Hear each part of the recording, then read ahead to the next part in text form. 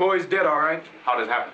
The usual thing. They say he attacked the police. Others say he came out with his hands over his head. What happened? Yeah, that's what nobody seems to know. You told us it was all in hand. Now, we prepare for these things, you know. I have never seen most of the men who were pushing Dr. King.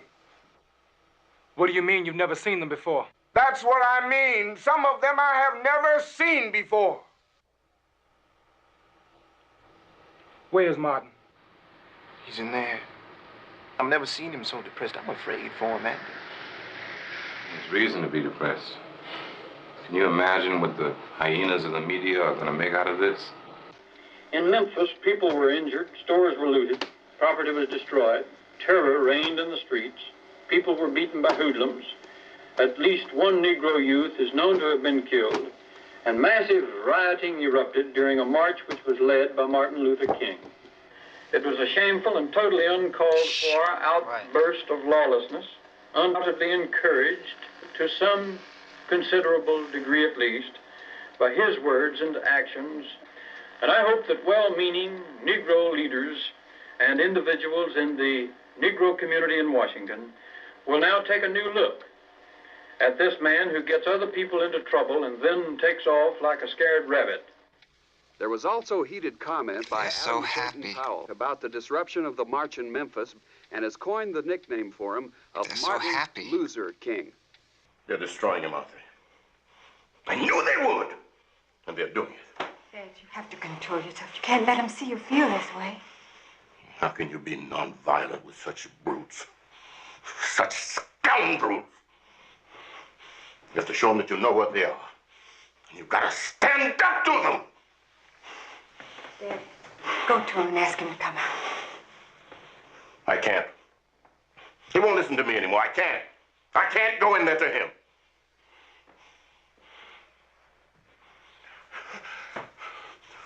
I have a beautiful son, and they're destroying it.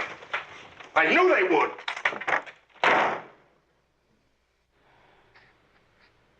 It wasn't your fault.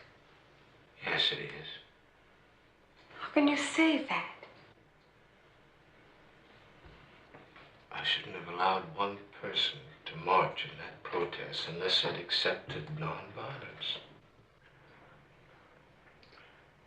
I should have understood the depth of those young people's bitterness towards me. Martin, you can't be responsible for every demonstration that goes wrong in this country. And what Bird said on the floor of the Senate, that I was responsible for people being killed, that I lovingly break the law like a boa constrictor. Now, since when have you cared what he says about you? It isn't him, Corey. It's others. It's our own young people that hurt the most.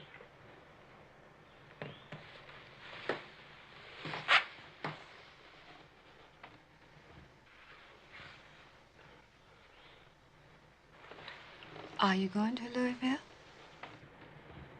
I have nothing to tell them. Martin, these are the same people who have always attacked you. They're the ones who never fought till you spoke up. I mean, they just want to be Martin Luther King. They're not offering anything constructive. You know that. And you know what they are. Maybe I should let them have their way. Maybe we should let violence take its course. I know it's wrong. I know it's not going to work, but maybe it has to be.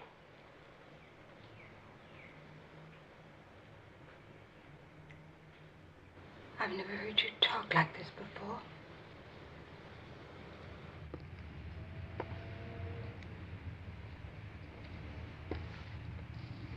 He's not going to Louisville. The way he's been acting these last couple of days is just as well. The Poor People's March becomes all the more important now. Becomes all the more important to drop. Maybe he's got to go back to Memphis. I suppose he's got to prove that nonviolence isn't dead. Why does he have to prove it? I know you never believed You damn right I never believed in it. As a tactic, I went along. But believe in it, what kind of an idiot you think I am? How does he feel? How do you expect him to feel? 12 years he's been at it. The man's exhausted. So that's all it was. 12 years. 12 years to change what had existed for centuries. 12 years to go from Montgomery to relationships with presidents. To challenge them. Sometimes to gain their friendship and then their hatred. To have your house bombed, to be stabbed. To be arrested more than 120 times. Would we have done it again if we knew what it would cost? And how did it begin? Hello, this is M.L. King, Jr. M.L. King? Be nice to him. Well, a mutual friend of ours, Gloria McGrew, well, she's been telling me some very wonderful things about you. Well, yeah, well, that's nice. Yes, I've heard some nice things about you, too. Well, thank you. Every Napoleon has his Waterloo, and I have the feeling I'm about to approach mine. Now, when am I going to be able to see you? Well, I don't know. My evenings are pretty full this week. How about lunch? I'm free between 12 and 1. I'm between classes. Well, great. Then I'll meet you on the Huntington Avenue side tomorrow. I have a gray Chevy, and it usually takes me 10 minutes to make the trip from Boston University, but tomorrow I'll do it in 7. It's nice of you to try to play Cupid for me, but it would also be nice if you let me know in advance. Haven't you ever heard of M.L. King Jr., son of Martin Luther King Sr.? Who's he? You haven't heard of Martin Luther King Sr.? He's the most well-known minister in Atlanta. He's on the board of the first black bank there. Oh? And what does his son do? He's studying to be a minister, too. Oh, that's all I need is a Baptist preacher.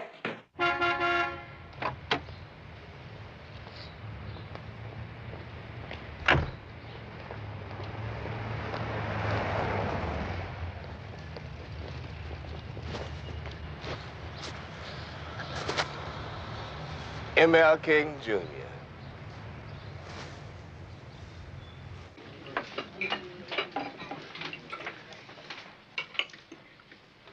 Yeah, I'm really glad that you don't have a delicate appetite. It's usually peanut butter and graham cracker sandwiches for me. Oh, excuse me. Have you tried the pecan pie here? They got the best pecan please, pie please, you've ever don't seen. bother. Since you left home. Don't bother. Here, there's 2 of them. Thank you. One for now and one to take home later. Thank you.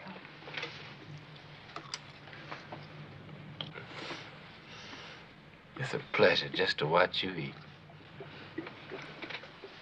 You're making me feel a little self-conscious. Where are you from? A small town just outside of Marion. Where? Heiberger. Heiberger.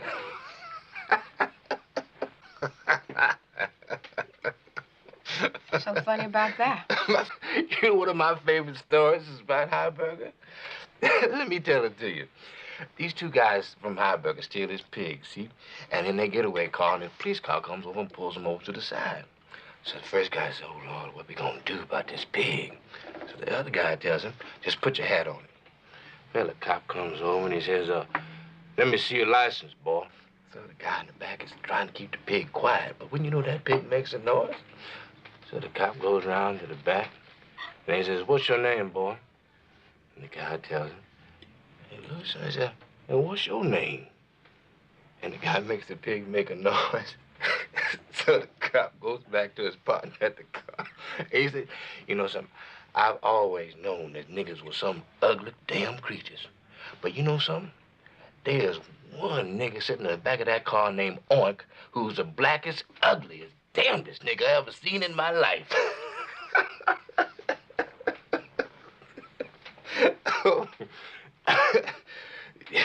I always thought that was a very funny story.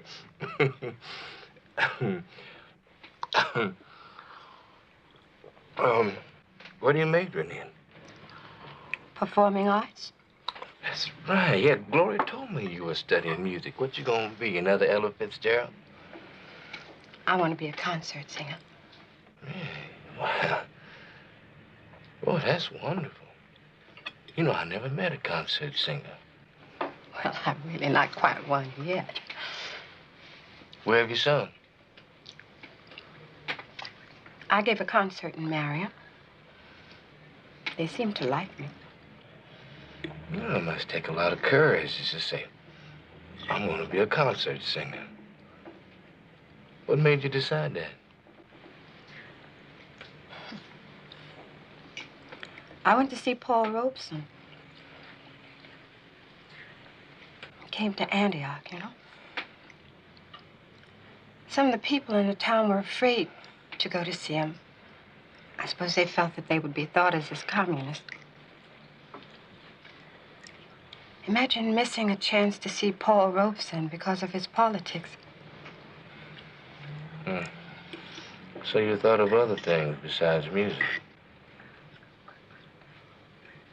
Didn't you think I would?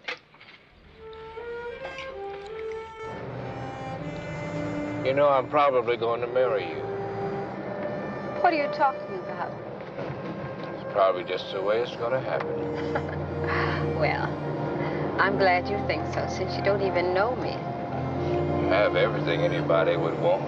Courage, beauty. Listen, please don't feel you have to use those silly little compliments on me. I'm not a silly little girl. I'm a grown woman.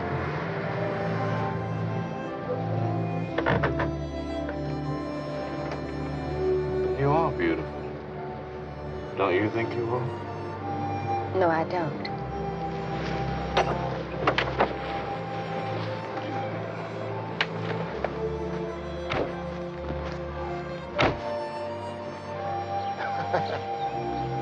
You've heard a lot, haven't you? Well, let's just say I'm tired of being an experimental student. Oh. Oh, you know what it's like. Everybody thinks you're so nice and that you're an exception. Why can't other colored people be like you? There was this Jewish boy, though. He seemed to be different. I mean, it wasn't anything serious. We were just good friends. One day, a bunch of us jumped into a station wagon to go to a music festival near Wheeling. And when we got to the city limits, he telephoned his folks. We were supposed to have dinner together. I asked him if he told them that I was Negro, and he said, "What for?" Well, when we got to the restaurant, we had to go upstairs to a special room because I was with them. I just saw his courage evaporate. And then, of course, there was not room enough at the house to put us up for the night. He just didn't have the guts. Well, I know that I'm going to have to put up with this for the rest of my life, but nobody is going to make me feel that it's right. No. Don't ever feel that it's right. What about you? Well, I was pretty secure on Auburn Avenue in Atlanta. See, my dad was kind of a hero there, but I guess the first time that anything happened to me was when I started to school. I went home with this white boy, and I was pretty shocked when his mother wouldn't let me in the house because I was black. Oh, you'll do all right. Ministers always do. You don't care very much for ministers, do you?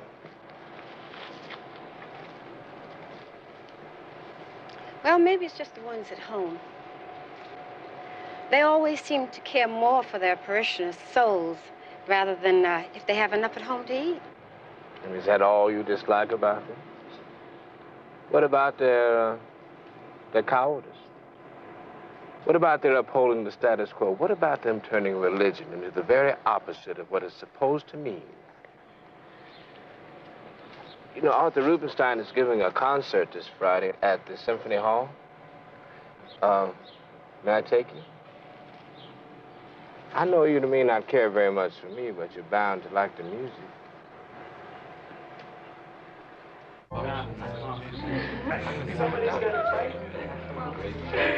My father said that he heard your father preach at Ebenezer Baptist Church. He said it practically changed his whole life. Emil, where do you get your clothes? Emil always looks like he just walked out of a bandbox. Look so bad yourself there, John. Excuse me just a minute. I'll be right back. Excuse me, John.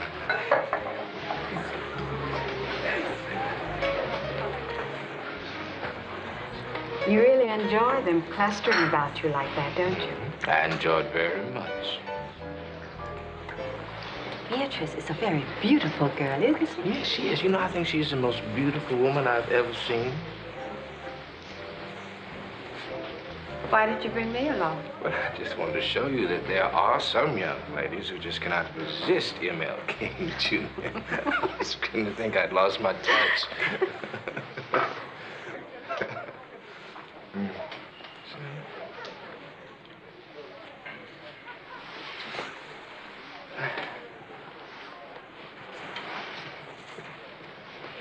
There's a rumor about town that you're engaged to a girl in Atlanta.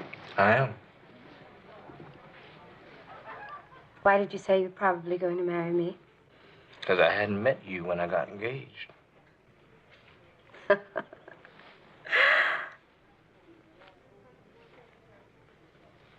do you want to be a preacher? I come from a long line of preachers.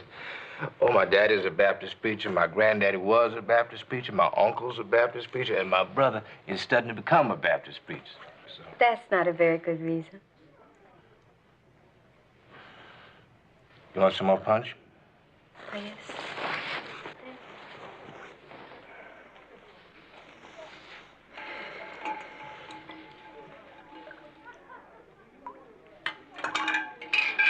You know, just because religion isn't used the right way doesn't mean it can't be.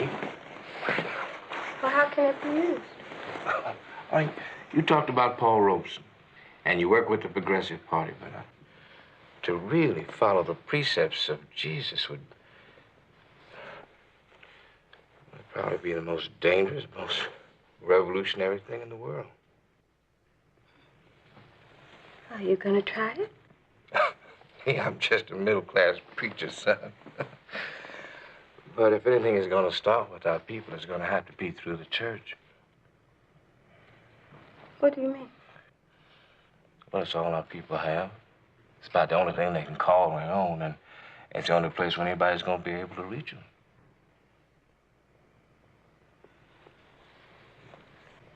You've thought about it a great deal, haven't you? I even know the kind of congregation I want. It has to be a large one so it has an impact on the community. And it has to be in the South. Oh, why the South? That's where I'm from. And that's where they need me the most. You're so bright, seems to me you'd be able to do anything you want to do. In the South, you'd just be another black man. Well, you see them guys standing over there? Now, those are the most improbable white men you ever see in your life. They are so busy running away from everything that they are. Well, I'm not going to run away from the South and the people that I've known all my life. I have no ambitions outside of being a good pastor. I enjoy pastoring.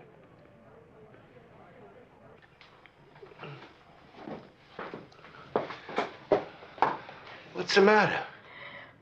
I'll never be the kind of wife you want.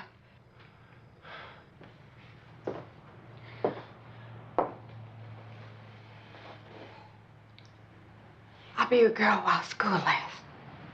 And then we'll go our separate ways. I feel too strongly about you. Don't you feel that way about me?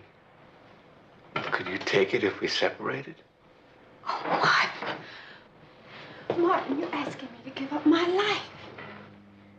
To give up everything that's important to me. And the last thing in the world I need is an emancipated woman who wants to sing at the Metropolitan Opera Company. Sometimes life doesn't give us any choice. Oh, but it does. You always have a choice.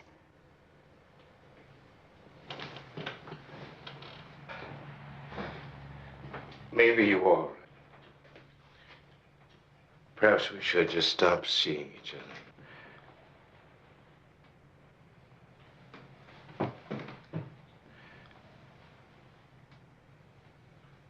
I'm going to Atlanta next week. And I want you to come with me to meet my parents, or I'll never see you again.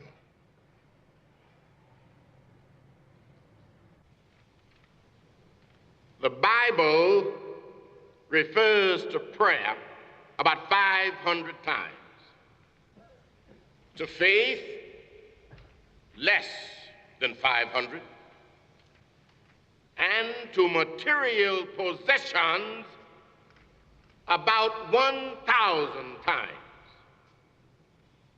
Now, I wonder if anybody ever said to Jesus, Lord, you emphasize money too much.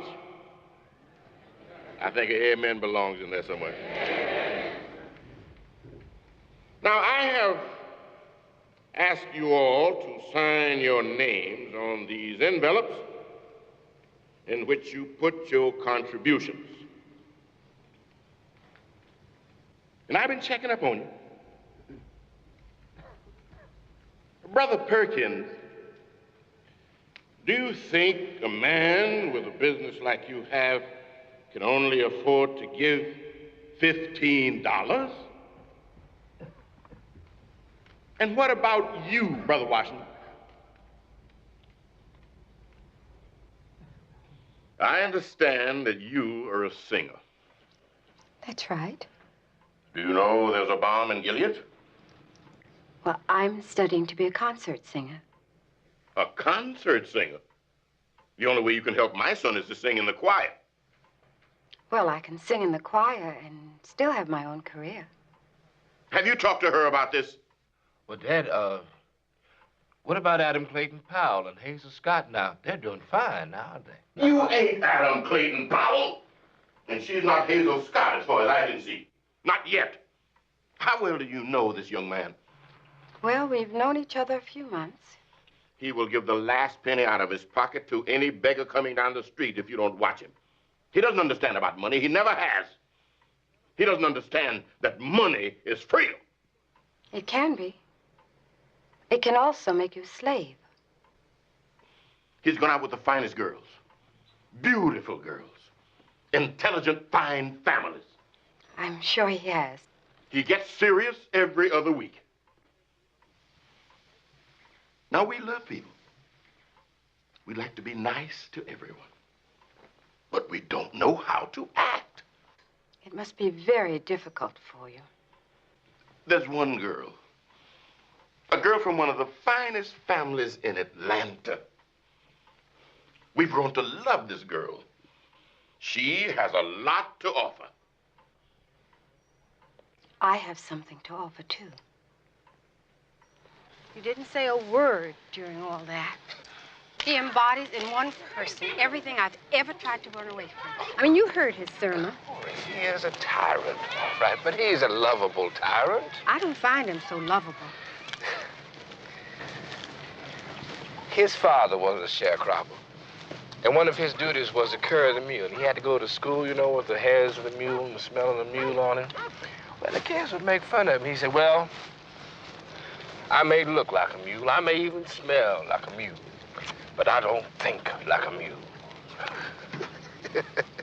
But he came to Atlanta with 15 cents in his pocket. He married the most prominent minister's daughter.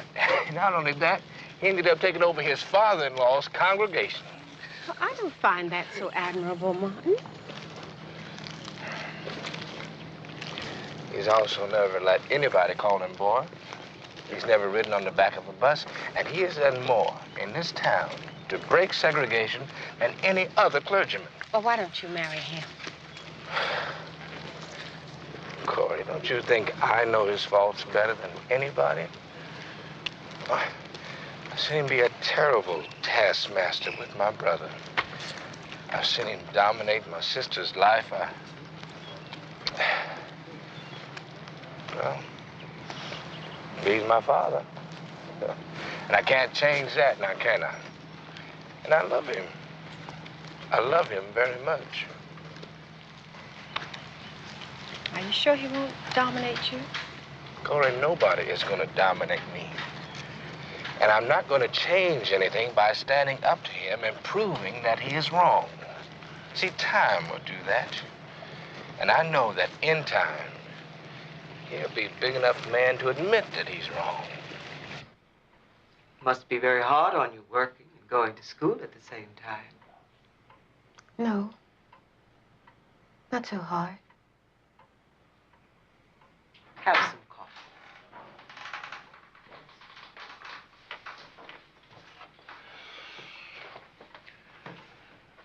All right. You're gonna be in the family.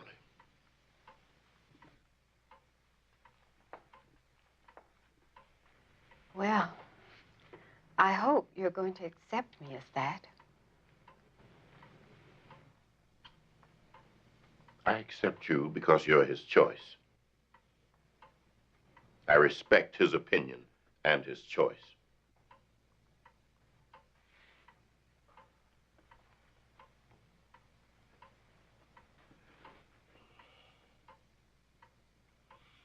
My name is Rosa Parks. Many people have questioned why I refused to give up my seat on that first day of December, 1955. Some said we staged my arrest because I was a member of the local NAACP. Some said it was because of the bus driver who had put me off the bus years before. Others said my feet hurt and I was just too tired to get up. Yes, I was tired, but I had been tired before.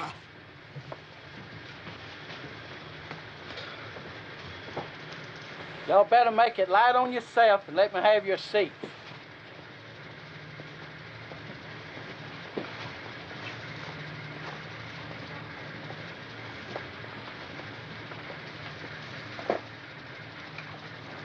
I said to get up.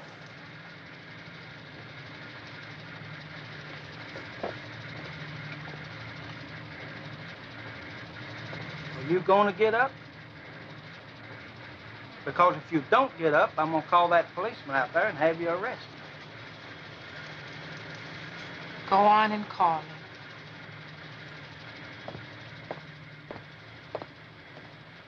There's a word called zeitgeist, which is the force that brings together destiny and time.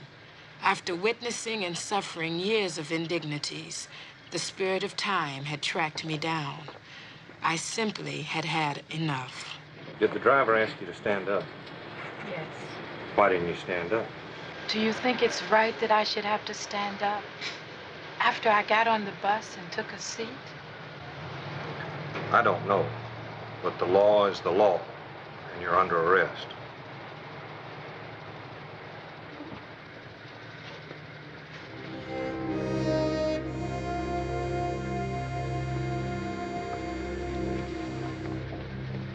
I want to pay Mrs. Parks' bill.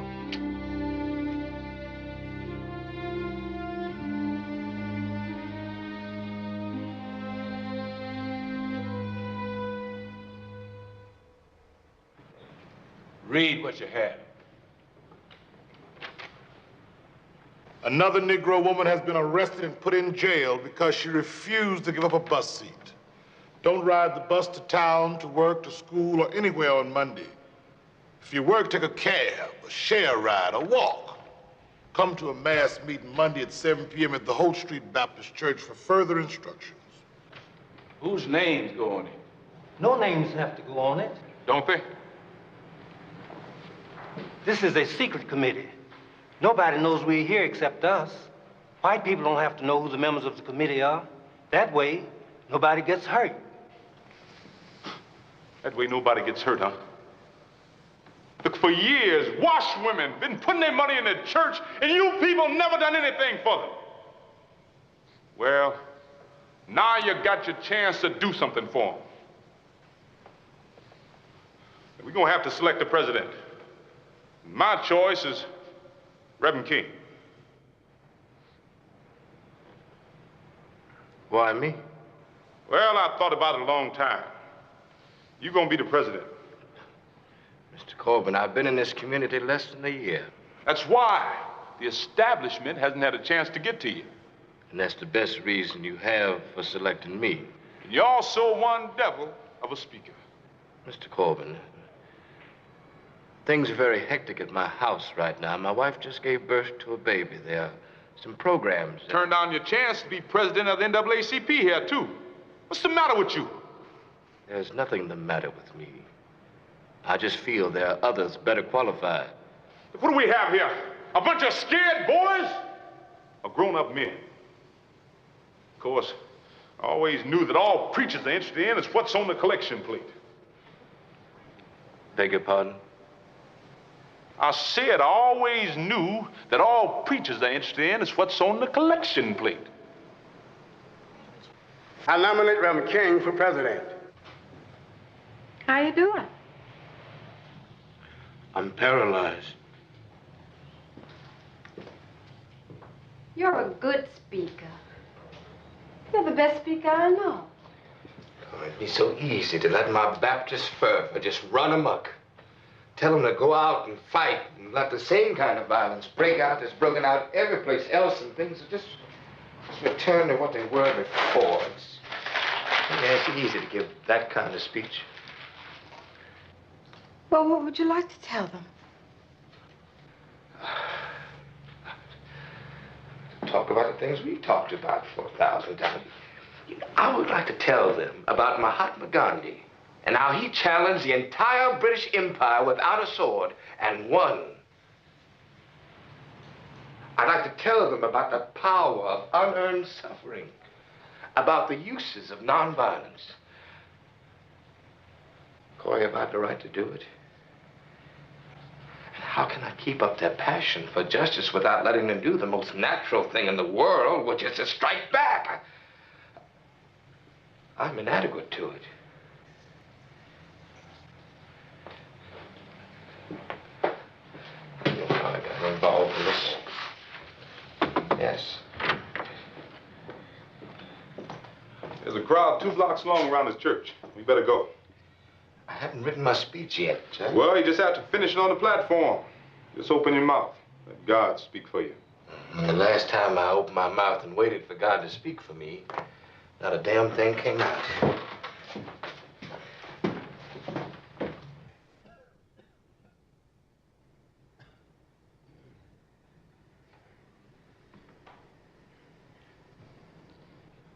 We are here this evening because of the bus situation in Montgomery. We are here also because of our love for democracy, because of our deep-seated belief that democracy, transformed from thin paper to thick action, is the greatest form of government on earth. Yes, sir. That's right. And we are determined to apply our citizenship to the fullness of its meaning. Yes, sir. Yes, sir. That's right. On so many occasions, Negroes have been intimidated and humiliated and oppressed because of the sheer fact that they were Negro. That's right. Just the other day, one of the finest citizens in Montgomery, not one of the finest Negro citizens, That's right. but one of the finest citizens in Montgomery was taken from a bus, carried to jail, and arrested. Because she refused to get up and give her seat to a white person. That's right. That's right. And because she refused to get up and give her seat, she was arrested. Well, you know, my friends, there comes a time when people get tired of being trampled over by the iron feet of oppression.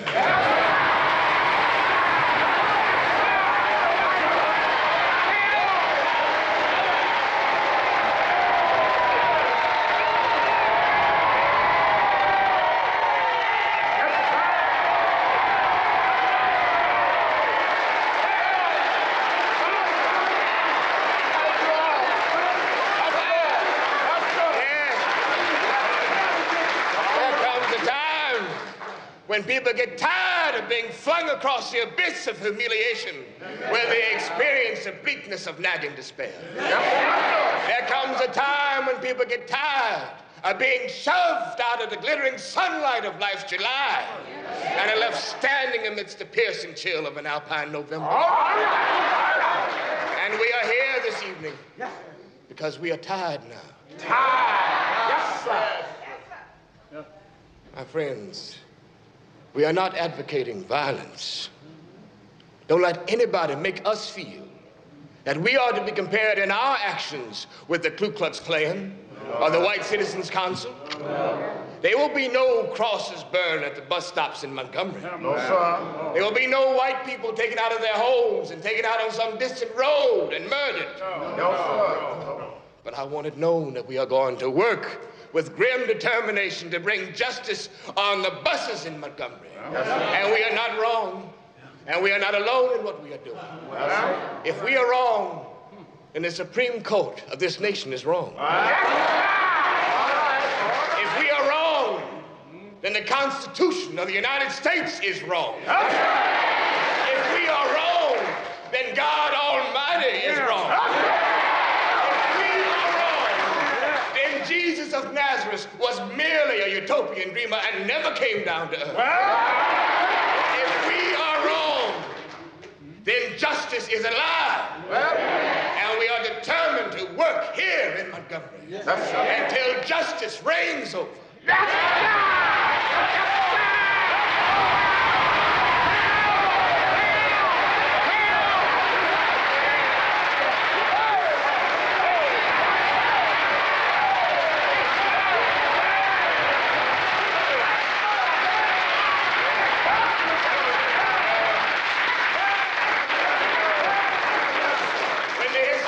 Are written in the future. Yes, sir, in the future. Somebody will have to say, there lived a race of people. Yes, sir. A race of black people. Yes, sir. Who had the moral courage to stand up for their rights.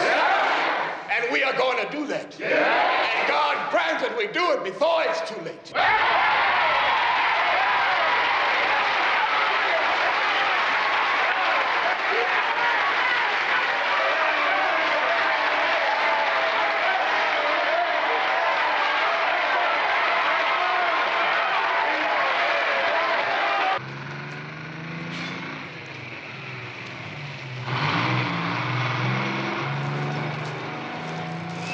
One black face. That's good, but let's wait till the next one, all right?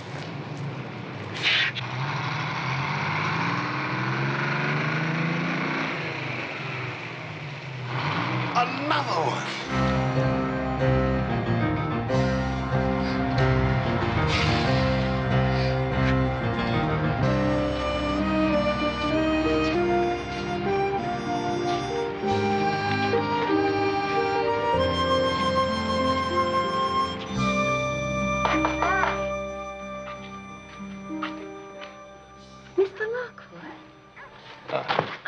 Please, come in. Thank you. Thank you.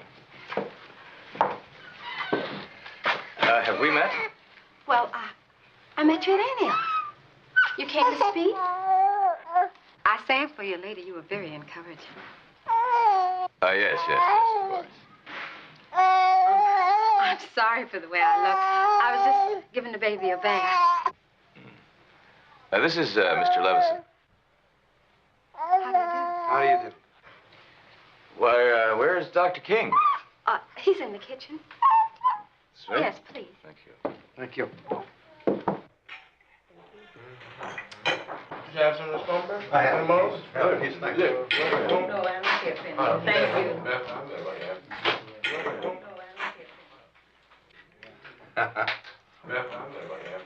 Dr. King? Yes, I'm Dr. King. You photograph somewhat older than you look. I'm Damon Lockwood. I'm a lecturer, writer. Yes, I know who you are. Welcome to Montgomery. Thank you. This is Mr. Levison. He's an attorney and How do you do? veteran of the labor movement. Mr. Levison had a Ford franchise during the war, so he's got more than enough to get by on. Strangely enough, he wants to help us. Well, will somebody get these gentlemen a chair? Thank you. Listen, would you like some of these chitlins? No, thank you. Oh, thanks. Delicious. Mrs. Bolson makes the best. Will you forgive me if I just go right on here? Well, we're down here to really try to help make this thing work. This movement has accomplished something that's never been done in the South before. What's that? It's accomplished a boycott. A boycott is the most powerful weapon, if someone can use it. It's never been used in the South before. The main business at hand is to get the boycott a little more publicity. You've got a good start, but, well, maybe we can keep it going. What do you suggest? Demand that the president come down here. Is the president coming down here? No, of course not, but the mere fact that we're asking him will be news. What are your plans, Dr. King? Well, the mayor and the city council have asked for a meeting. I think we'll find some accommodation. Well, don't be surprised if it doesn't work out that way. You know, the people don't give up their privileges unless you force them to. Well, Dr. King, we better get ready to go to church for our social life. Right, we're going to be late. Well, you excuse me, gentlemen, won't you? We just came down from New York. This won't take long. Just make yourself to home. Thank you. See you then. Glad you enjoyed the chitlins, Dr. King. Oh, I tell you, you make the best chitlins in the world. Yeah. Take it off. We gotta get moving now.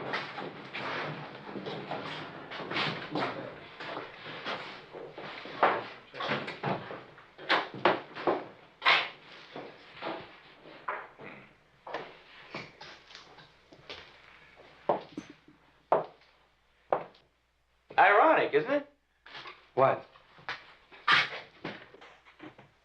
That this hayseed has the power to move these people the way he does. Are you sure that's all he is? Aren't you? I don't know.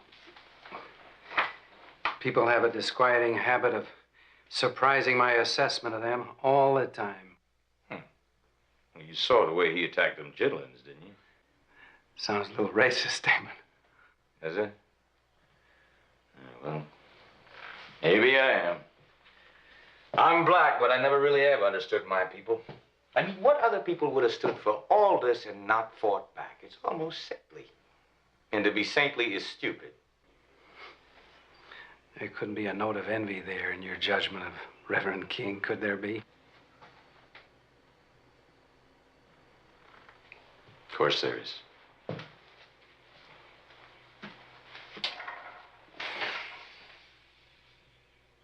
I've spoken in half the universities of this world. I know every phase of black history. I know exactly what should be done. And I can't reach and move these people the way he can. Who's the spokesman? Who's the spokesman? All right. Come forward and make your statement.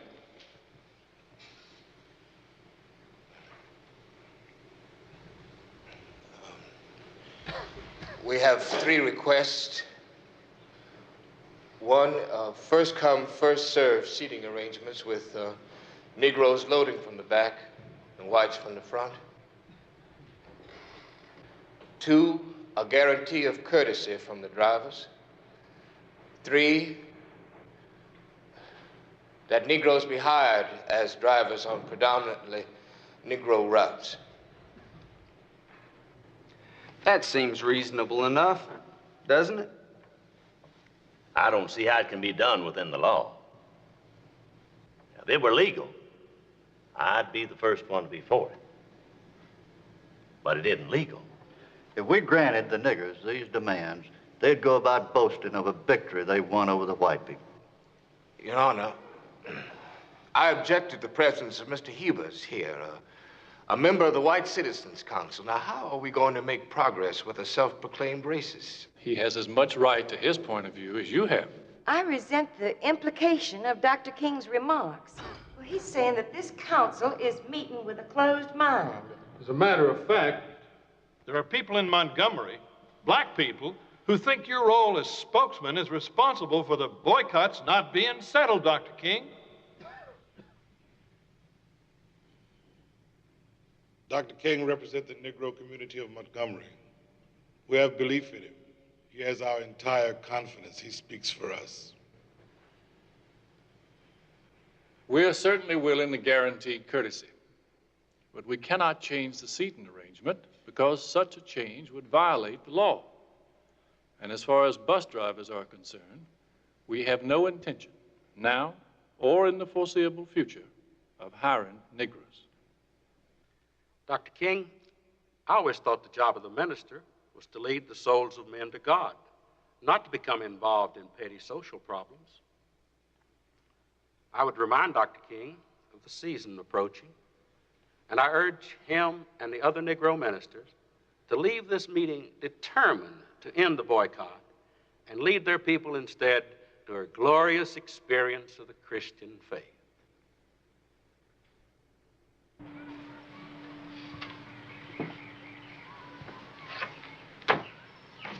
How'd it go?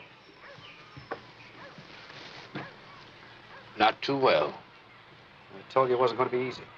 But a Southern City Council did meet with a black protest group for the first time, and that's some kind of progress.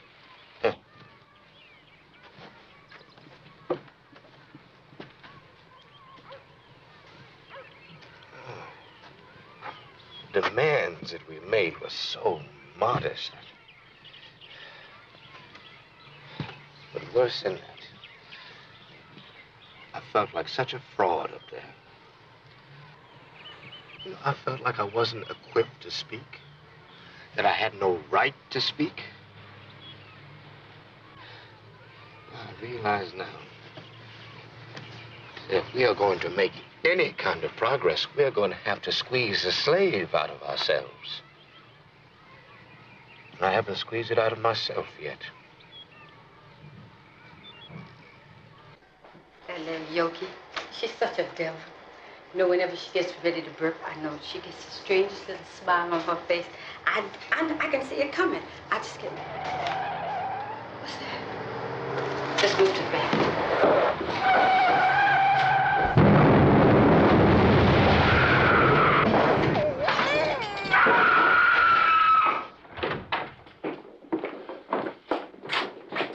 Reverend King, we have something to tell you.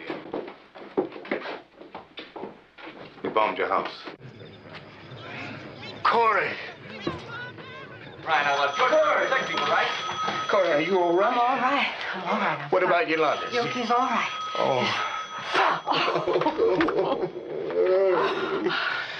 It's all right. What?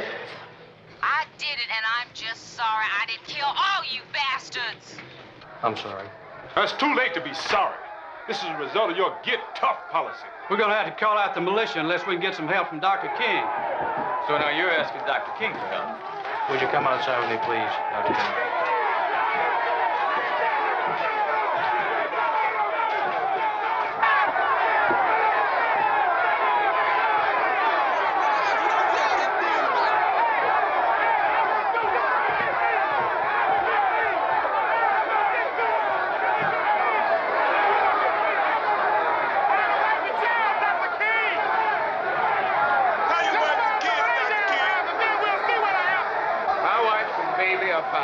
We're with you, Dr. King. You're not alone. If you're with me, then you listen to me.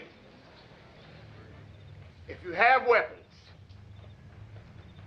please take them home. If you don't have them, please don't get any. I'm all right. My wife and my baby are all right. And Jesus still speaks to us across the centuries. Love your enemies. Bless them that curse you. And pray for them that despitefully use you. Please, go home. We're all right.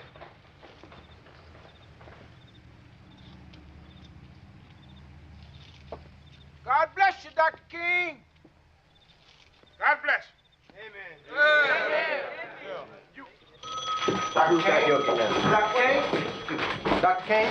Dr. King? Dr. King, I'm Bernard Lee. Well, I was in Don't Air forget Force uniform last time you saw me. I came in late for the sermon. We talked for a while. I'll stay here in case anything happens.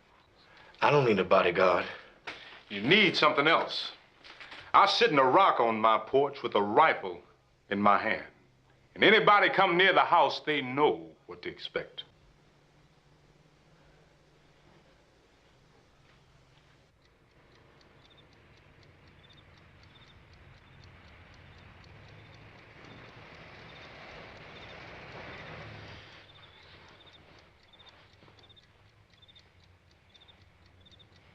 What's the matter, Mom? Nothing. What is it? It could have killed you and Yoki. I'm trying so hard not to hate. I'm trying to remember it isn't all of them.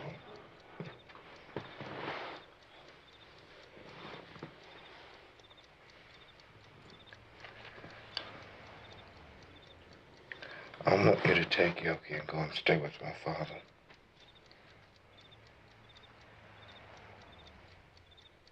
No. No, I can't do that, Mom. I can't leave you alone.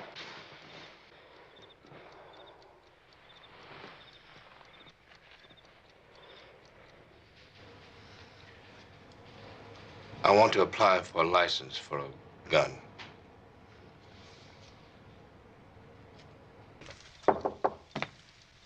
Whole town's upset. Them bombing your house. They bombed Reverend Pritchard's house, too. And last night, a man was killed. He got on the bus. He was all upset about the boycott. Told the bus driver he wasn't going to the back. Demanded his dime back. Cop got on. There was a fight. And they shot him. There's a group of men who think the only way that we'll solve things is with guns. They're coming here. Coming here? They think you'll lead them. How can I lead them? They know my stand on nonviolence. They think even you must know now that nonviolence doesn't work. They have their gun, and we have ours. You want a gun? Here. Take this one. Take this one. It's mine. Take it. I don't want it. Take it. Take it.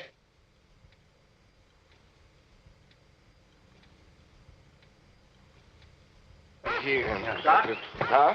They arrested Ralph. Even the segregationists couldn't be that stupid. What do you mean? This'll hit the front pages of every city in the country. Well, they say they're going to have warrants out for all the leaders. Well, maybe we can help them get those warrants out more quickly. The movement will certainly benefit from that publicity. I'm afraid you don't know Southern jails. Our blacks have been known to go into them and just disappear. Now, it may be good publicity, but don't think it's not dangerous. Yeah, Martin? Martin? Martin? Where are you going?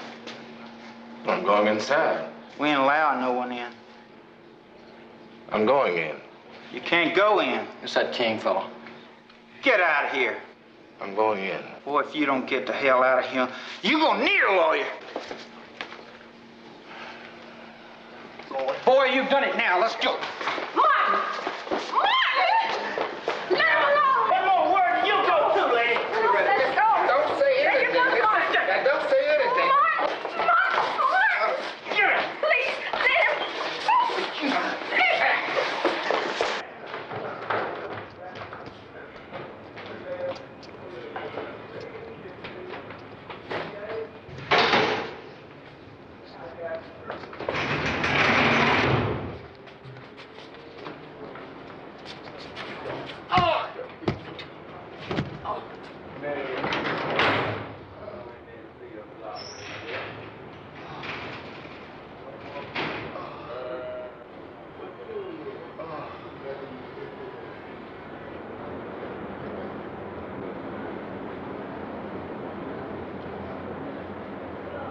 I find you guilty and fine you $10 plus costs.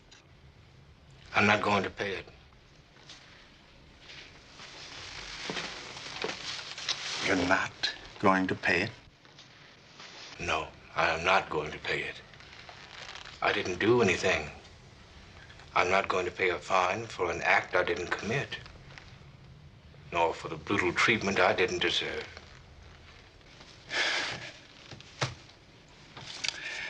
Take him back to his cell.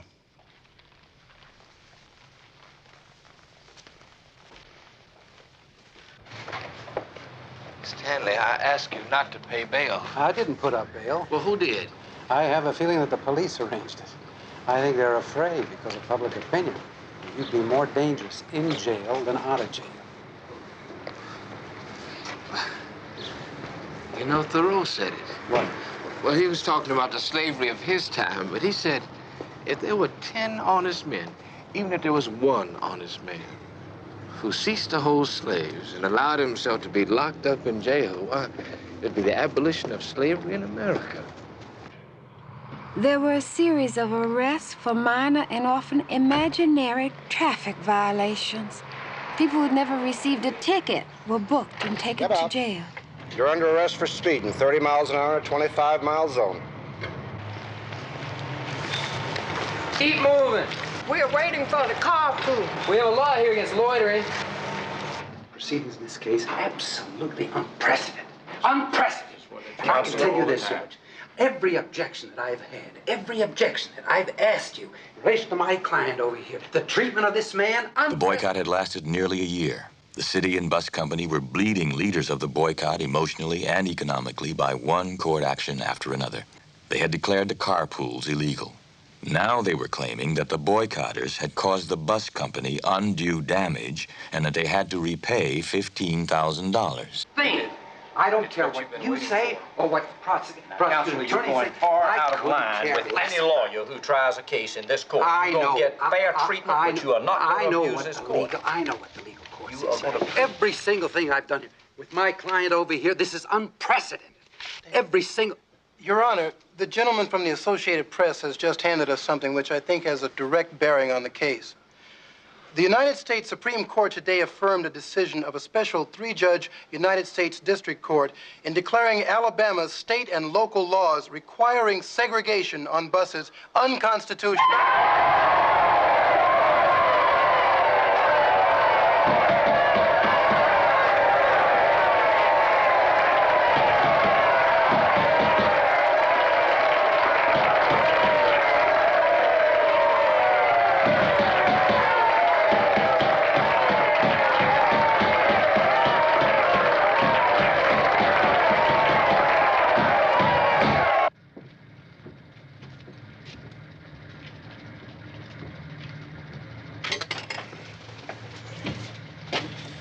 You're Dr. King, aren't you? Yes, I am. We're glad to have you this morning. Thank you.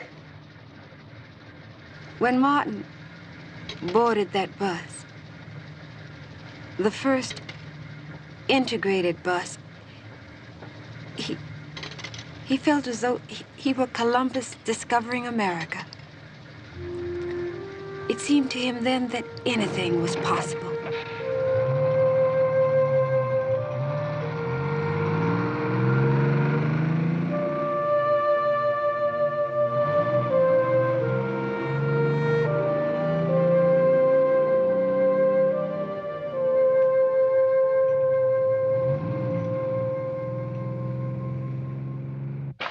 You see this?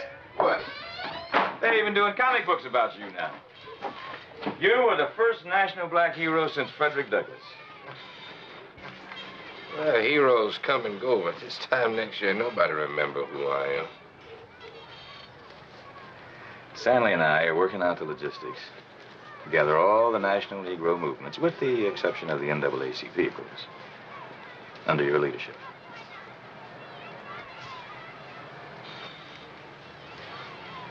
I'm not equipped to lead that kind of movement. What are you afraid of? I'm afraid of my own shortcomings. I'm also afraid that people don't expect me to pull rabbits out of the hat. Don't worry, we'll tell you what to do. If I'm going to be a leader, it's because I am the leader and no one else, Damon. No one chooses a leader. People do. You might have wanted something else. We might have wanted to choose someone else. But it's what happened. Stanley, I'm a pastor first and a leader second, if at all. I'll go anywhere you want and speak. I'll write about my experiences. Oh, I wish you could. People think that revolutions start with an injustice. They don't. They begin with hope. There are bus boycotts now in Jacksonville, Nashville, Greensboro. There's even one in Johannesburg, South Africa. Something has started. And you may be the only one to make the rest of it happen. There he is. Just a minute. Hold on. Wait a minute now. Dr. King will sign all your books. Just a minute. Just give him time. Just a minute. Dr. King will sign all your books. Just give him time. Now, hold it. Don't try to get in front of the lady, sir. Just stand right there. He'll sign. Just a minute, darling. Just a minute. Just a minute. All right? Dr. King. Yes, everybody stand there. Just get in line. I've been looking for you for such a long time. Is there a doctor here? Get a doctor. Don't touch it, don't. Touch it until the doctor gets you. Just wait for a doctor.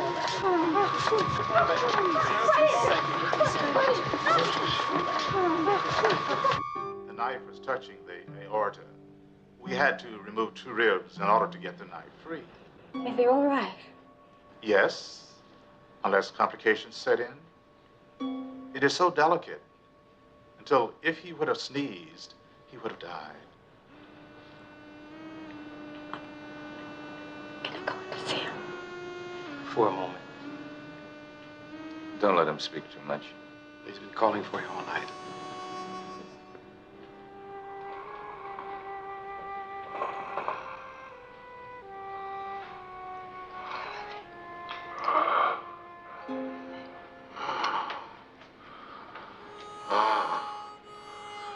Carl, what took you so long to get here?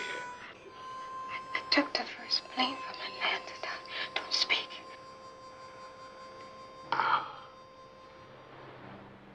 Why did she do it? She said that you were the devil and that God had asked her to get rid of you.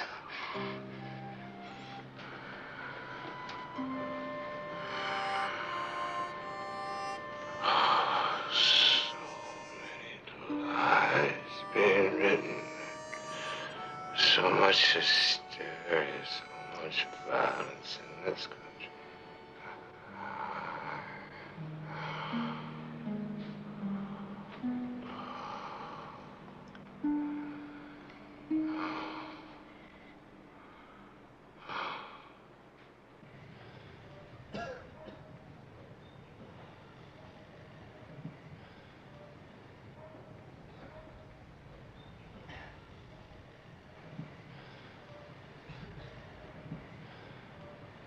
I want to thank you all for the kind letters, the wonderful flowers that you sent me while I was ill. As you know, Mrs. King and I recently went to India. Now, we may go to other places as tourists, but we went to India because of Mahatma Gandhi as pilgrims.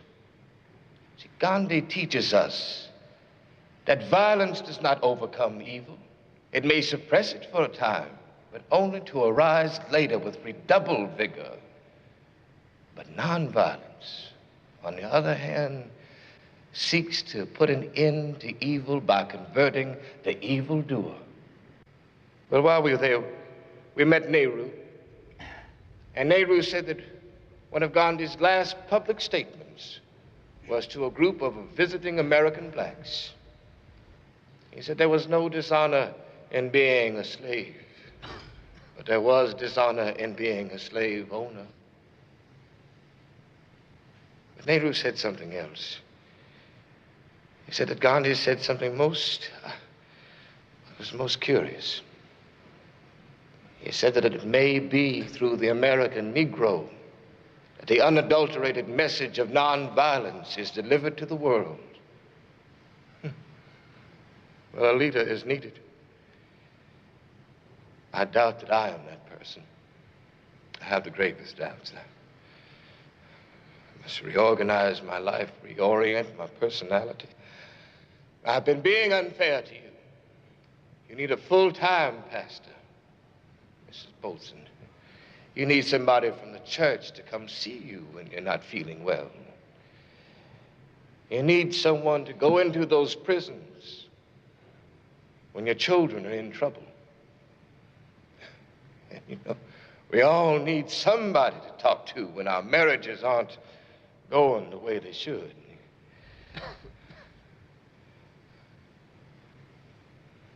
Being here has been the happiest time of my life. But I submit my resignation as pastor of the Dexter Avenue Baptist Church to become effective on the 4th Sunday of January.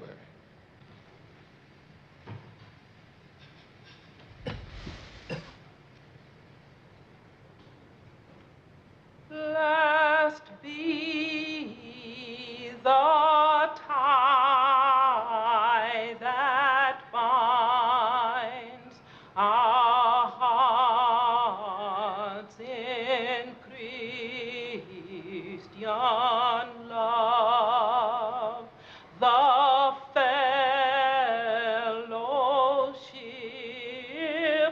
of kindred minds is like to that above.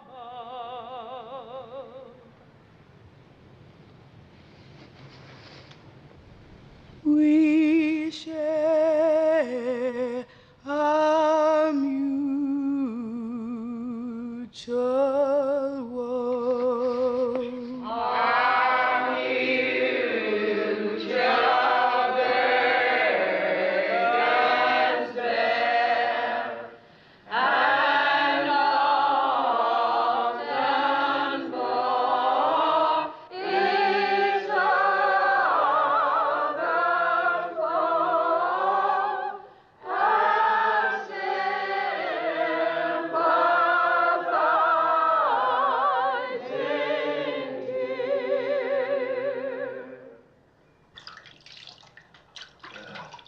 What did they do to you?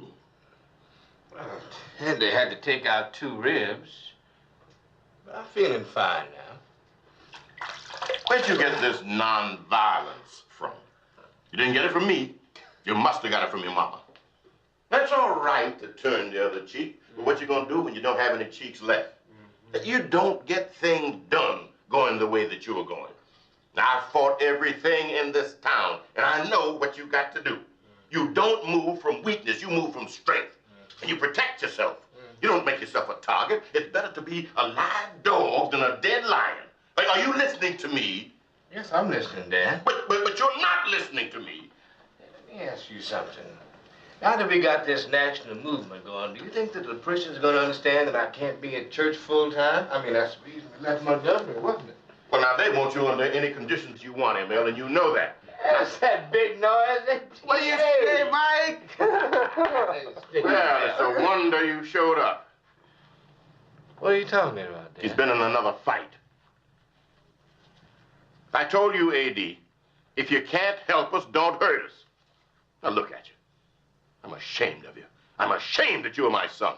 I thought you were going on a diet.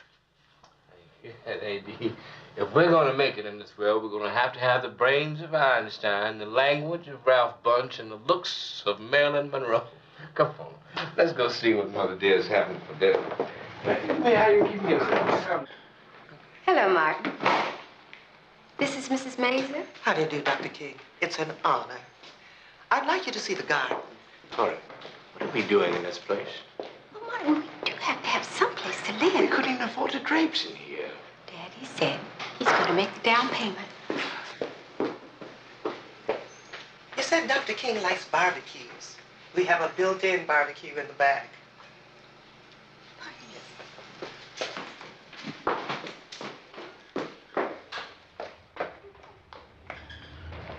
What's the matter?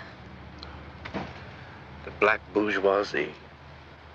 Always ripping off black people.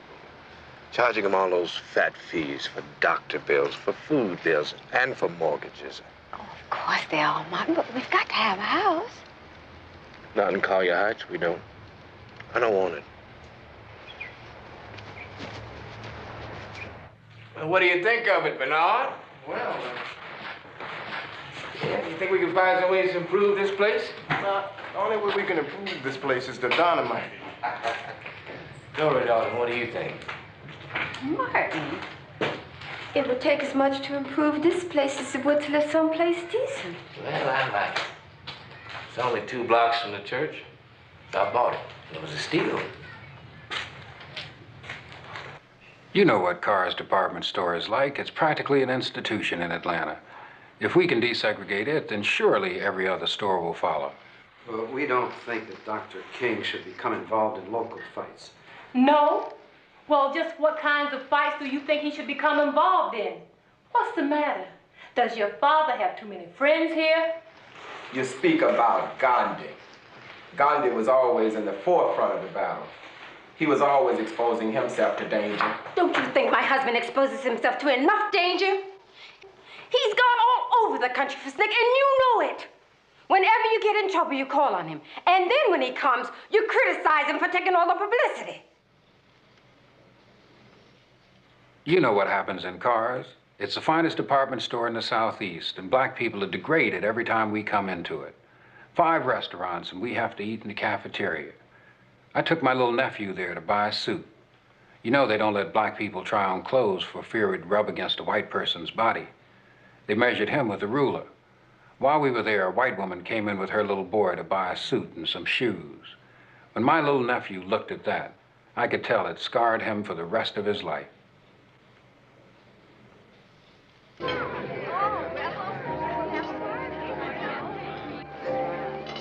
It's King.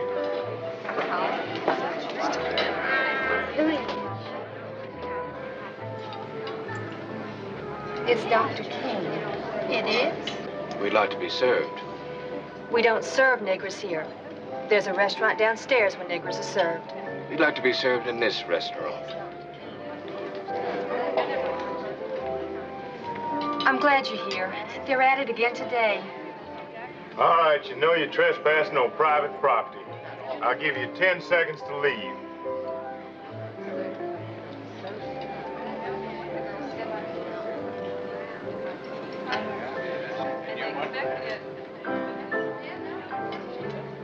All right, arrest the niggers.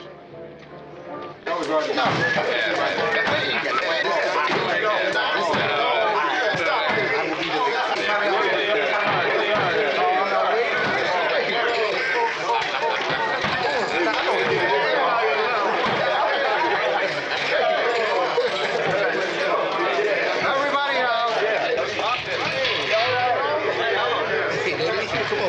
We can play this at home. What's up, Dr. King? Nah, I don't leave without Dr. King. It's all right, Bernard. I'll be all right, Bernard. Go on.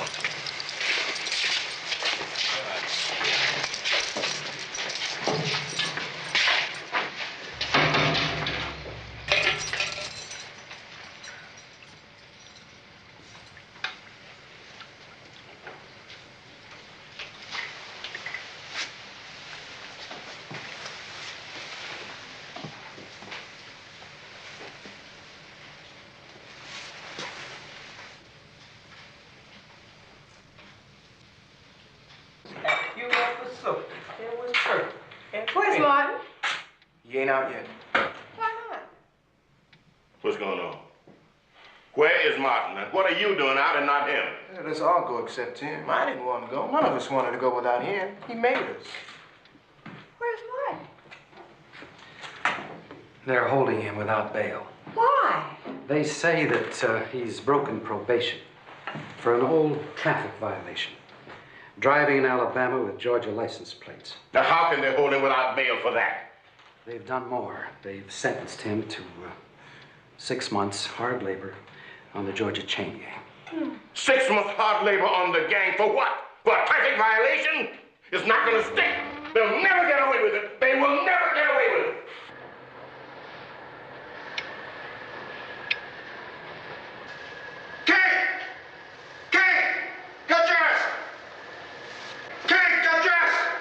What for? You're going to Reedsville.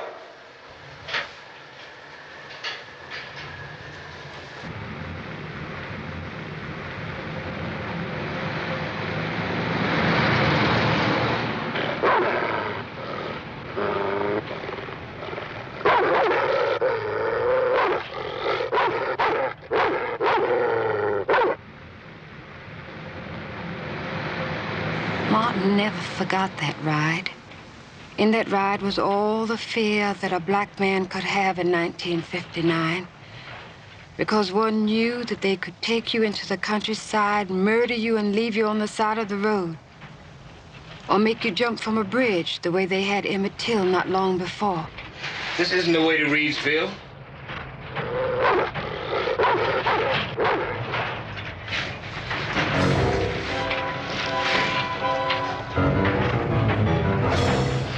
Where are you taking me?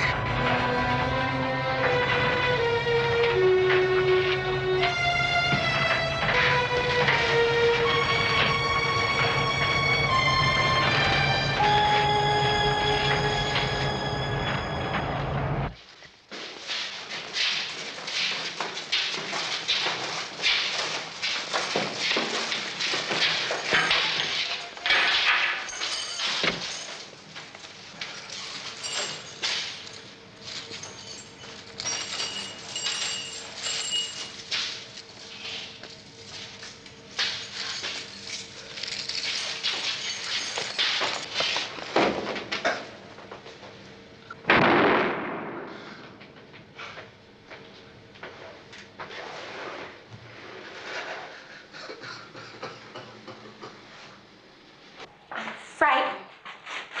I'm just frightened they find him on the side of the road somewhere. Coretta. I disagree with my son about many things, but I admire his courage a great deal. All we can do is the best we can for him and try and live up to that courage.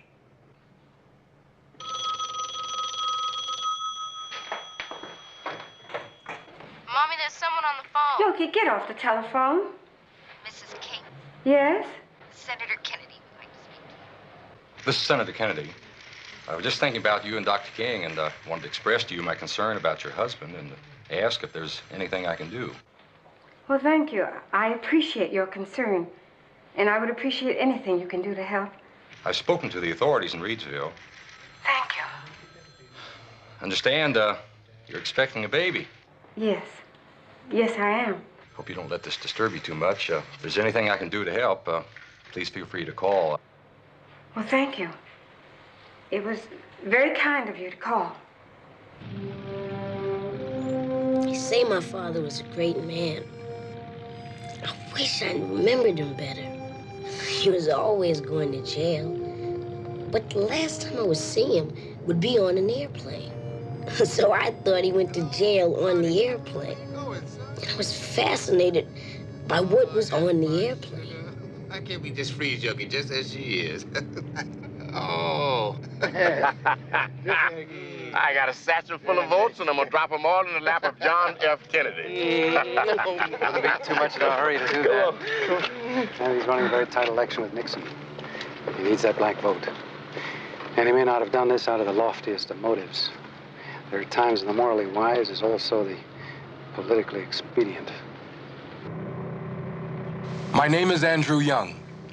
In 1961, the law of the land was that all interstate travel facilities must be integrated. On May 4th, blacks and whites trained in nonviolence boarded buses. We were coming into Montgomery. The police were supposed to provide protection.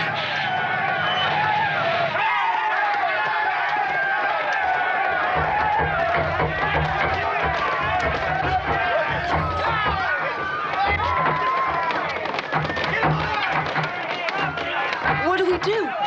We get out.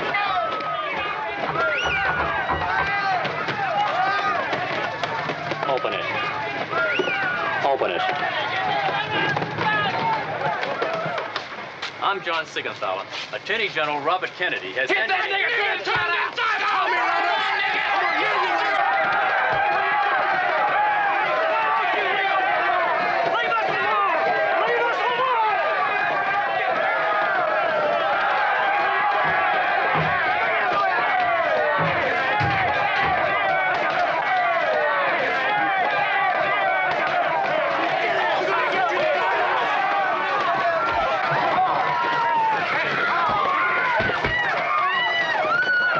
We want you to stop these freedom rides. I don't have the power to stop them. I'm not even sure I would want to. Let's put this in perspective. You have a friend in this administration. We're not so sure of that. Could you explain that, please? There was a plank in your platform that pledged sweeping and historical fight for integration. You pledged that you would wipe out housing discrimination with a stroke of the pen. We've appointed Negroes to some very significant jobs. Yes, and you've appointed 3 of the most outspoken segregationists to the first 3 federal judgeships. As you may have noticed, I didn't win this election to the greatest of mandates. The extent of what I can do is somewhat limited. You can take the mandate. You're President of the United States. You can do anything you want to do. There are other things I want to accomplish in this administration, Mr. Harrison. There's nothing more important in this issue.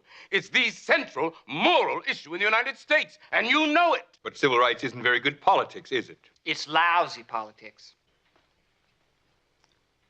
I've been in this office many times, and I've talked with many men sitting in that chair. The best of them was Roosevelt, and I had to threaten him with a mass march on the Capitol before he would issue decrees prohibiting job discrimination in the war industries on the basis of color. Just so he would do that. Yes, that's all very well. But you see, I am the Attorney General of the United States. And right now, at this very moment, there's a group of your freedom riders in a church in Montgomery, surrounded by a mob that wants to kill them. Now, how am I going to get them out of there? Let them kill them. Let them kill them. Churches have been bombed. A minister's been beaten to death because he wanted to give support to black people. Children have been on the verge of starvation. What do you give a damn about those people in that church for? Because of some newspaper stories have been written about them? Yes, well, why don't you get proof for me and then we can prosecute? But we can't prosecute without proof. The FBI gets proof every day of beatings, rapes, and yes, murders. But those reports are suppressed or destroyed, and there hasn't been one single conviction. But you won't do anything about that, will you? And I'll tell you why. Because you don't want to have a confrontation with J. Edgar Hoover, do you?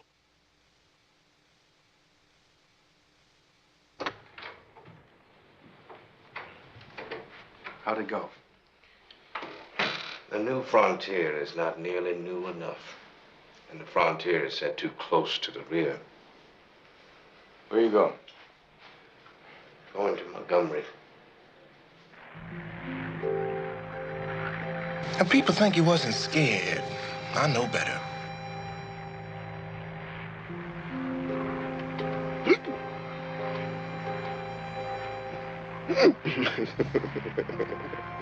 What's better? I got the hiccup.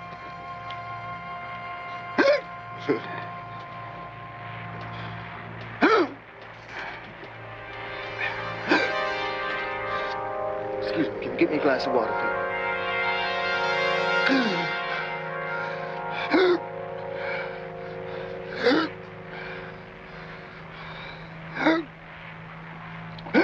Take it easy. Hurry with that water!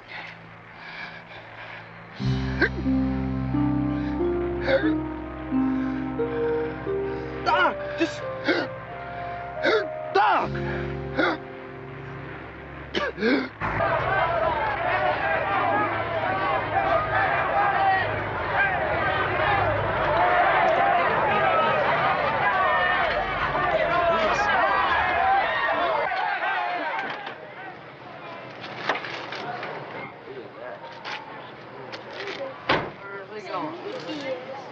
Got a lot of guts. Excuse me.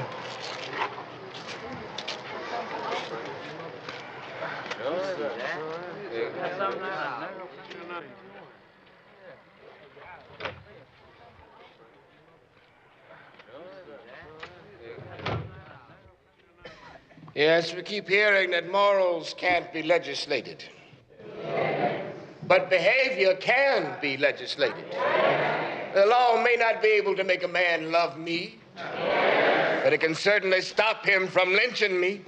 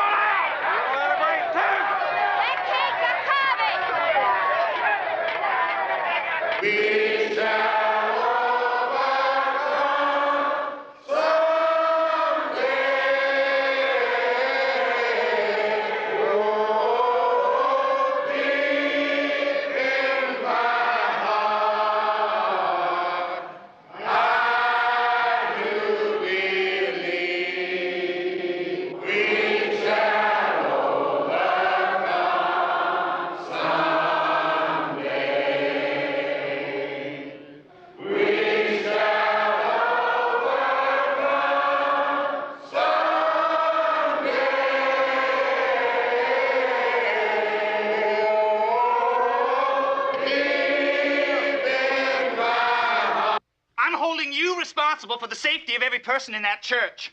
We're doing everything we can, but the general can't guarantee the safety of Martin Luther King. Well, would you put him on, please? I'd like to hear him say that to me. I'd like to hear a general in the United States Army tell me that he can't protect Martin Luther King. He didn't say it. I said it. I see. You said it.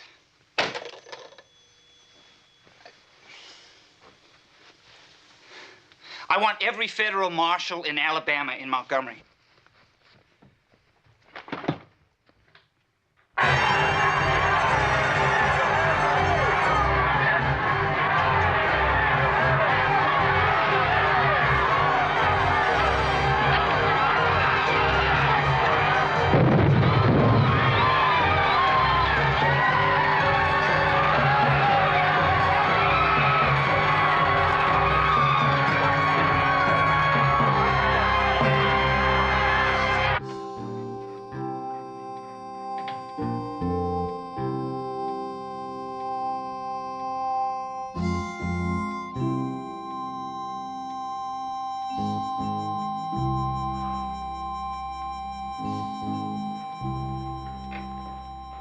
What have you done here? Don't you like it? What's happened to it? I've been working so hard on it.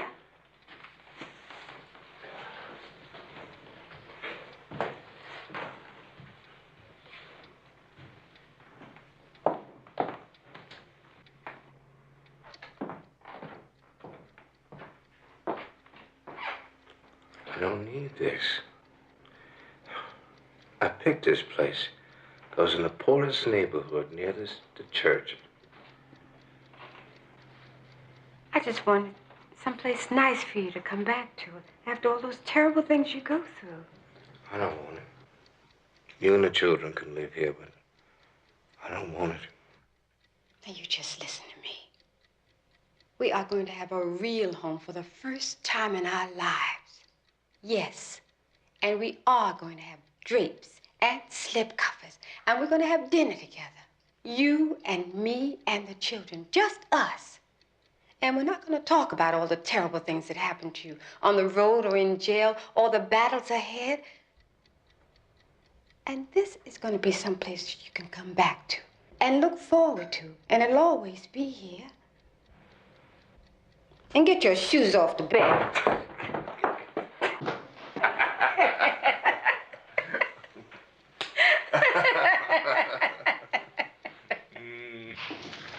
Here's another chapter in my book.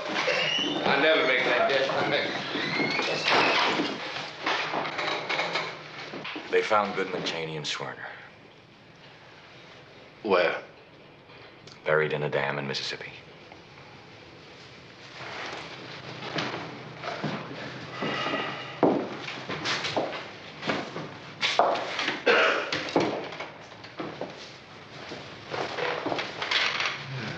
What happened, Damon? Well, the facts are they were picked up by the sheriff's office, and they were released in the middle of the night, and then they disappeared. Never to be seen again, until now. Their movements were known by the sheriff's office. It must have been someone in that sheriff's office. I wonder how some of our brave young people who are saying that whites shouldn't be part of this movement are feeling now. Who did it? Half the men in Philadelphia, Mississippi go around bragging they were the ones that put the bullets in the Goodman. Well, we're going to Philadelphia, Mississippi. Are you serious?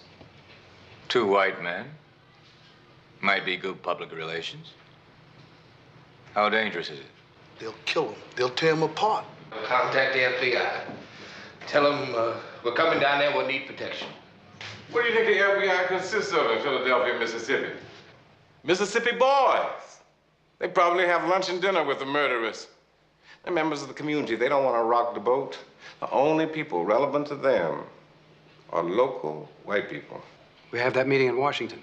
It's important. No. Nothing is more important than going to Philadelphia, Mississippi. Nothing. I wish every racist, white and otherwise, could be here today to say thank you to 3 boys who died.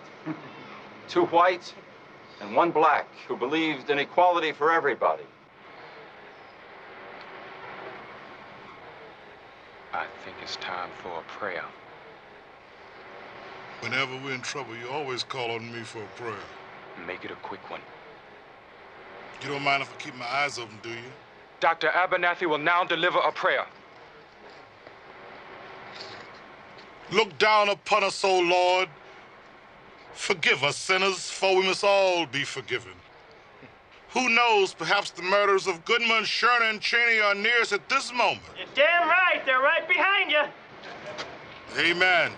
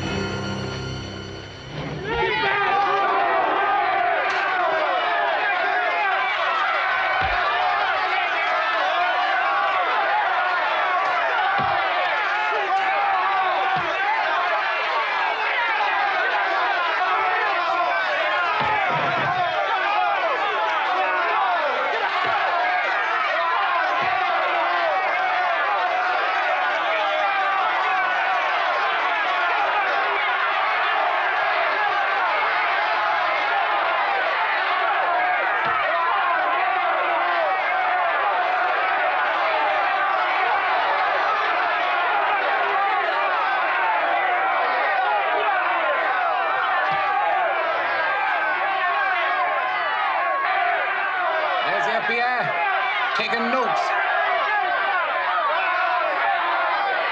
That's all they ever do, take notes.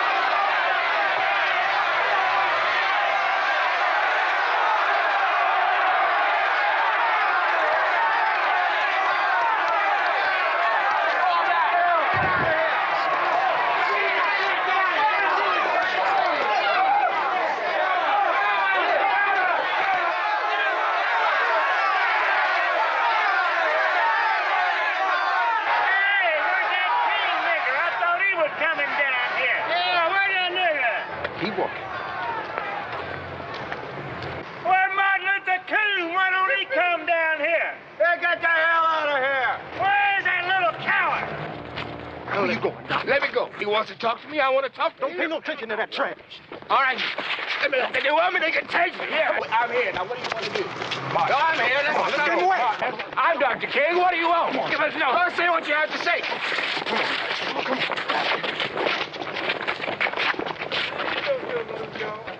There are beatings, rapes, and murders taking place in the South every day, and they're being reported to the FBI. The problem is, in my opinion, that too many agents in the FBI in the southern states share the same racist attitudes as the law enforcement officials say. All right, you can go. No, you just stay right there. Stay right there. They are more interested in keeping their relationship with the local police and the people who are promoting segregation than they are in seeing that people you cannot are protected. give that interview. You don't know how sensitive Hoover is to criticism about the FBI. To keep their status, they must be friendly with the local police and the people who are promoting segregation. Martin, you cannot fight with Hoover. Presidents are afraid to do it. In my opinion, the FBI has been most efficient as an agency for the solution of ordinary crimes, and perhaps it should just stick to that. Martin Luther King is the most notorious liar in the United States.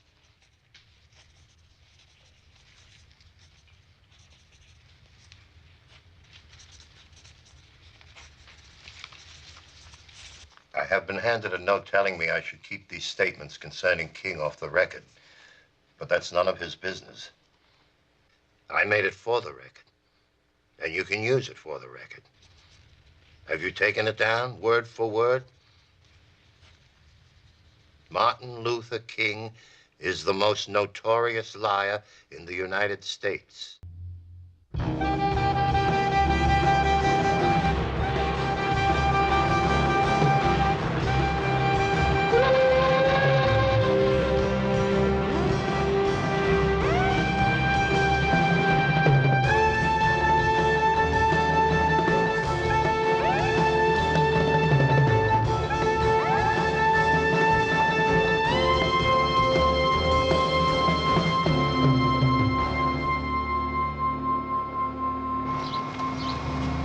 Toughest city this side of Johannesburg, South Africa. Well, that's why we're here. There he is, Bull Connor. Nobody looks like that. They must have made him up. Bull Connor is Birmingham. Who is he? He was a sports announcer. He's very popular. And he got it in his mind that he wanted to go into politics. Now he's commissioner for public safety. I know Mr. Connor from way back. He was a first-class strikebreaker. Still thinking you can desegregate this place non-violently, Martin? Birmingham is the most powerful city in the South. If we can desegregate it non-violently, we can desegregate the South. There's a medium invented called television that captures faces. I'd like the rest of the country to see what we've seen all our lives. This television's going to be the medium in which we're going to bring this country face to face with itself.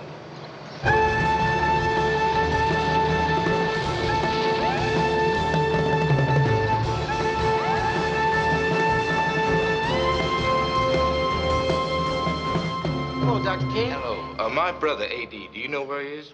He's in the office. Thank you.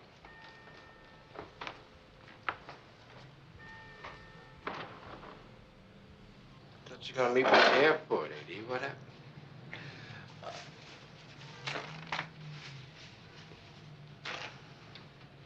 I want you to give me one of your special introductions tonight, all right?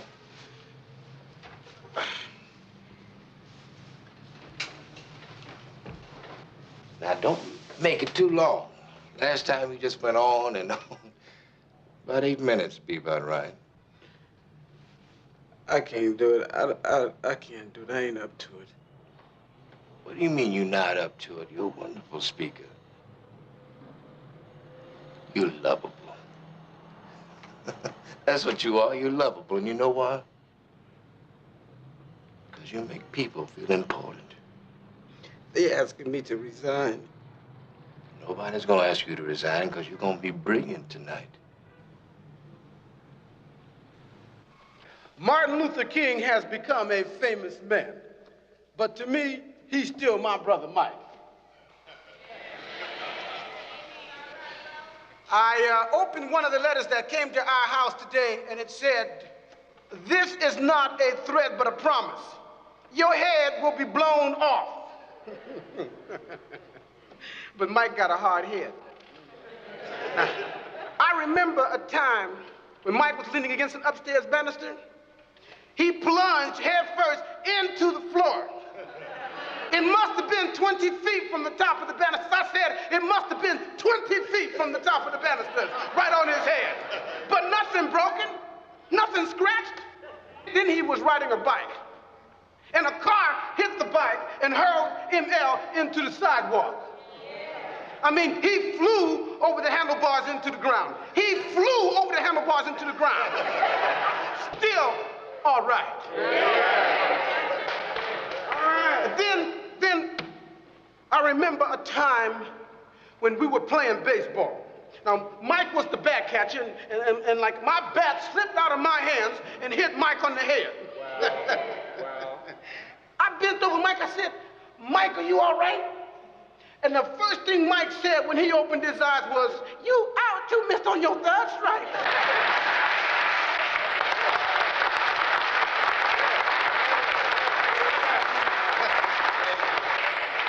I told this to one of the women in the congregation, and she said, "The Lord had a hand on him even then."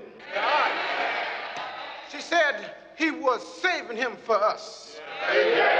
No harm could come to him. I said no harm could come to him. You know, I think maybe she was right.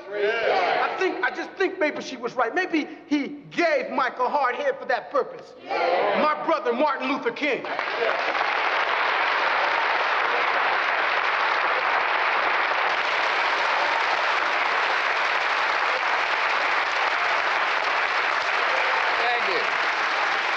Yes, thank you. You know, I've always thought that A.D. was a better preacher than I am. And tonight proves it, doesn't it? Thank you. Tonight, many people, including black people, are asking, why are we in Birmingham? Why direct action? Why sit-ins, marches, and so forth? Well, my friends, I must tell you that we have not made one single gain in civil rights without determined, legal, and nonviolent pressure.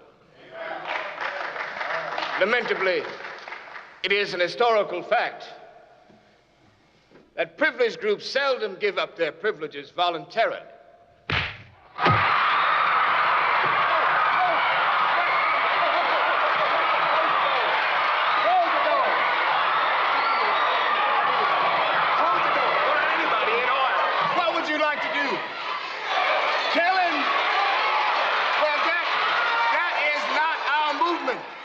What would you like to do? Use Molotov cocktails? That is not our movement. I'll tell you.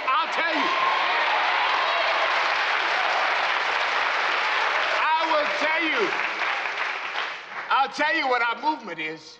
It's to understand him. Yes, even him. It's to ask yourself what it would be like if you were taught since you were a child, since you were baby enough to crawl, that the Negro is a thing. If you had been taught by your parents, by your teachers, yes, even the preachers and the people sitting next to you in church, that it's not wrong to hate. And what would you be then? That's what this movement is.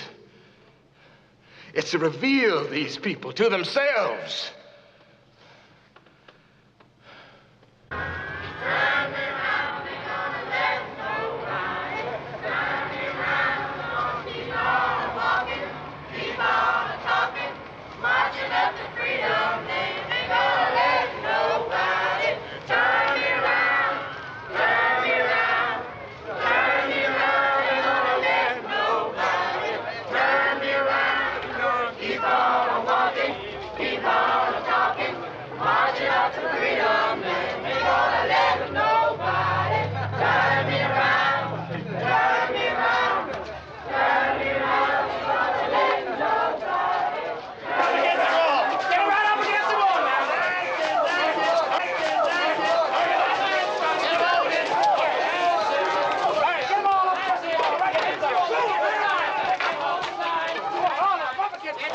Take down their names. I want everyone's name. Take down their names, all right? We're going to get their names, Okay. You start down here. You, what's your name? Reverend Fred Shuttlesworth. Give me a knife. So you're Shuttlesworth. Yes, sir. Shuttlesworth, you've done more to hurt the niggers in this city, to set them back, than any man in the history of this city. That depends on how you look at it, Mr. Connors. You're going to find that I'm your best friend. You're my best friend.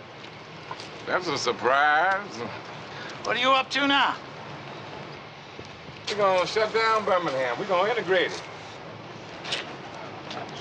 You're going to shut down Birmingham? Yes, sir. Who's that? It's Mr. Al Hibbler, famous singer from New York. Come down here to give us a hand.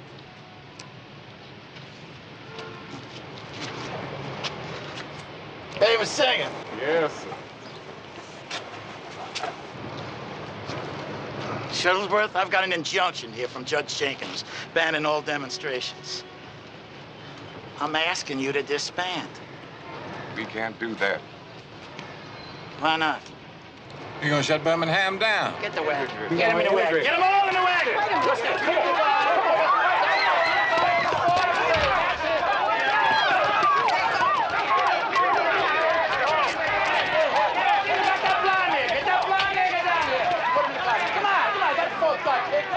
Let's go now. There you go. That's it now. All right, get him in there.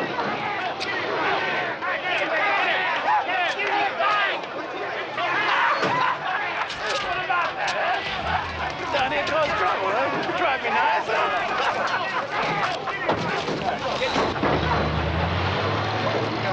What about that? Beats anything happens, son. Bunch of yahoos. This is going to destroy everything we've been working for. Well, we have to go ahead.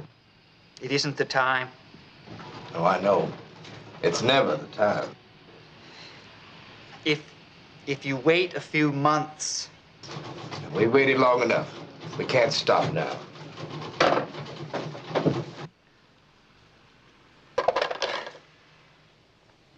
Well, he won't stop. So what do we do? Can you imagine the guts it takes to try to integrate Birmingham? I said, what do we do? Same thing we always do. Nothing. Martin, gentlemen to see you. I'm Father Micklejohn. This is Reverend Redding. Yes. And Reverend Jenkins, Rabbi Kaplan, Father Deans, and Reverend Hargrove. Would you like to sit down? I understand you're planning to use children now in your protests. Yes, that's right. That hardly seems brave to use children to do a man's work. Children are very useful. They can't be pressured to stop demonstrating because they may lose their jobs. We want you to leave Birmingham. We can deal with our own problems. You haven't dealt with them very well up to this time. We're not the only ones in this community that want you to leave. There are black people in this community that want you to leave, too. Yeah, I'll bet there are. I can't understand you. You're a clergyman. We're here because we are clergymen. And how can you stand there and preach to your congregations about Jesus? What you're doing here is illegal. And everything that Adolf Hitler did in Germany was legal. And yet I know that if I had lived in Germany at that time, I would have aided the Jews. I would have openly advocated disobeying the law. You protest now, but why have you never protested the reasons that we're here? Why didn't you protest when homes were bombed and people were killed? Where are your collective voices when hatred and defiance are called for by the white people who sit in your very own churches? Will you stop these demonstrations? No. If you continue, people will be hurt. People may be killed. Yes. Perhaps. You're a man who preaches nonviolence and prays in his heart for violence.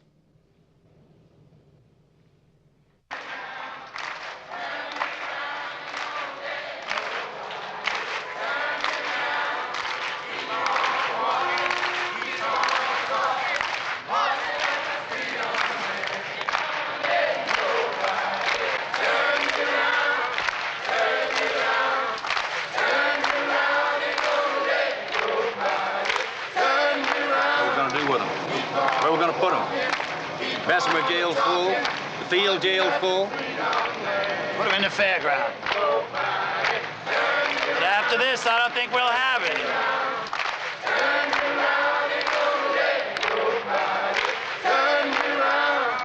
Keep on walking, keep on talking, marching up the freedom way.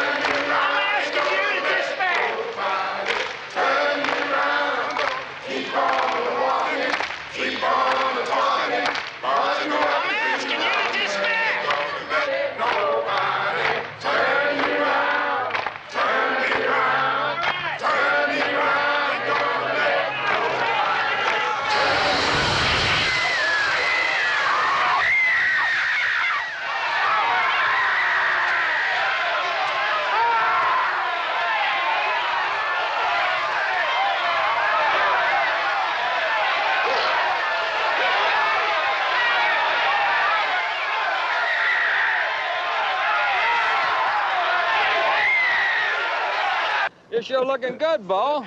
Look at my best side. You know, I used to be one of you guys. Had the best sports program in this city. What kind of lens is that? It's a new zoom lens, Bo. We got it just for you. Zoom lens. I heard about that. You know, I'm thinking of having my own talk show. A few laughs, a little meat on it.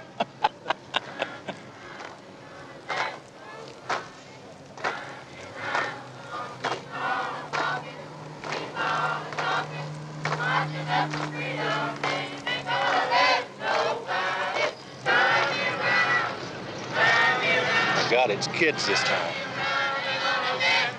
It's no difference.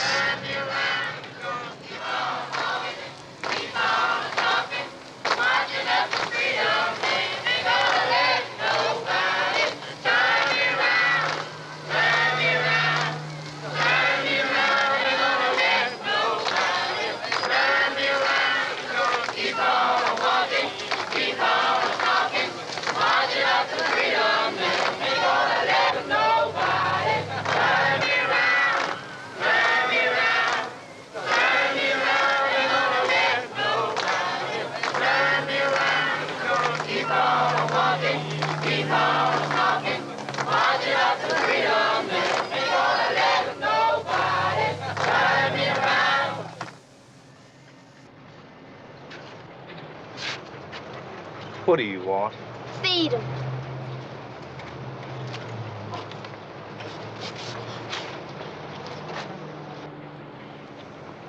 You are in violation of City Ordinance number 1169 of the City Code, demonstrating and parading without a license.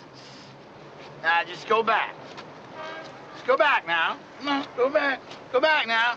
Go back home. Come on now. You all just go back. Just go back now. Go back home.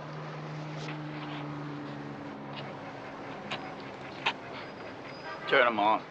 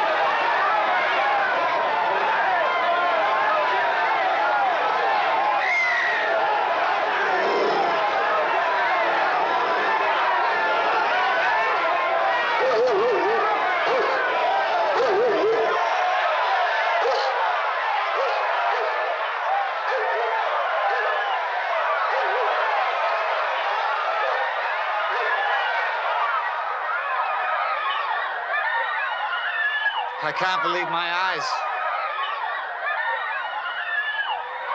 Bull Connor may be the best ally the civil rights movement ever had. There just comes a time when a movement is judged by its leader. I can't be out of jail while old ladies and children are in. Martin, you can't go to jail. Where would we be if something happened to you? You're too important to the movement. They could set up a riot. You could be killed by accident. We've run out of bail money, Martin. You're the only one who can help us raise it. If you go, all those people in jail will stay there indefinitely.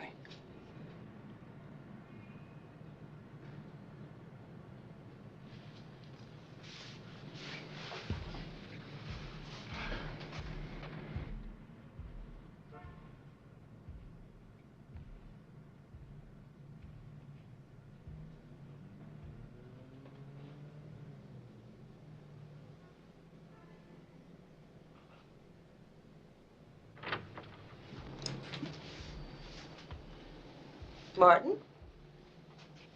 I'm going.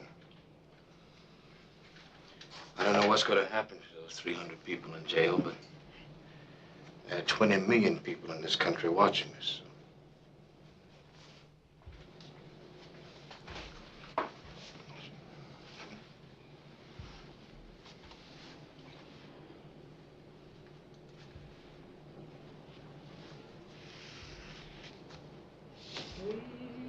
You ain't gonna leave your buddy. I'm gonna get my dungarees too.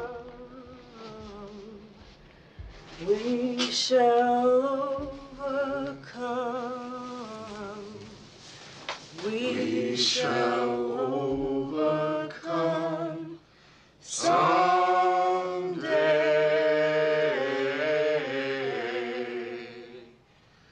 Deep in my heart, I do believe that we shall overcome someday.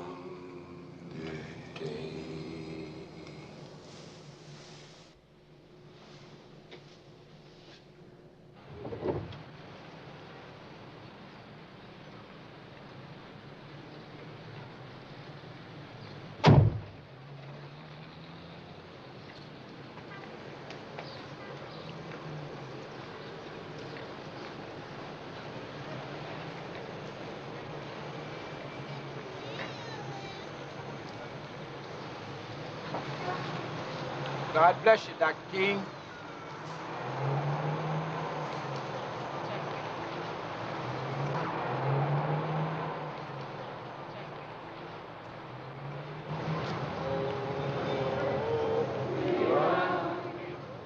Over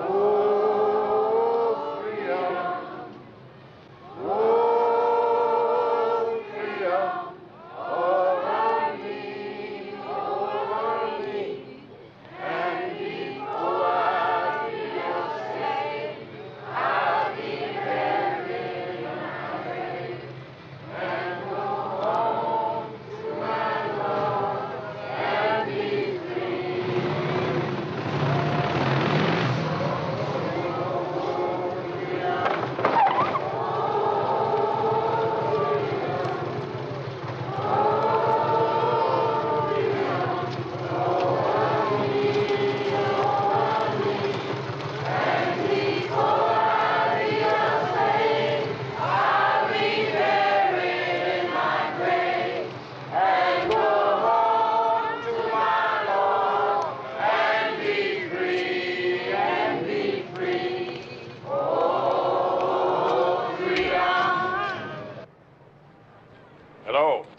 Hello?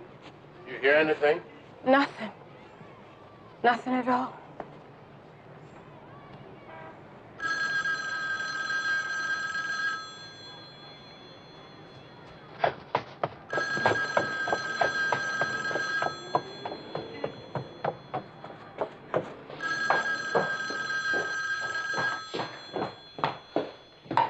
Hello?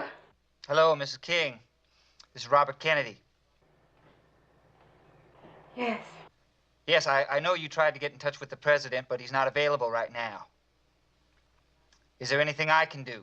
My husband is in jail in Birmingham. Yes, I know. I haven't heard from my husband in 3 days. I mean, he always calls me after he's arrested. Even his lawyers can't get in to see him. I don't know what happened to him. Birmingham is a difficult place, Mrs. King.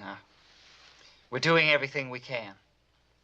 And I'll let you know as soon as I hear anything. Thank you.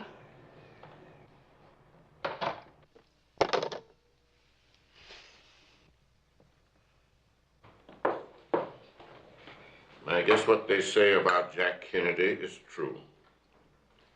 He made the call because of the election.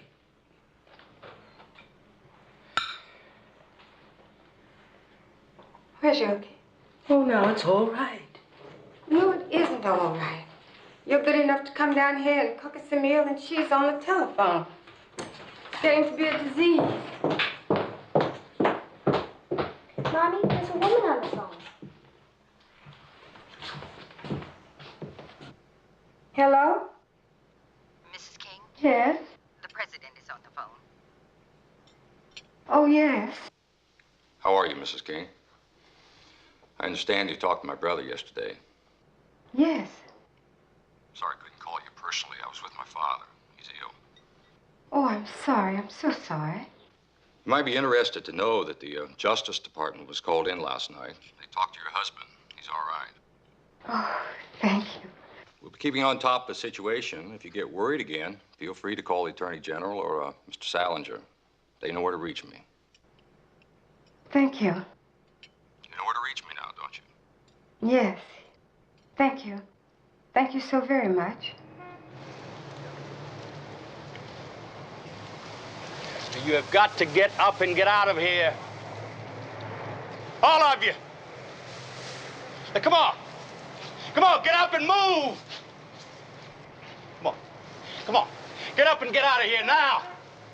Lieutenant. All of you. Lieutenant Dunn, can I speak with you for a moment? All of you, listen to me, move. Lieutenant, can I just speak with you for one moment, please? We cannot allow demonstrations. Lieutenant, this is Easter Sunday. Nearly every leader of our movement is in jail. Now, come on, all of go you, to get the up jail, and move kneel out. in front of it and say a few prayers, just an Easter Sunday meeting. I can't allow you to do that. Why? Because it's against the law. If you really want to enforce the law, move your men back 2 blocks and give us half an hour. But if you want to beat me, if you want to beat up children, just like your own kids, go ahead. It's your choice. What's going on here?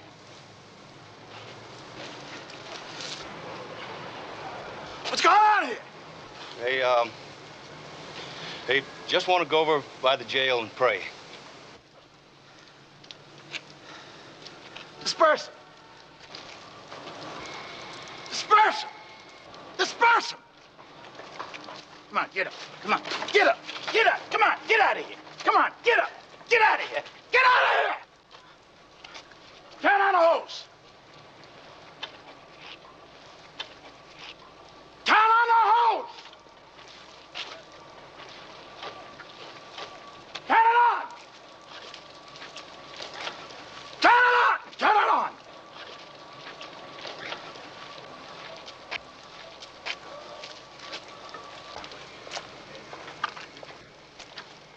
Turn 'em on! Turn 'em on! Turn on the hose. Turn 'em on! Turn it on! Turn on the hose!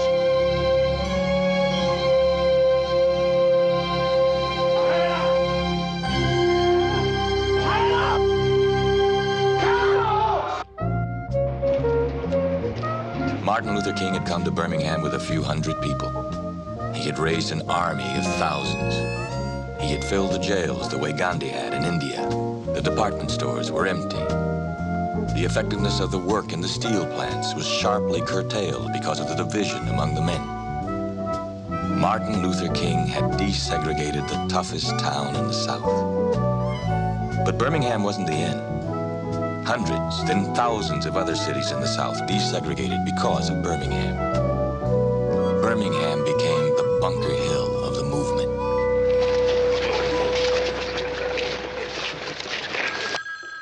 The idea is to consolidate our gains. A. Philip Randolph's been talking to me about a march. A march on Washington. The marches on Washington before, Fred. Not on the scale we've been talking about. No. No. The idea is, why don't you put pressure on Congress? Hi, Fred, how are you? About 500,000 people. Was anybody hurt? Oh. Oh. Well, yes, of course I'll come. Yes.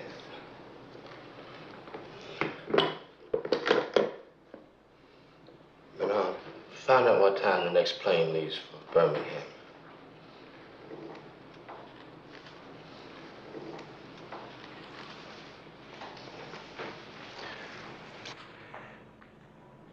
They bombed Reverend Cross's church. They killed 4 children. They were sitting in Sunday school.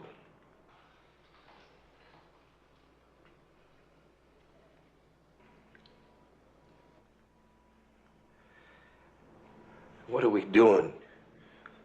Huh? Is it worth it? Is anything worth it?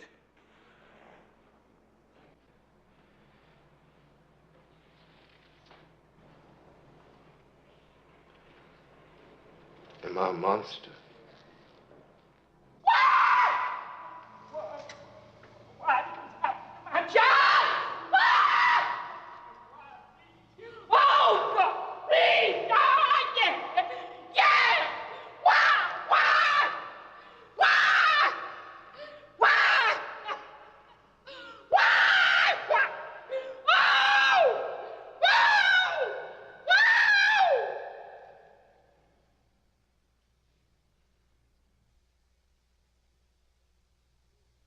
We see before us a great triumph for segregation.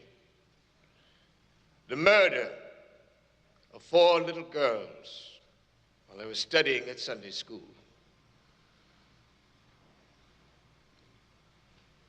It was a terrible deed. But perhaps less terrible than the response of this community.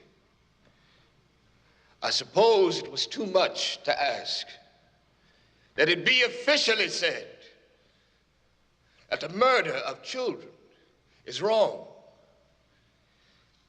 I suppose it was too much to expect that one white official might attend the ceremonies so that the parents might feel better. As a matter of fact, I don't see one white face here except for white ministers. Yet I still believe in nonviolence. Consider this a down payment on freedom.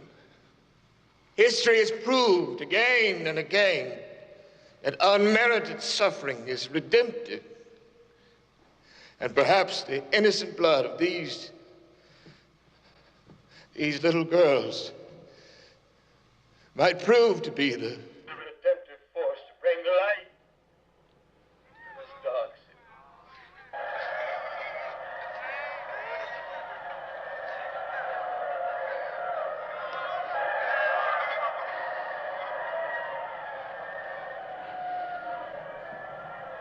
city. David,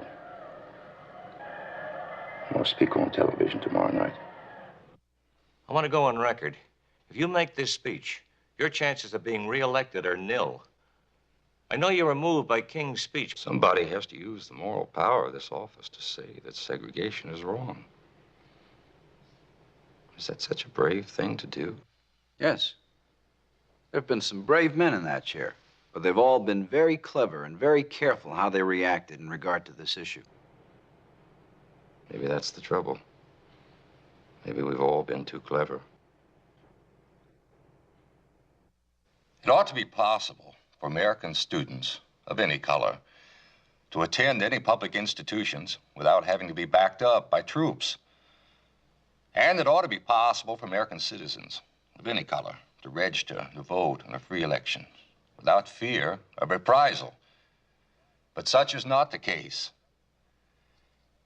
We say to the world and to each other that this is the land of the free. Does it mean that it is the land of the free, except for the Negroes? That we have no master race except with respect to Negroes? We're confronted primarily with a moral issue. It is as old as the scriptures and as clear as the American Constitution. The heart of the question is whether all Americans are to be afforded equal rights and equal opportunities. Those who do nothing are inviting shame as well as violence. Those who act boldly are recognizing right as well as reality. Next week, I will ask Congress to make the commitment it has not yet fully made in this century.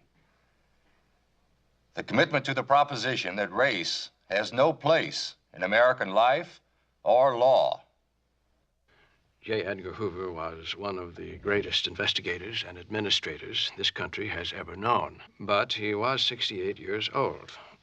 His knowledge of blacks came from the area around Washington when blacks were allowed to be nothing more than janitors and chauffeurs. He felt that they should be restricted to that. He asked me to make the most intensive investigation in the Bureau's history about the influence of communists on the civil rights movement and on Dr. King. I knew he wasn't going to like my conclusions. There has been an obvious failure of the Communist Party of the United States to appreciably infiltrate, influence, or control large numbers of American Negroes in this community. Dr. King? There's no reason to suspect him being a communist or a communist sympathizer.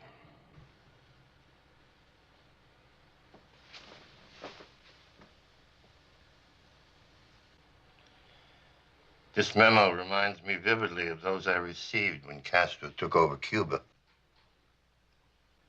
You contended then that Castro and his cohorts were not communists and were not influenced by communists. Time proved you wrong. Yes. Mr. Hoover, I can only report my findings to you as honestly as I can. Now, I spent a good many months working on that report, you know. I know you have. Yes, I did that. I know you've taken time for us that you could have been doing other things. That's why it's all the more a disappointment.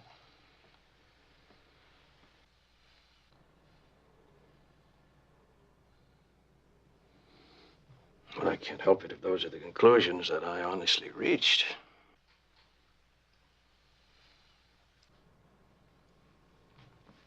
I said that, excuse me. I said that, back here, I said that time alone would tell. And over here, I said that they're making prodigious efforts to infiltrate them. I said that. Why are you qualifying this for? You've made your report.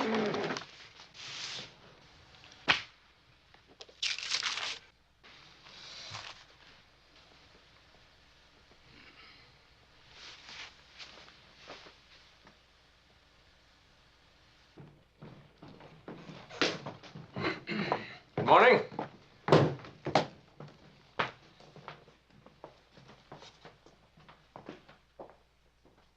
He didn't speak to me for months.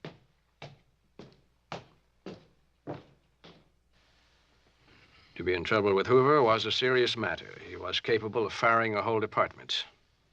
We all had mortgages on homes, children in school, etc. Take down this memo.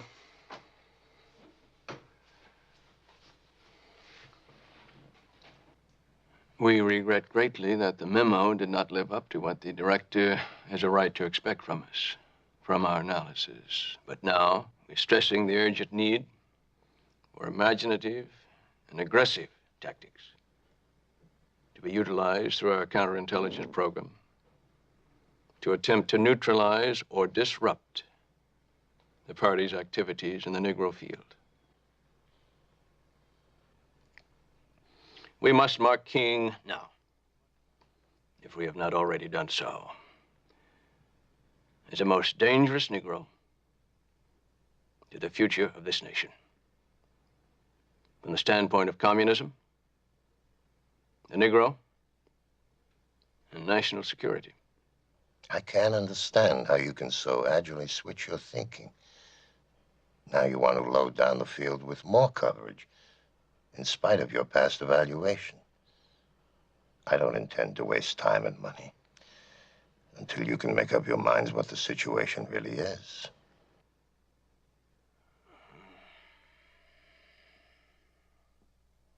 What does he want with us? What does he want? You know what he wants, don't you? He wants us to tell him he was mild in his assessment of the influence of communists on King and the movements, even though there's no evidence there's any. He wants us to out-Hoover Hoover.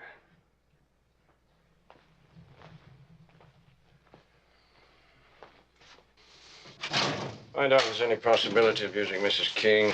Find out if there are any disgruntled employees. Find out about all the financial dealings of King and what we can exploit to our advantage. Give me the files on King's age, will you? Can't find anything on King. Maybe we can find something on them.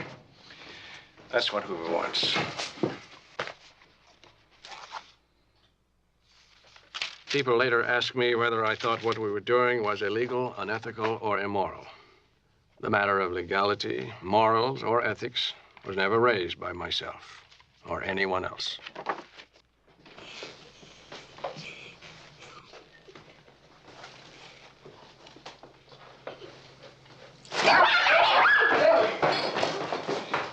I know who did it, too. Boy, when I get hold of them, they gonna know they've been here.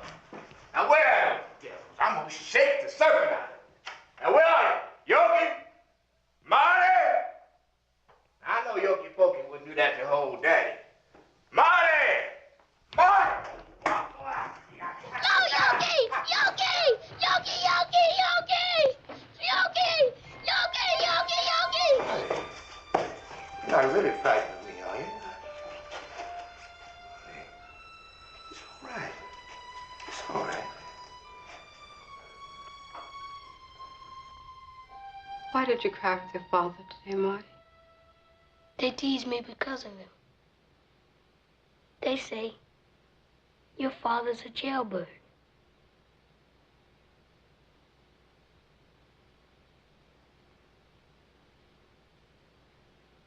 Do you know why he goes to jail? He goes to jail to help people. Do you remember when you wanted to go to Funtown?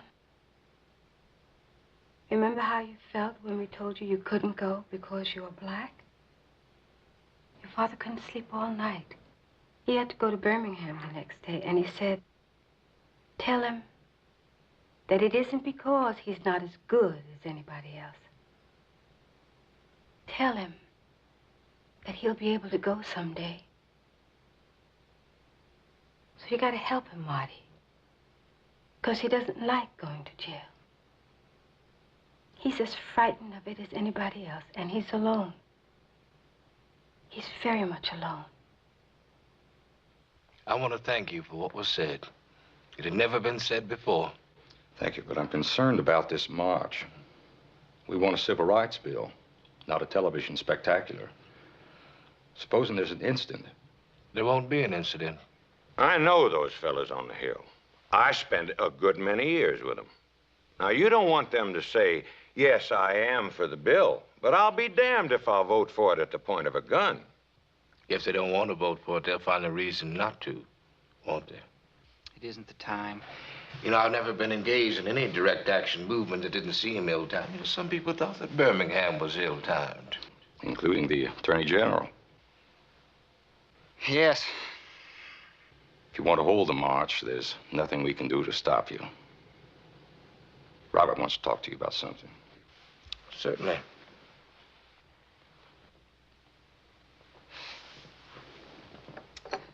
Would you mind, Mr. Vice President?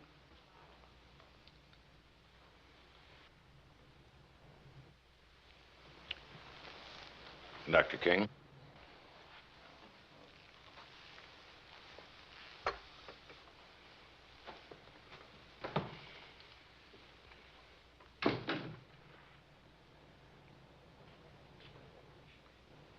We'd like to talk to you about an advisor of yours. What advisor? Stanley Levison. What about Stanley? Hoover says he's a communist. You know, I thought we'd gone beyond that in this country. McCarthy's dead, but the melody lingers on. I've looked at the files. There's enough ammunition there. What sort of ammunition? People have said things about him. There are statements that he's made. People have said things about you, too. They're statements you've made. Would you like to be held accountable for everything you've said?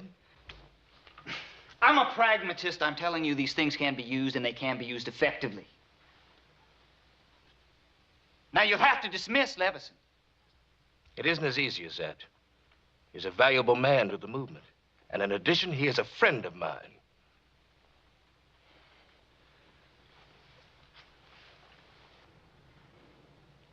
The Southern strategy is going to be to say that the civil rights movement is riddled with communists. I've got a civil rights bill I want to pass. We can't take a chance of anything hurting that, can we? There's no choice. I have to go. You've had to work in the shadows because there are races and our own people who don't like the idea of a white man contributing too much.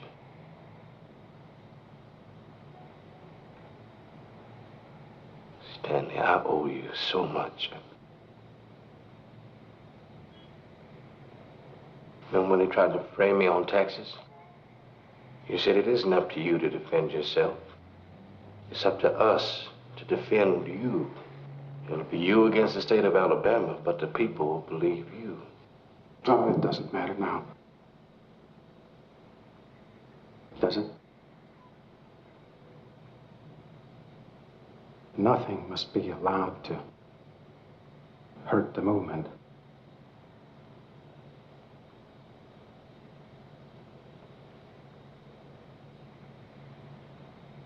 I wonder whether it's worth it. I wonder whether, in spite of it all, I shouldn't just call Hoover on this thing and see it out all the way to the end. You tried that once.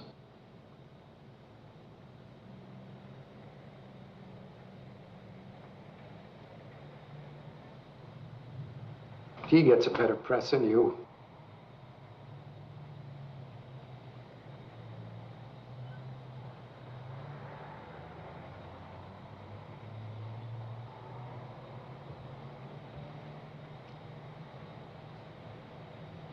So long, Martin.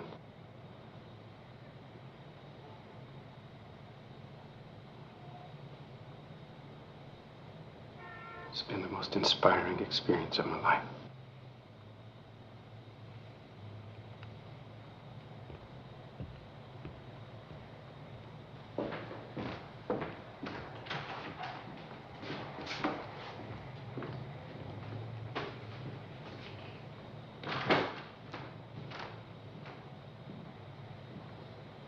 What happened?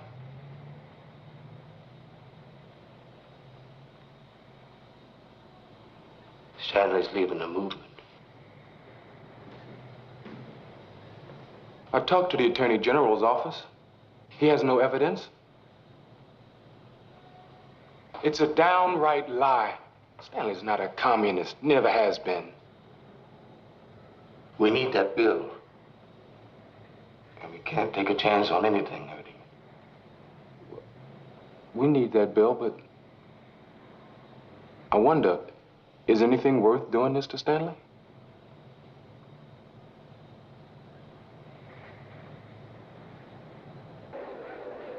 Washington is a city of spectacle. Every 4 years, there are imposing presidential inaugurations. But in its entire history, Washington had never seen a spectacle the size and grandeur that assembled there on August 28, 1963. 250,000 people journeyed that day to the Capitol. They came from almost every state in the Union. They came in every form of transportation. They were an army without guns, but not without strength.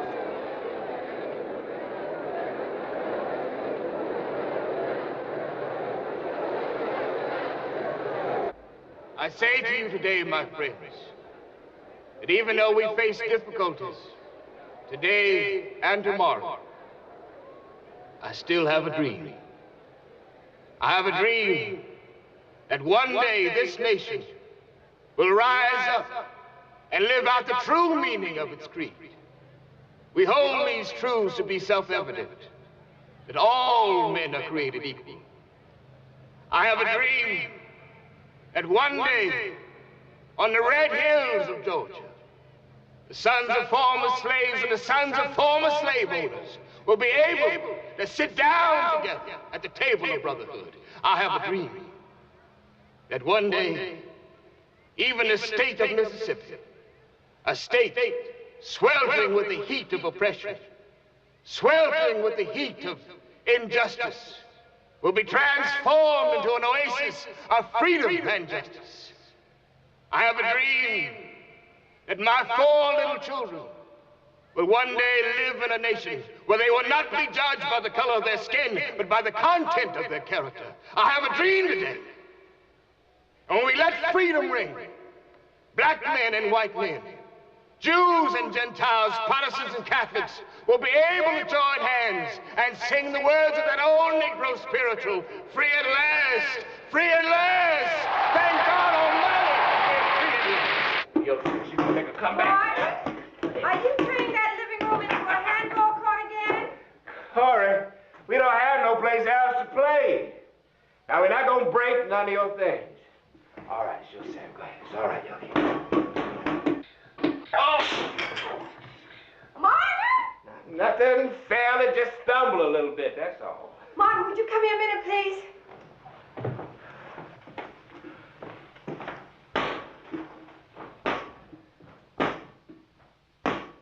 The streets and the police station, and it's practically impossible to find out exactly what's happening.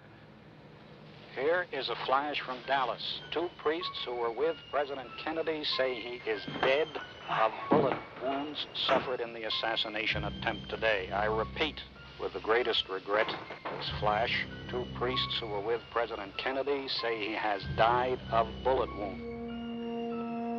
The events of the day seem almost more bizarre in retrospect. Just this morning, the president seemed so relaxed. The apprehensions he had had before about the Texas trip were gone. The crowd seemed friendly, receptive. Whatever reservations the people of Texas had about Kennedy seemed to have been overcome. This is the way I'm going to go. Martin, what are you talking about? The sickness in this country, Cora, is deeper than I ever knew. I'm gonna reach my 40th birthday.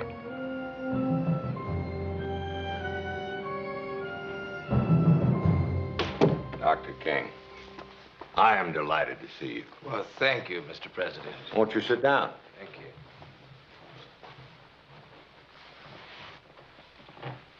You know, I've had every public leader worth anything in this room in the last 10 days. Meany, Rockefeller, Henry Ford. Oh, but this is a moment that I've been waiting for. You know, there's been a great deal of rhetoric about civil rights spoken here in the last few years. There's been a little more than rhetoric. Of course. But it is a long way from rhetoric to action. You and I are going to do some great things together. And I am going to get particular satisfaction out of it. Because it is going to be accomplished by a Southerner.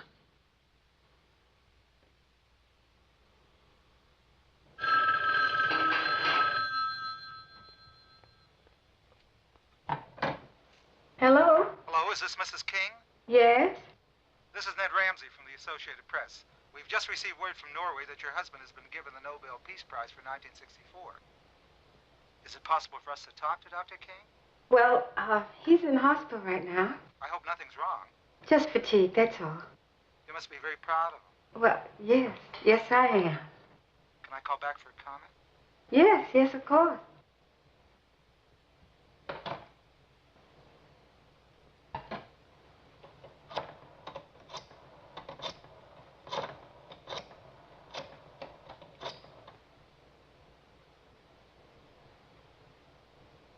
How's the Nobel Peace Prize winner for 1964 feeling this morning? Martin, did you hear what I said? You have won the Nobel Peace Prize. Martin? What? Sit down. Sit down.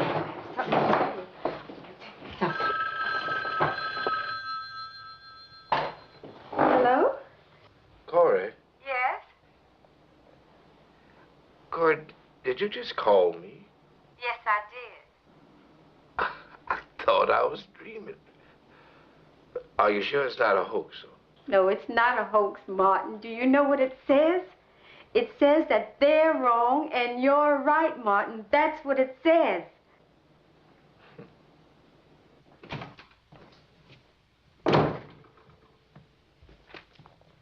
Why didn't you check with me before you sent this out? I didn't see the necessity of checking with you. Well, will you tell me why it was necessary to send these to generals in the Army?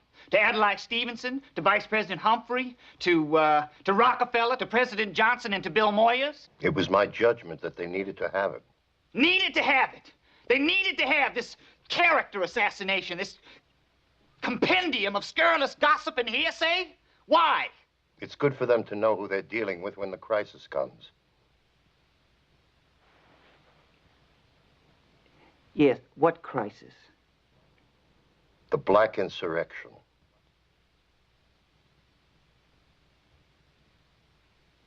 Mr. Hoover.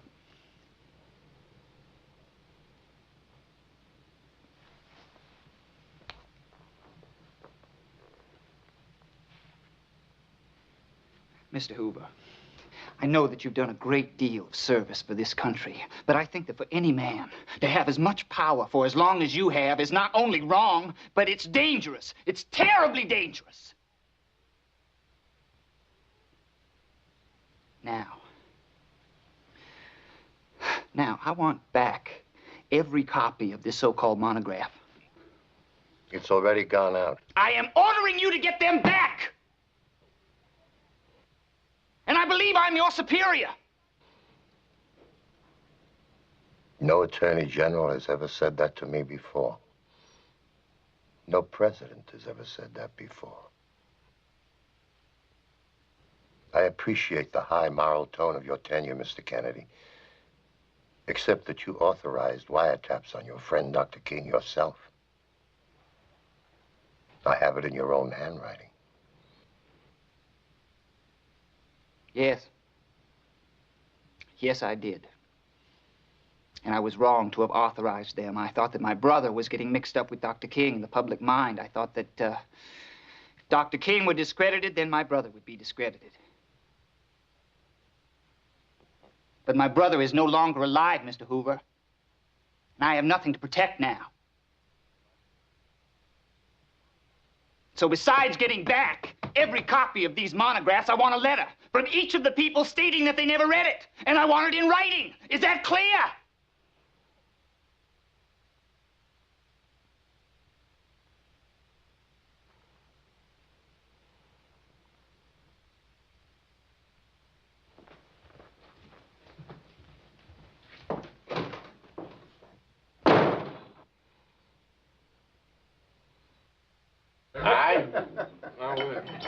I would like to make a toast to God. God, don't you think that's a little pretentious, Dad? My father was a sharecropper, and I wasn't able to finish college till I was a grown man with a wife and 3 children. And I prayed to God that he would let my children do the things that I couldn't do. And he has answered my prayer. In some kind of way, I don't even know how, he come down through Georgia and laid his hands on me and my wife and gave us Martin Luther King. And now, the King family will go down not only in American history, but in the history of the world as well, because Martin Luther King is a Nobel Prize winner. Martin.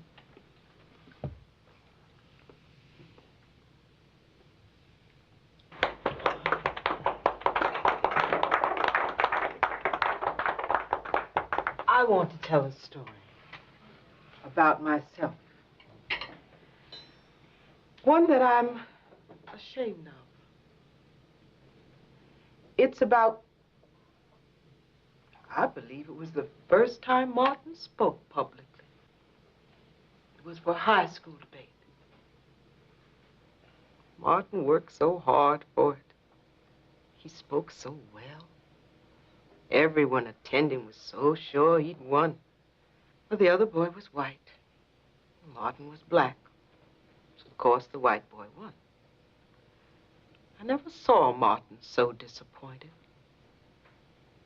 So when he got home, I said, Martin, you're a little Negro boy. You're not going to change this world. I was trying to save him from what I thought could be heartbreak. I was so afraid for him. I almost did what millions of black mothers do all the time. Make our sons less. But one man can make a difference. And that's why we're here tonight.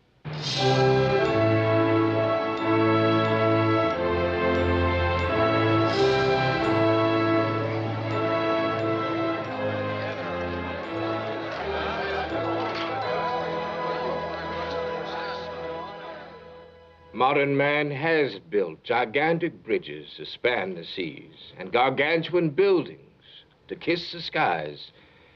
And yet, in spite of these spectacular strides in science and technology and still unlimited ones to come, there is a poverty of the spirit which stands in glaring contrast to our scientific and technological abundance.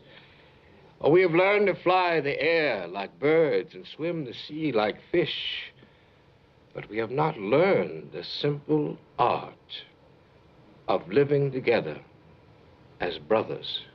Wait a minute! What are you doing? Don't hit him! Don't hit him! You're not going to stop us from our constitutional right to vote. I've been looking down the line, and I see people here have been in jail on felonies. That's what I'm looking at.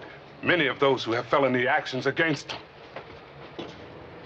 Many of those who have felony actions against them, they have them because Sheriff Carruthers made them felony actions, not because they were rightfully arrested.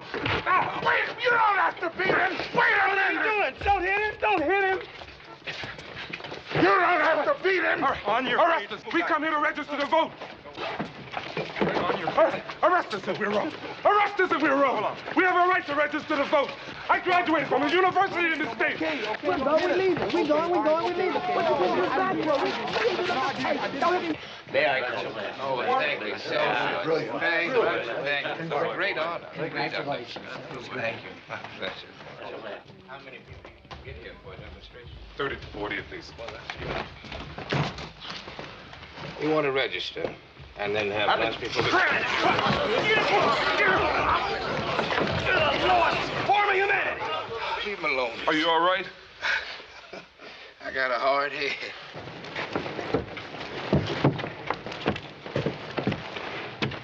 No registration today. Why not?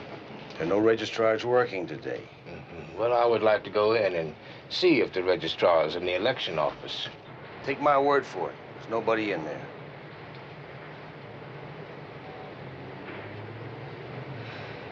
We'll be back. Some of these people here have been arrested for felonies.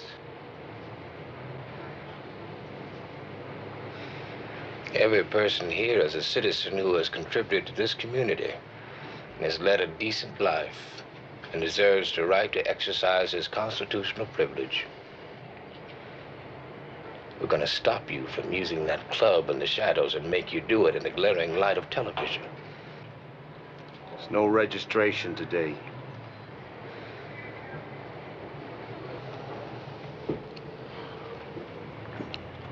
I can't promise you that you won't get beaten. I can't promise you that your homes won't be bombed, but I can promise you that we'll be back. If they won't let us register, we'll go to George Wallace. And if he doesn't listen, we'll appeal to the legislature. And if the legislature doesn't listen, we'll dramatize the situation by marching by the thousands to places of registration. I'll go to the president. And if need be, we'll go to jail by the thousands. We need a voting rights bill. But we just passed a civil rights bill. Are you going too fast? People have a constitutional right to vote. But Congress isn't ready for it yet. And we'll have to make them ready for it. We're planning a march from Selma to Montgomery.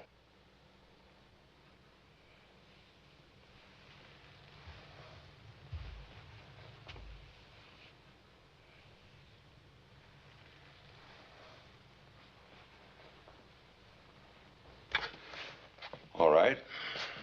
I can't tell you this officially, of course, but march. We need you to send in federal troops. No, not yet. You know what happened on the bridge. Not yet. If we call out the troops now, it'll just make a martyr out of George Wallace. Those are 50 of the most dangerous miles in this country for a black man to march. If you want a voting rights bill, you're going to need pressure. A lot of pressure. Something big. Something spectacular. Something like Birmingham. People died in Birmingham.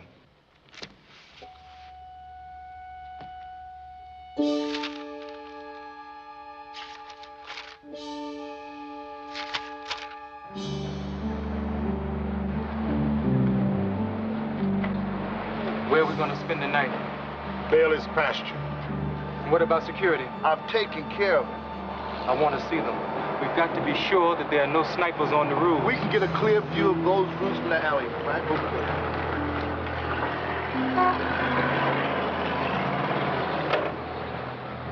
We march in the morning. Is Johnson sending in troops? I don't know. You don't know? Anything can happen in any one of those 54 miles. Sandy, there's nothing we can do. There's something you can do. Jimmy Lee Jackson's gone. Medgar Evers, Kennedy, Tom Moore. Now we've got the tip that the Klan has hired someone to kill you. But it isn't just the Klan. You think the Nobel Prize has helped? It's made it worse. You're the biggest target in this country.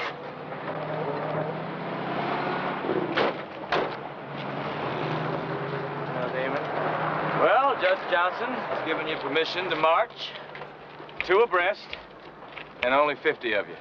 Why? That's suicide. Why? To guarantee traffic safety. All right. We will march, only 50 of us, and 2 abreast. We will march from here to the steps of the cradle of the Confederacy to ensure that everybody has a right to vote. Now, Damon, get me Archbishop Ichabus. Get me Walter Reuther. Get me Bishop Millard. Get me every member of the SCLC and anybody else you can think of. They won't be able to march with us on the highway. They can march with us to it. And anybody else who wants to join us in Montgomery later when we get there. If we get there. What? Oh. Coretta, what are you doing here? I'm going to march. No, you cannot go on this march. Oh, yes, I can. You're not going to keep me in the house this time. Not this time. But what about the kids? The children are all right. I left them with Mom and Dad. I guess there's just no stopping you, is there? Not this time. You look so tired.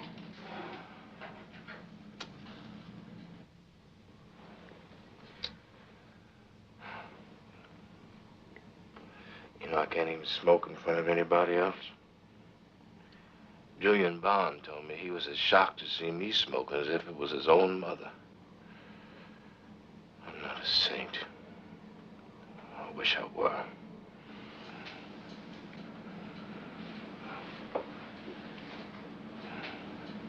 What's the matter? March. Oh, Corey.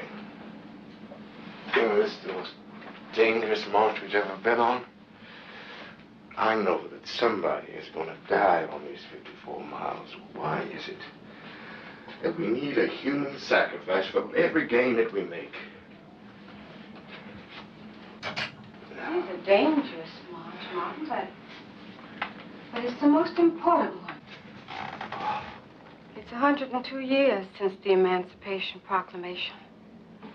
And yet college graduates in Selma, Alabama can't vote. Didn't you say that one day we would have a say in who's president of these United States? Give us the ballot, you said, and we will change the history of this country. I know, Corey. But isn't there some other way?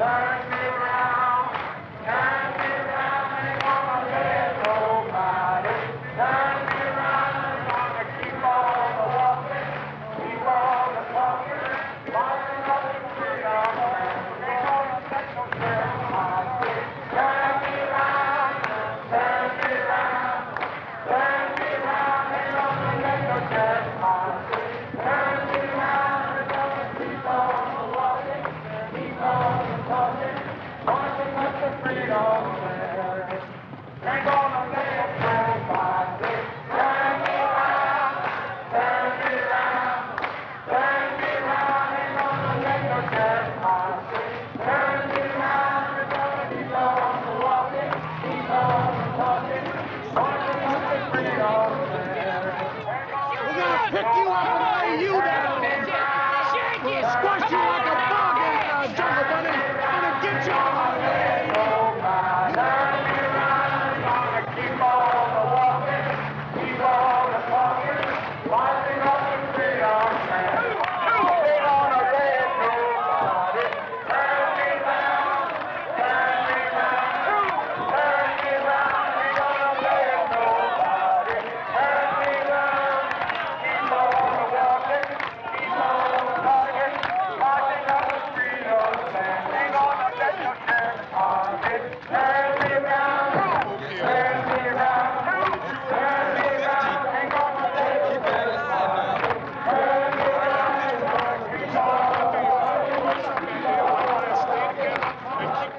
My name is Ramsey Clark. I was Deputy Attorney General of the United States. My job was to watch over the march from Selma to Montgomery. It was a dangerous situation. You could feel the poison of the country drawn to that area. Violent racists had drifted toward the scene from hundreds of miles around. We knew murder could strike from any window or rooftop, from around any corner of any building or alleyway. You had to guard against a potential assassin in every pickup truck that drove by, around every farmhouse or country store, every clump of trees or bend in the road.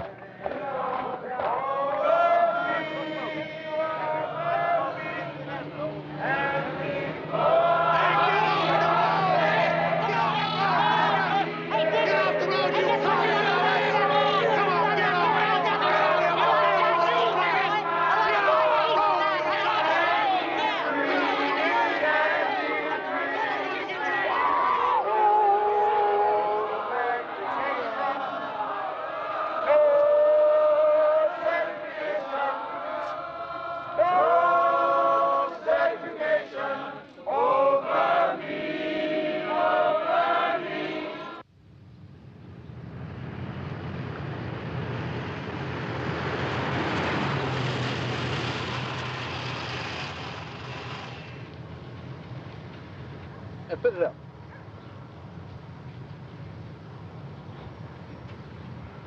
There's Tony Bennett. He's here for that nigger king. He's my favorite. favorite singer, too.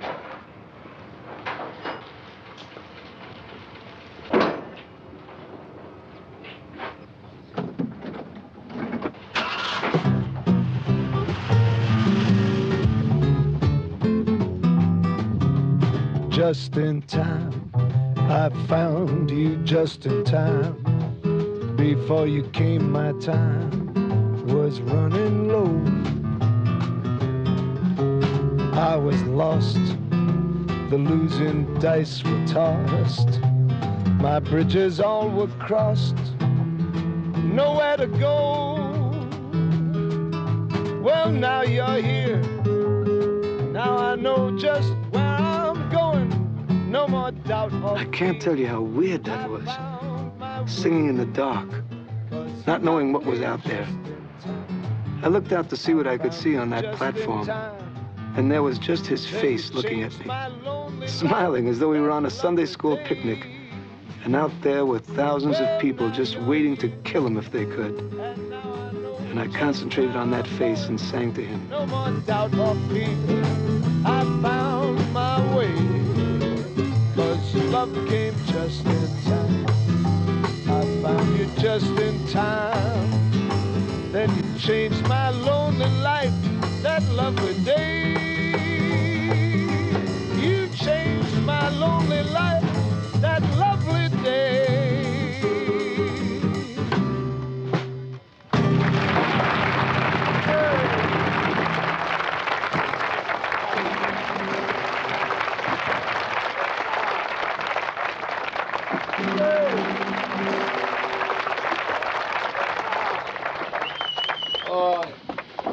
I want to thank Mr. Bennett, Mr. Belafonte, and all the other wonderful entertainers who've come down here to help us.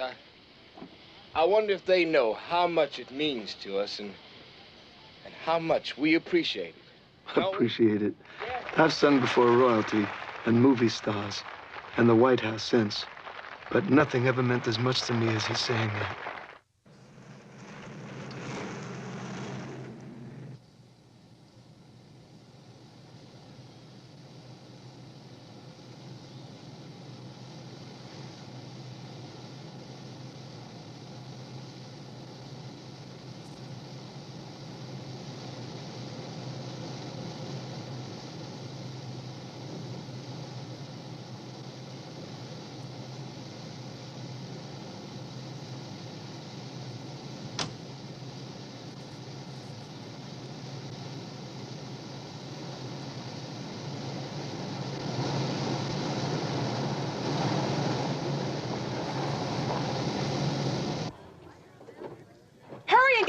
The marchers will be here in a half hour. Please get those tables all the way in the back of the tent, all right? Need more bed rolls today.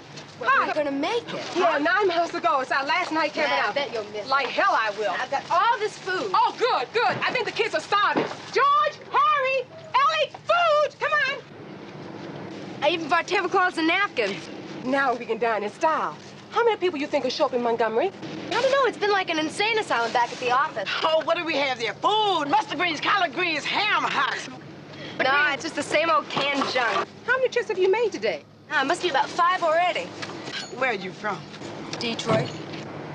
I'm just a housewife. The only way I can help is to drive. Every little bit helps. I'll see you later. See ya. What's your name? Ellie. Bye. What? Hey, Ellie! Ellie, I forgot the mustard. Oh, thank you very much.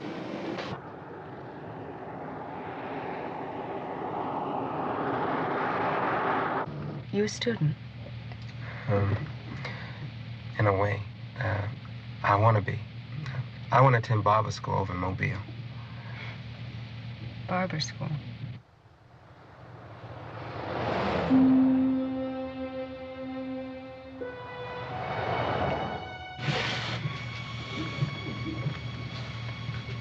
Are you tired? You want me to drive? No, I'll be all right.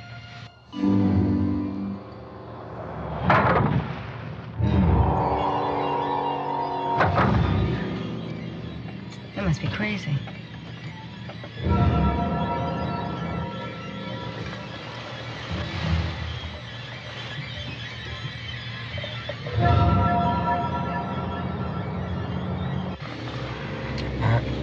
got some place to stay in Selma?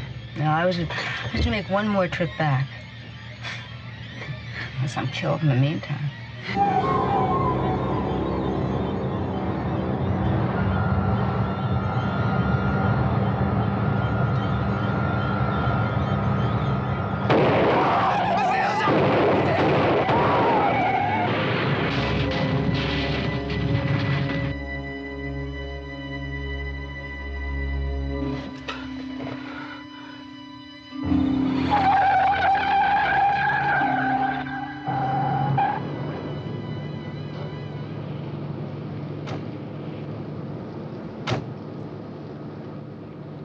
I don't think you hit him. Baby brother, I don't miss.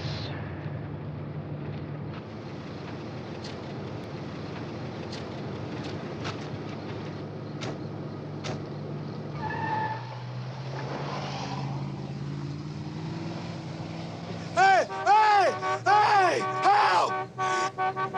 Help! Help! Help! Help!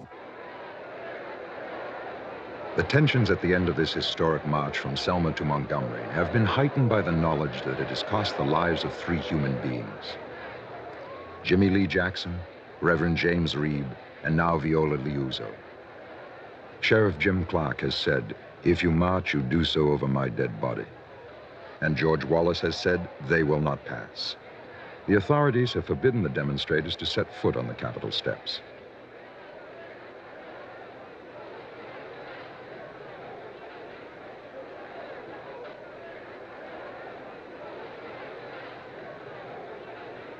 But the marchers, now over 20,000 of them, are here in the cradle of Confederacy. The marchers now have the support of President Lyndon Johnson. He has demanded a voting rights bill from Congress. A wooden platform has been set up directly across from the Capitol where Martin Luther King will speak. Last Sunday, 8,000 of us started on a mighty walk from Selma, Alabama. All right. They said we wouldn't get here. There were those who said that we would get here only over their dead bodies. All right. Yet today all the world knows that we are here. Yes, sir. And we are standing before the forces of power in the state of Alabama, right. saying we ain't about to turn around. No, sir. Today I want to tell the city of Selma. Tell them, Doctor. Today I want to say to the state of Alabama. Say it, sir. Today I want to say to the people of America and the nations of the world that we are not about to turn around. Yes, sir. We're on the move now. All right. Yes, we're on the move. And no wave of racism can stop us. All right. The burning of our churches will not deter us. The bombing of our homes will not dissuade us. No, sir. The beating and killing of Jimmy Lee Jackson will not divide us. Yes, sir. The shooting of Viola Liuzzo, the mother of 3 children, will not stop us. Yes. The release of their known murderers will not discourage us. No, sir. We're on the move now. Well. Like an idea whose time has come. Not even the marching of mighty armies can hold us. All right. We are moving to the land of freedom. All right. I know you're asking today, how long will it take? How long, sir?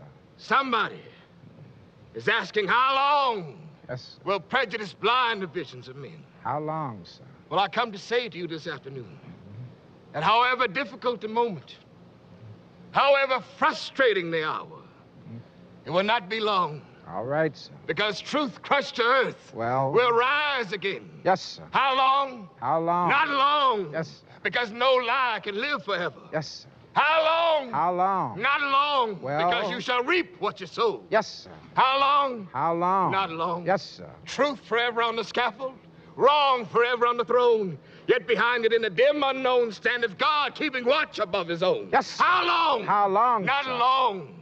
Because the arc of the moral universe is long, but it bends towards justice. Say it, Doctor. How long? Not long. Because mine eyes have seen the glory Well. of the coming of the Lord. Yes, sir. He is trampling out the vintage where the grapes of wrath are stored. He has loosed the faithful lightning of his terrible, swift sword. His truth. His truth. He is marching on. Yes, sir. He has sounded forth the trumpet that shall never call retreat. Well. He is sifting out the hearts of men before his judgment seat. Yes, sir. Oh, be swift, my soul, to answer him. Be jubilant, my feet. Say it, Doctor. Our God is marching on. Glory, hallelujah. Glory. Glory, hallelujah. Glory. Glory, hallelujah. Yes, sir. Glory, hallelujah. Our God is on. Corey, I've been thinking about taking one of them positions they've been offering me. Could you?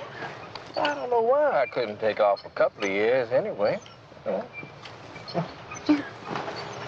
Do you think you could leave the movement for that long? Oh, sure. I mean, there's Andy. He's come along fine, and Ralph, of course. But you know what I was really thinking about? You know, I've never been home when our last 3 babies were born. Unless I do something, I'm gonna miss their childhood. I'm gonna miss it forever.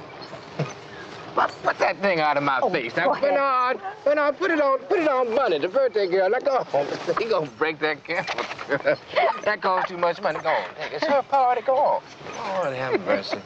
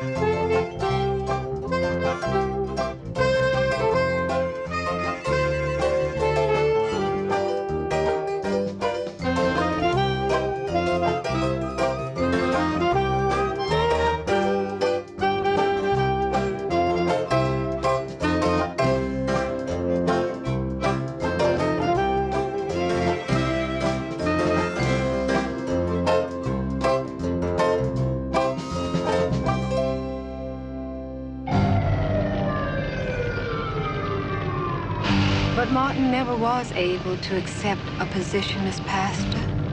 There was Watts, and there was Vietnam.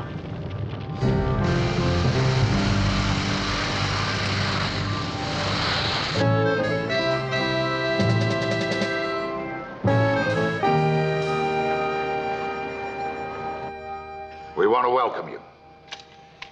Chicago is a big town. It likes to welcome big people, and you're one of the biggest.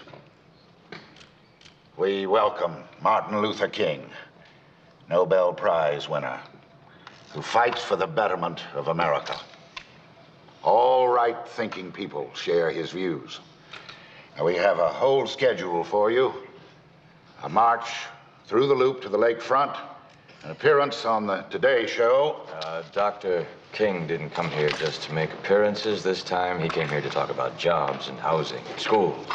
The schools and housing in Chicago is the best for blacks than any city in the United States. How much you want for this? $90 a month. That's a lot, isn't it? Make up your mind. You won't find anything else at any better rates. I'll take it.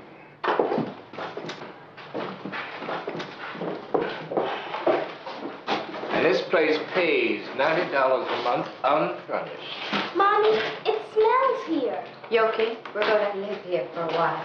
Most of our people live just this way. You didn't tell me Martin Luther King was in the building. We're gonna live here. Well, I'll talk to the landlord. He'll get some paint, new furniture, and fix it up a little. We'll take it just as it is. Just as it is. This way, gentlemen. Right over here. Now, you want to get a picture of that? Wait. There, take a picture of that right over there. I'm sure you want to have a picture of this right here. Get a picture right over here by the window.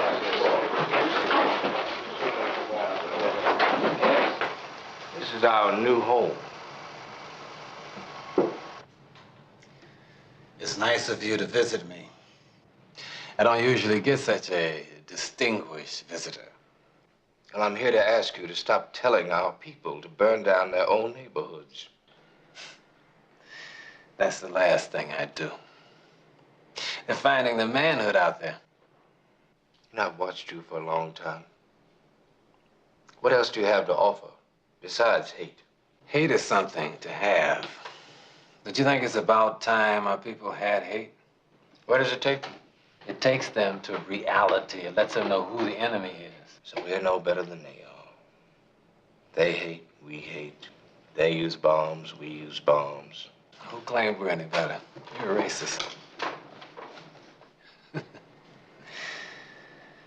You've showed great courage.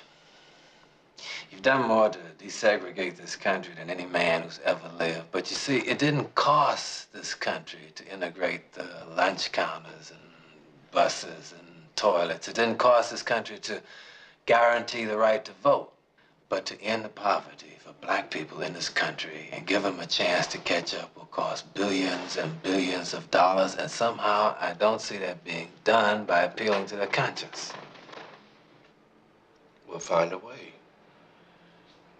It'll be nonviolent. You still believe in the white man, don't you? I have no choice but to believe in him. I have a choice. I don't expect him to love me. I don't want his love. I court his hatred. I want no part of his society, no part of his values. The dreary truth about the white man is that he is as flawed as everybody else. But not only do I object to you on moral grounds, I object to what you're doing on tactical grounds. If it came down to a show of arms, we are only 10% of the population. You're advocating suicide.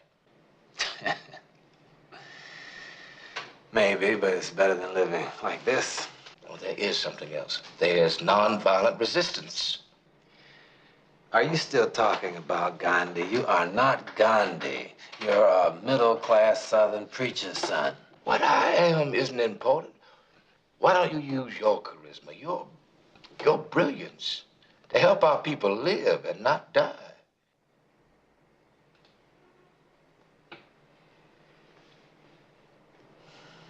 Because they hurt us too much. Because there's no living with him. Because he'll lie and deceive us in the end. The final truth isn't that you hate the white man. You see, you hate being black. You can't see beyond your own personal rejection.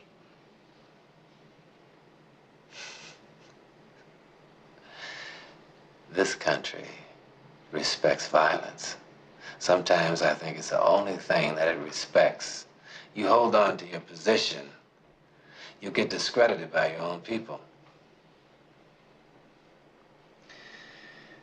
Martin, I can help those demonstrations in Chicago succeed. Modify your stance on nonviolence. We'll appear nationally together. It's the best thing for our people. I can't. At least we have one thing in common. We're both dead men.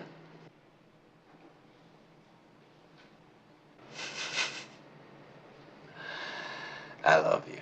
You may not believe it, but it's true. I love you.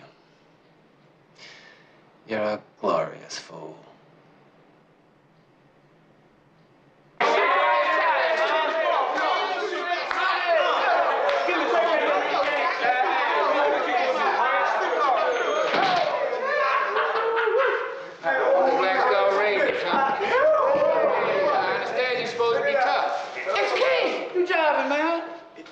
You Dr. King? Never mind about that. Now, just who can I play with? I want to play with the best player. That's me, Dr. Hey, no, it's me. Make up your mind. Let's walk. You take it, friend. Stand back on first. $10,000 with Dr. King. All right. Give me some of that money. I believe the doctor is a good pool player. We're making progress.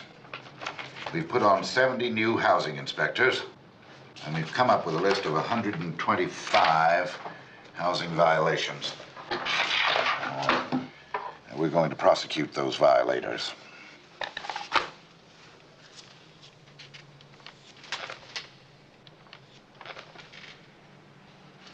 These aren't the real offenders. They're just small landlords. Chicago has lasted for a long time. It's a tough city. You're not going to change it overnight. We found over the long haul, unless it is changed overnight, it'll never be changed. We agree with all of your aims, Dr. King. It's just a matter of the art of the possible. We represent our constituents, and our constituents are troubled by the demands you're making. Which demands? Minimum wages, school desegregation, the dispersal of blacks from concentrated areas, the same rental conditions as anybody else? As I say, we agree with you, but you know what it is? There is talk around town among white workers that the blacks have been getting too much. And that they'll soon have their jobs. But that's because they are cynical people in politics and the press that prey on people's fears that have no foundation. I suppose we have no choice but to recruit as many demonstrators as we can to fill the jails and boycott businesses that discriminate against blacks. I wouldn't do that. This isn't Birmingham or Selma. You haven't been in Chicago before. There's a certain tradition here. It was the home of Al Capone for years. You know? What is it now? Dinner's just ready.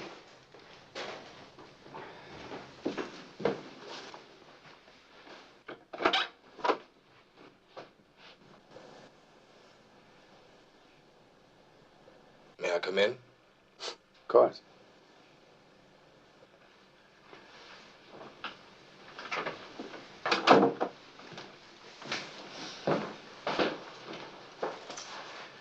Hello, Martin. Hello, B. Will you stay for dinner? Oh, I just have a few minutes. I have to go to this meeting at the NAACP.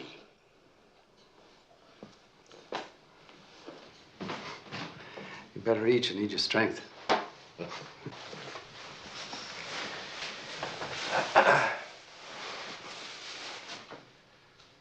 Stanley, I'm gonna jump off a cliff. What are you gonna do now? Maybe I can stop you. Come out against Vietnam. That's jumping off the cliff. Somebody has to speak out against it. As long as you know what it means. How have you been, Stan? Fine. Forgive me. There's nothing to forgive. No, I should have kept you on, no matter what. It was my suggestion that I go.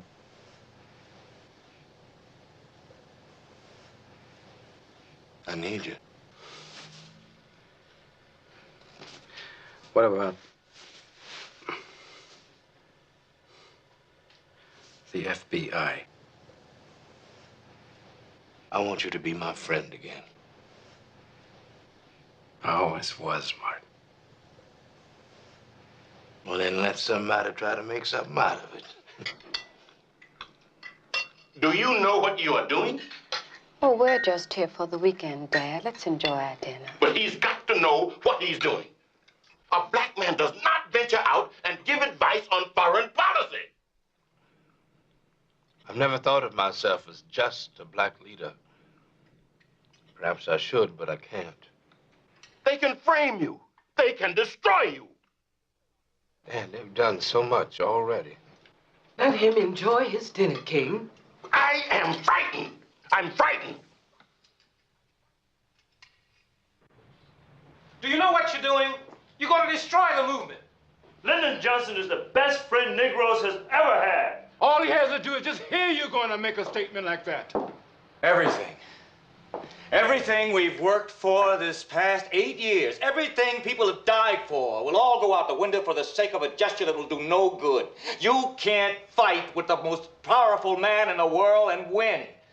If I thought it would do any good, I would be with you, but it won't do any good. How can you say that? I mean, every day you see black boys coming home mutilated, mentally and physically. Every night on your television set, you see the destruction of hundreds of thousands of children with napalm. But even if it wasn't for black boys and brown babies, even if it was only for white people, I would still speak out. You always have been a small-time preacher. You have delusions of grandeur. Wally. All the funds for black people are going to be tied up and destroyed. Do you understand that? Listen, all this talk about underfed children and corruption of the system. You eat all right. If anything, you're overfed. Look at what's happening to us. Look at what's happening right in this room. Can't you make him understand what he's doing? I've tried. Haven't you heard me try? He knows the consequences. He knows them better than anyone else. Albert Einstein said, the world is too dangerous to live in. Not because of the people who do evil, but because of the people who sit and let it happen.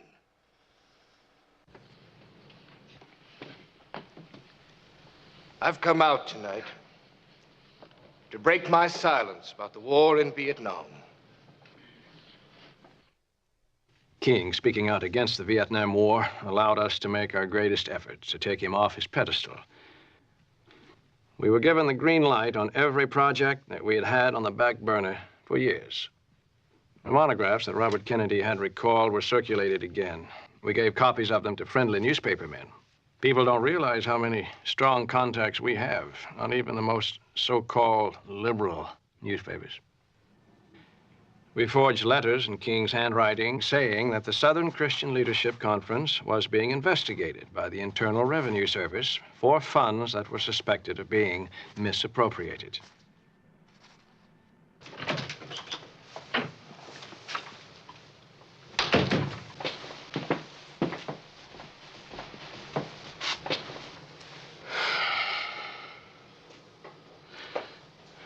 Sanitize it, please. I don't want any FBI prints on it. It's a dirty, rough business, destroying someone's family life. It's dangerous, too.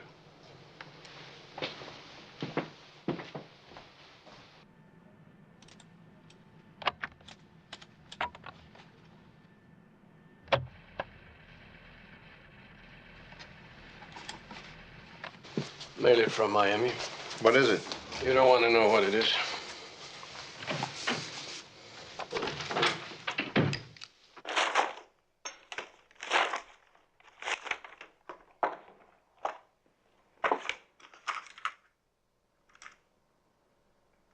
This came in the mail. Doesn't have any name on the envelope. It's a tape. Should I throw it away? Here's something.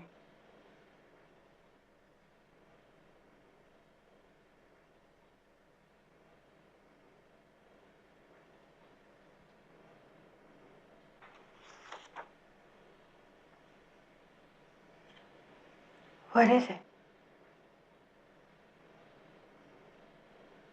King, you are a fraud. Go on. There's only one thing left for you to do. You know what it is. You are done. There's but one way out for you.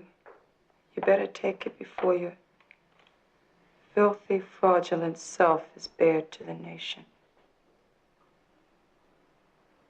Should I play it?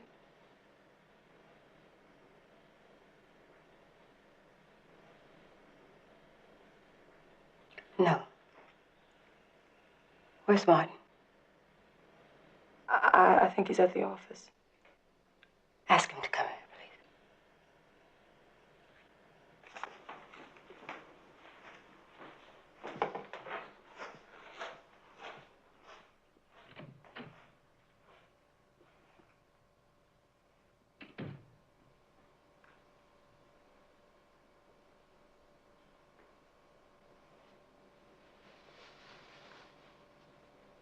Are you listening to me now? I know you planted microphones. I found them before. Are you waiting to see what I'm going to do? Or are you waiting to see if I'm going to cry?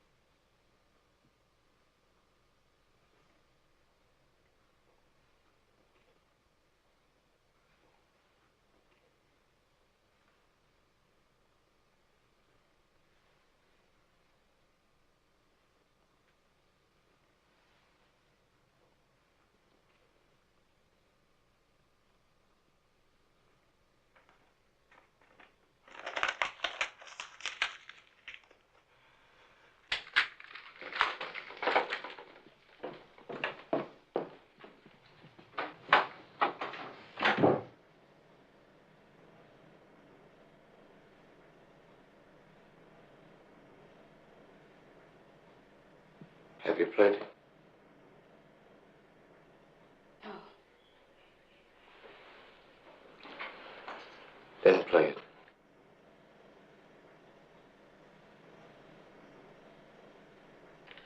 I don't want to listen to it.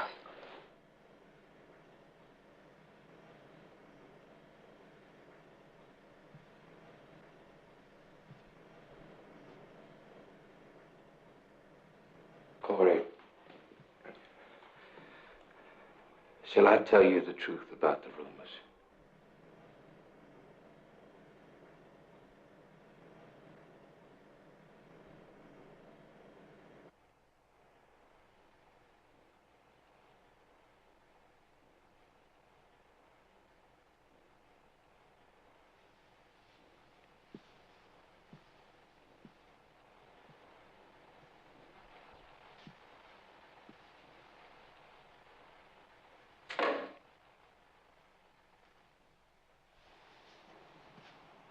No. You don't have to tell me anything. Just put your arms around me.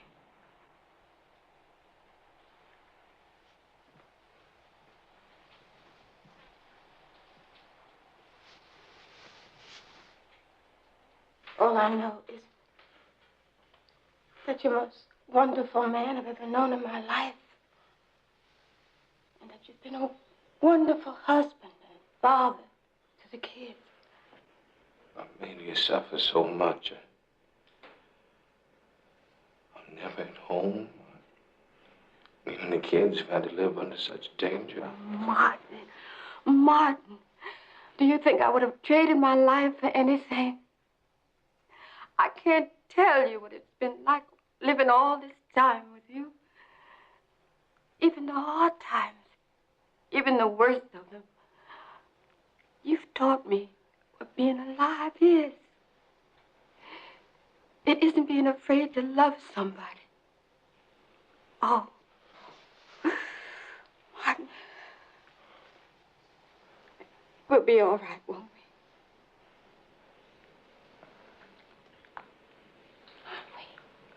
Yes.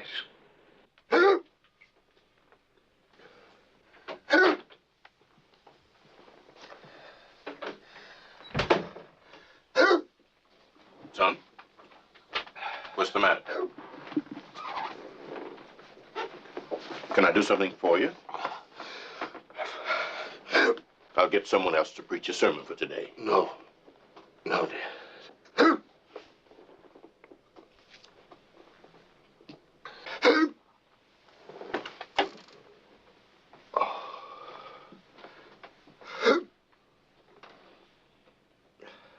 I'll be all right.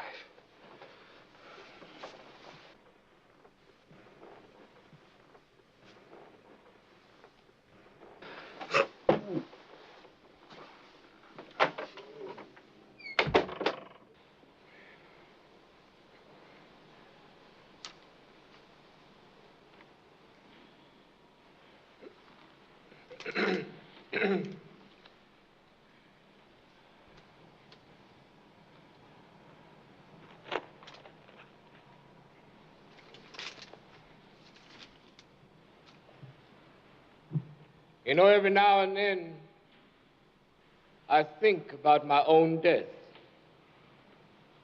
I don't think about it in a morbid sense. But like anybody, every now and then I ask myself what it is I would want said. And if any of you are around when I have to meet that day, tell them I don't want a long funeral. Just tell them not to talk too long.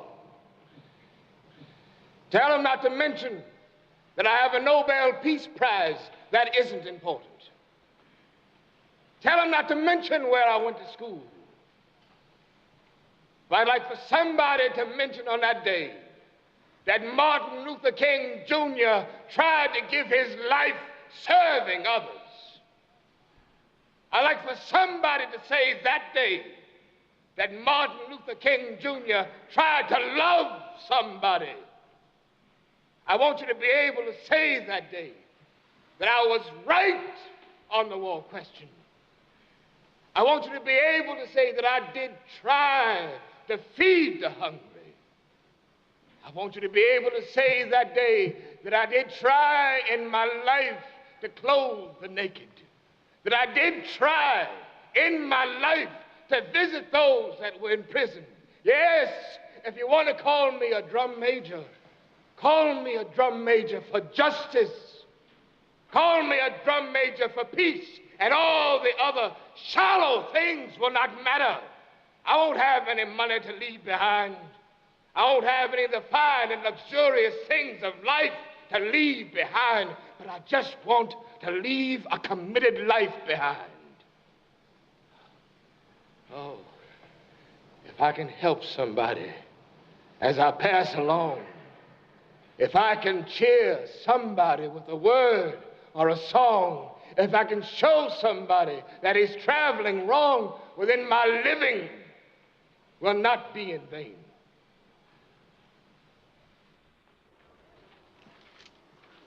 Mrs. King is here. I'm busy right now.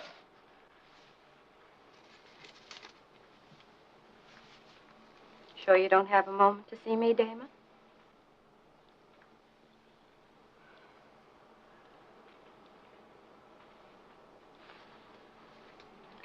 It's all right. Please. Sit down.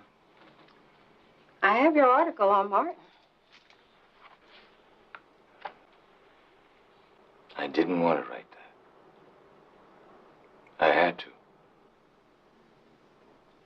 You had to?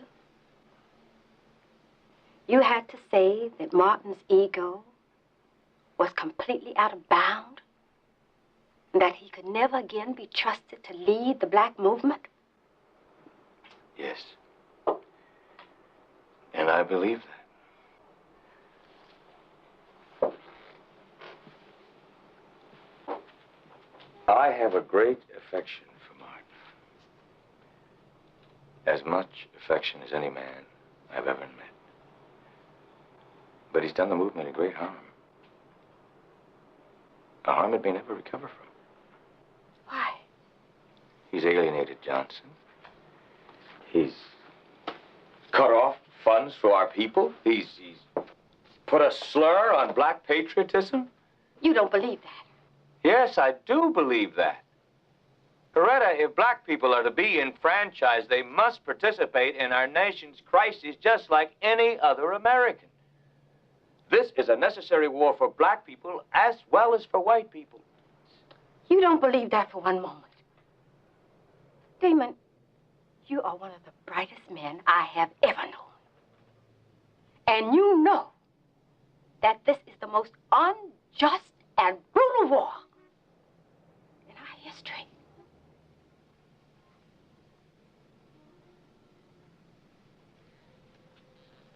Shall I tell you what it is, Damon? You're 50 and you're frightened. What did they give you, Damon? A place in the administration? Did they give you a grant? Black boys are killing and being killed for nothing at all. And no one is speaking out, Damon, no one. People we've always read about, people we've admired. Not one black leader, not Roy Wilkins, not Senator Brooks, not Ralph Bunche, not Carl Rowan. No one.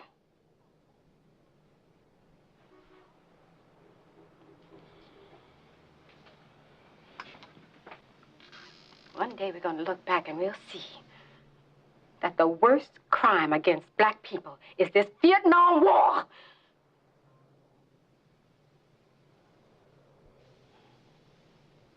By that time, no one will remember, will they? But you remember, Damon. You will.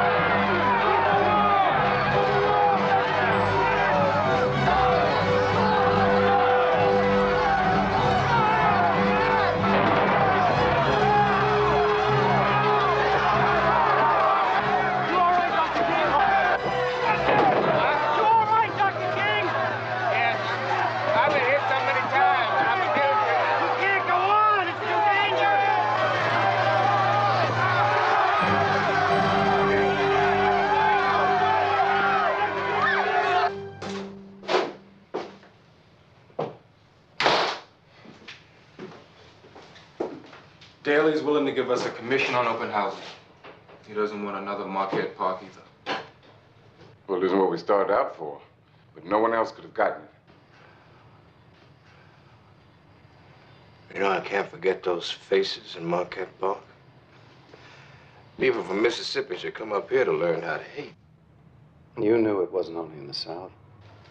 No, I didn't know the extent of it here. What is it in the American people that makes it so necessary to hate? I mean, why is it necessary to look down on someone? Can't they see that the more progress that we make, the better it is for them? We're all fighting the same battle. We accept the conditions. No more marches, open housing? Yes, yes. It's a beginning. It's a victory in a way.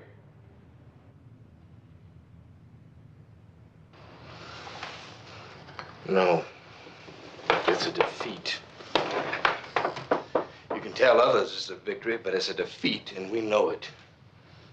Old Daly's outmaneuvered us, but we'll be back.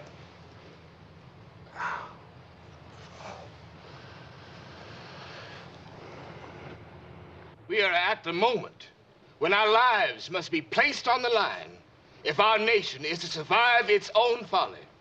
The war in Vietnam is just a symptom of a far deeper malady within the American spirit. I am convinced that we, as a nation, must undergo a revolution of values. We must rapidly begin to change from a thing-oriented society to a person-oriented society. When machines and computers, profit motives, and property rights are considered more important than people, then we are in deep trouble. True compassion is more than flinging a coin at a beggar. A true revolution of values will look uneasily on the glaring contrast of poverty and wealth. A true revolution of values will lay hands on the world order and say of war, this way of settling differences is not just. This business of burning human beings with napalm, filling our nation's homes with orphans and widows, of injecting poisonous drugs of hate into the veins of people normally humane, sending them home from dark and bloody battlefields, physically handicapped and psychologically deranged, cannot be reconciled with wisdom, justice, and love. A nation that continues, year after year, to spend more money on military expense than on programs of social uplift is approaching spiritual death. I'm tired of hearing what's best for blacks and whites. Later for whites, now for us!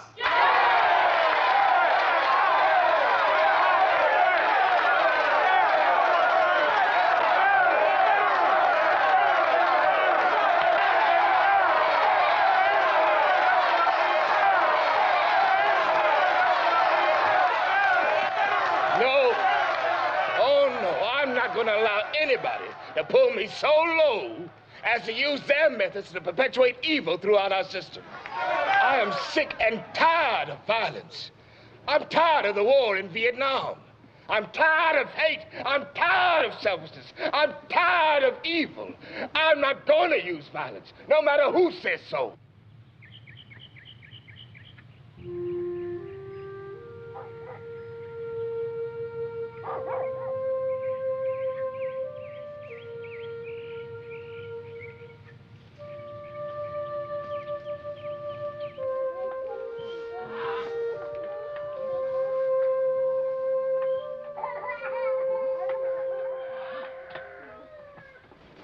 How you been, darling? Your children out at work? Huh? What is it? I say your children at home? I'm feeling good. Oh, good. I'm glad to see you. Well, you're looking good, too. Oh, thank you. Good.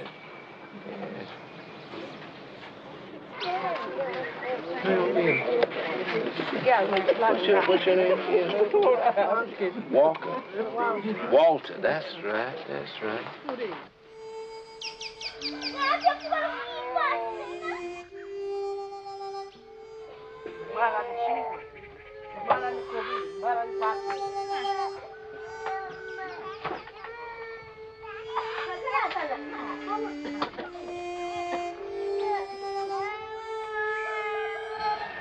If only Congress could come down here and see what's happening.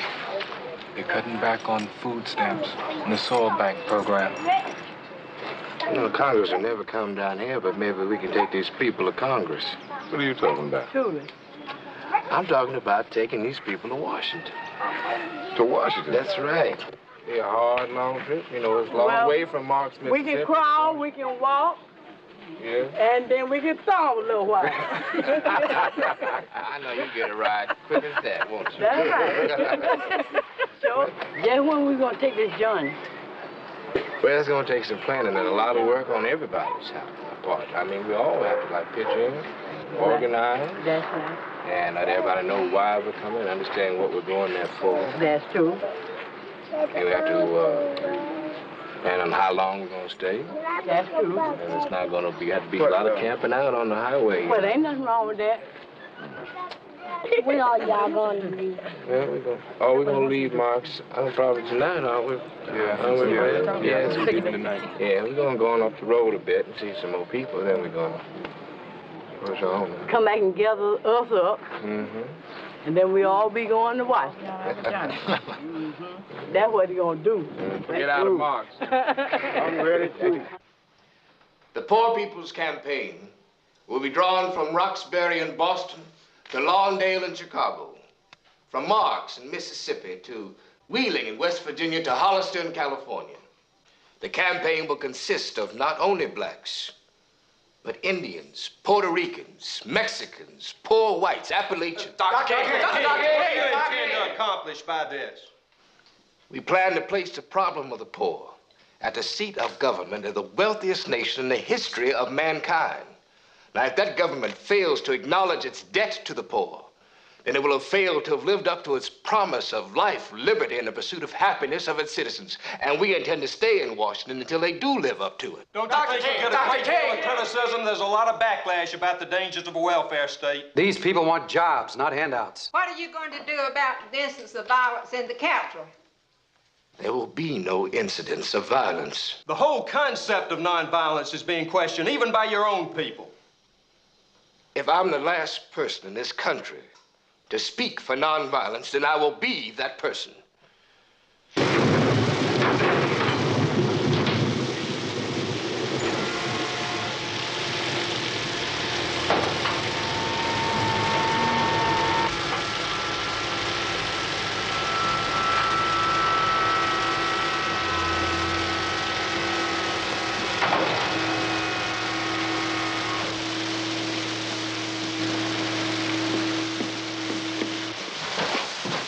What in the hell are you doing in here?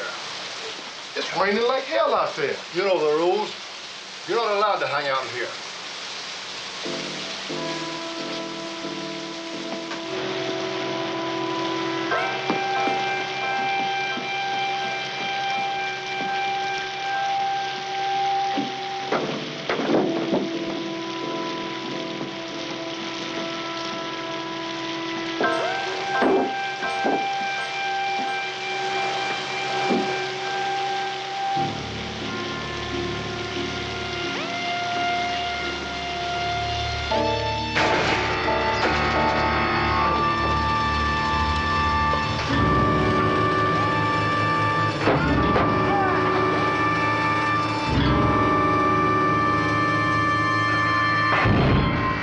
They just wanted to get in out of the rain.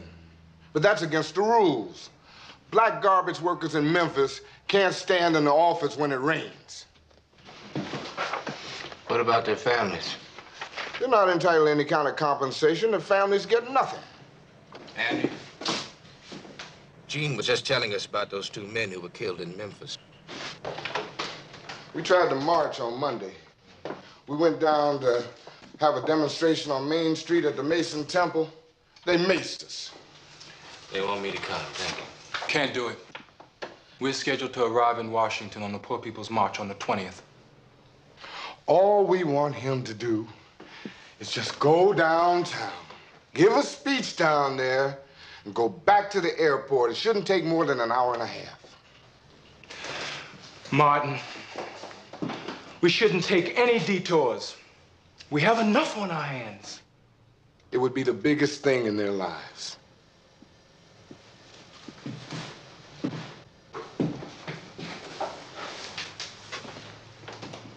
When were you planning it? Wednesday. We don't have time to prepare security. There's no problem with security.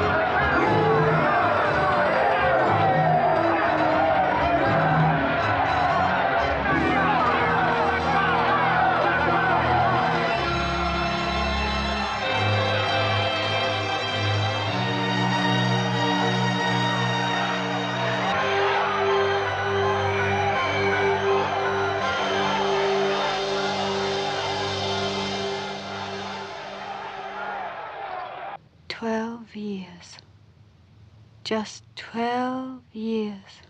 Could he bounce back again, or had it been one time too many? What is this, a wake? Oh, I'm hungry. Corey, why don't you fix us something to eat?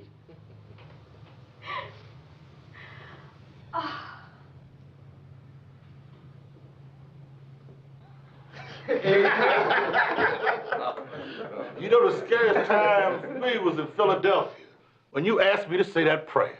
Oh, you said it with your eyes open? I'm afraid I did, Brother Young. And then you said, who knows, the murders of Goodman, Cheney, and Swerner might be somewhere near. And they said, we're right behind you. You know, I think the worst time for me was Chicago. Well, we marched about 5 miles that day, didn't we, Ralph? Yes.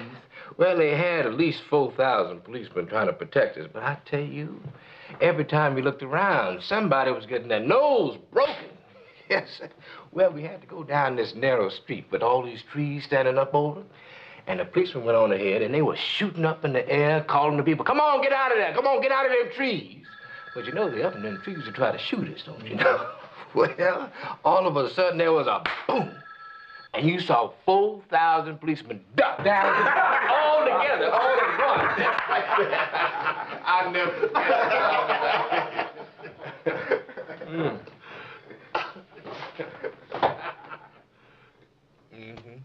Hello, Jerry. Hello, Andy. Did you talk to Martin? No, I haven't talked to him. It's impossible. He said he would come. He can't say no, and I think it's wrong for you to press him. We gave you a march, and it almost killed us. Andy, nonviolence is on trial now. We'll have to vindicate it somewhere else. Hello, this is ML. Now, when is that march?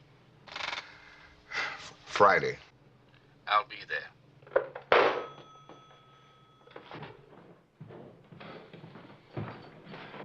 We're thinking about changing the whole country. You can't go back to Memphis. It's an unnecessary risk.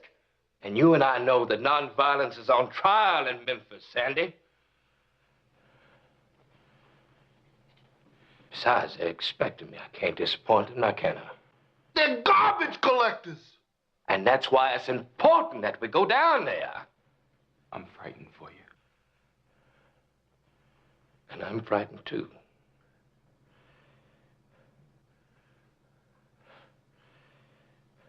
You know, you never get over being frightened.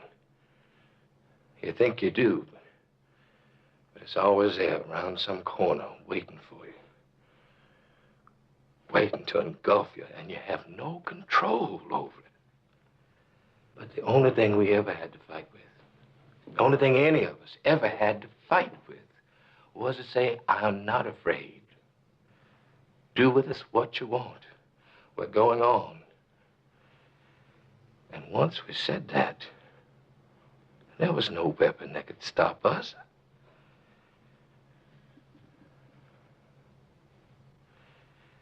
So we can't be afraid now.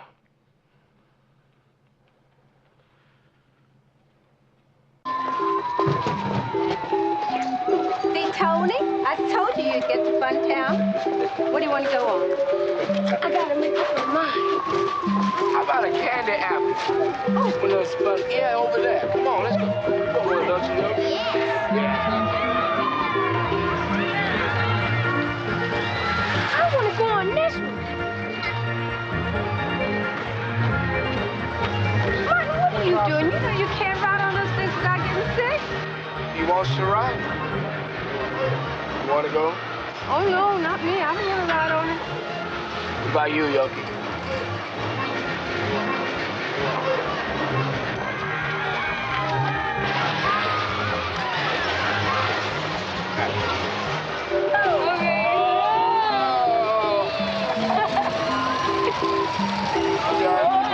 Come here.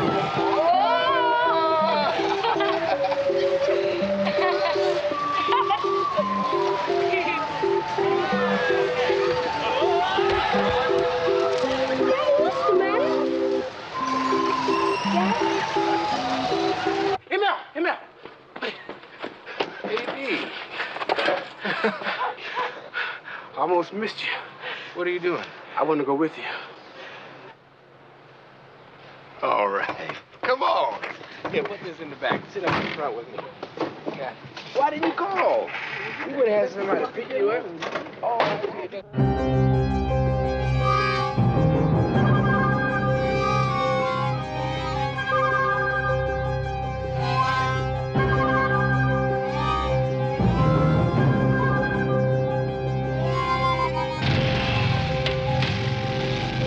Looks like an armed camp.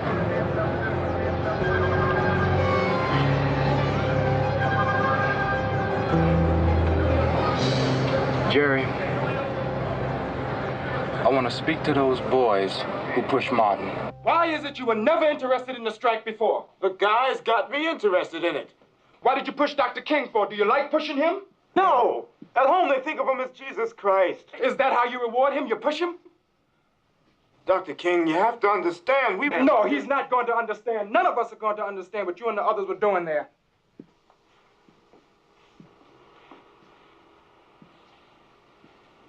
We were paid.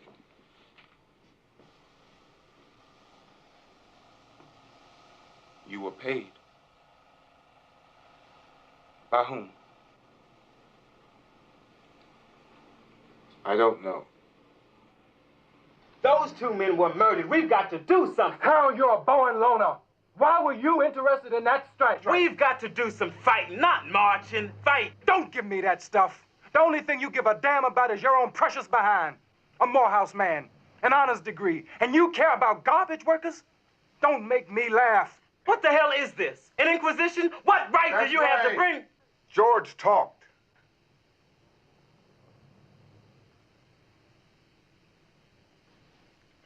Stupid. Who paid you?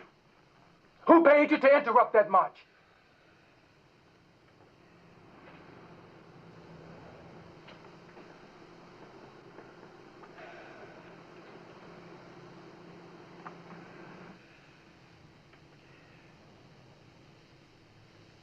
Don't tell people around here.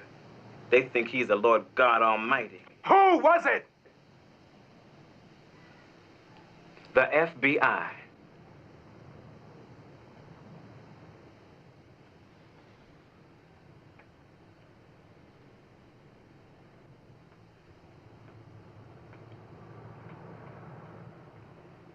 Okay, get him in the other room.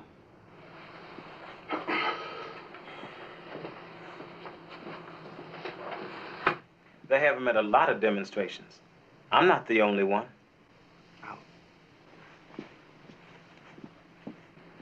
Maybe we should get out of Memphis. And go where? You think it's going to be different any place else? I'll tell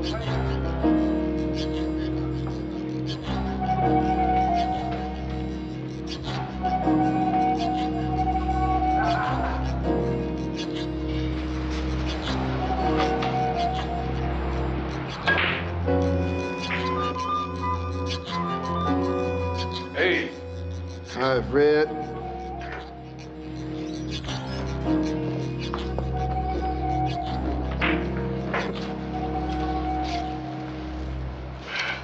What you doing?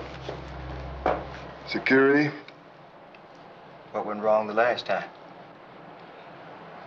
I don't know. But nothing's gonna go wrong this time. I know everybody who travels with King. I know their cars. I know their license numbers. Anything looks wrong, I'll know about it. Going to the meeting tonight? Sure.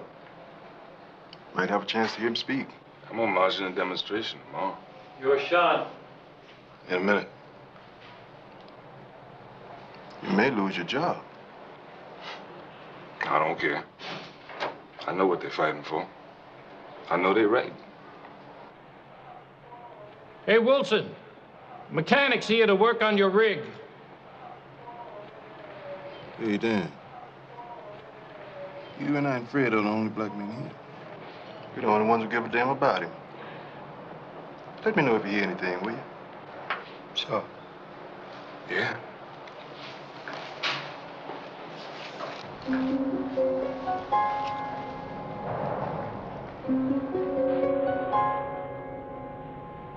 Hello. Hello. Hello, Martin. Did you get your flowers? No. I was downtown picking up a suit and... Tell me you broke down and bought a suit. Well, there's this florist next door, and that man swore that he was going to deliver those flowers right away. Maybe that's them now. Well, I got them. Good. They're beautiful, Martin. But they're artificial. I thought you didn't like artificial flowers. I just wanted to give you something that would last.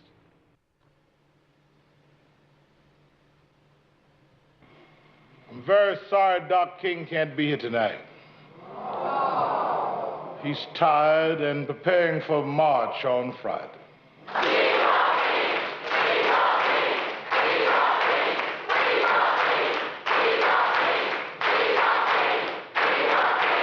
Martin. Hello, Ralph. Hey, listen, you better come over here. Why, what happened? They want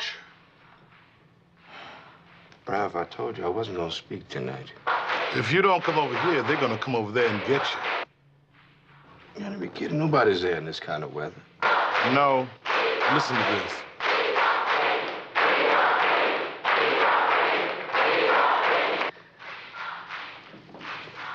All right, I'll be right over. You know, several years ago, I was in New York City, where I was stabbed. The tip of the blade was on the edge of the aorta of my heart. And once that's punctured, you know, you drown in your own blood. That's the end of you. If I had merely sneezed, I would have died. Well, a letter came from a little girl. And it said simply, "Dear Dr. King, I'm a 9th grade student at the White Plains High School." And she went on to say that while it should not matter, I would like to mention that I'm a white girl. And I'm simply writing you to say that I am so happy that you didn't sneeze.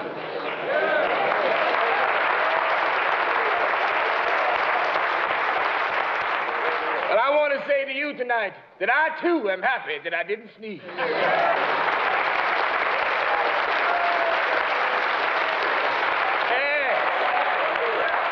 Because if I had sneezed, I wouldn't have been around here in 1961 when we decided to take a ride for freedom and ended segregation and interstate travel. If I sneezed, I wouldn't have been around here in 1963 when the black people in Birmingham, Alabama, desegregated the most powerful industrial city in the South.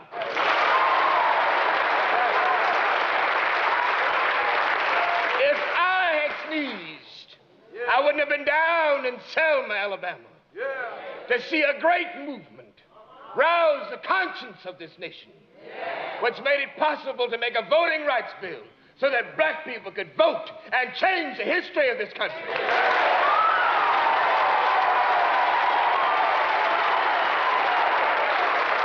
If I had sneezed, I wouldn't have been in Memphis to see a community rally around its sanitation brothers and sisters who are suffering. Because garbage workers are as important as anybody. They have dignity, and they have worth.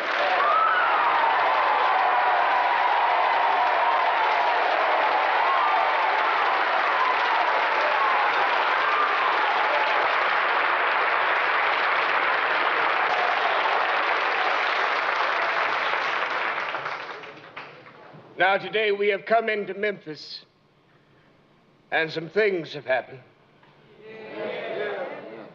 There's talk about what might happen to me from some of our sick white brethren. Well, I don't know what's going to happen now. We've got some difficult days ahead. But it doesn't matter to me now because I've been to the mountaintop. And I don't mind, like anybody, I would like to live a long life. Longevity has its place. But I'm not concerned about that now.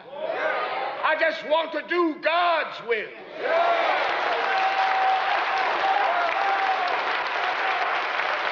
And He's allowed me to go up to the mountain.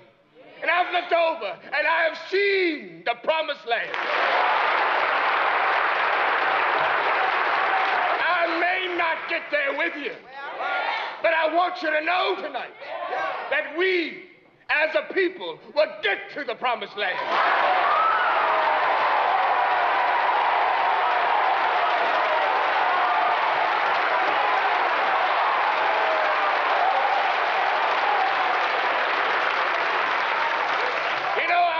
Tonight. I'm happy tonight. I'm not worried about anything. I'm not fearing any man. Mine eyes have seen the glory of the coming of the Lord.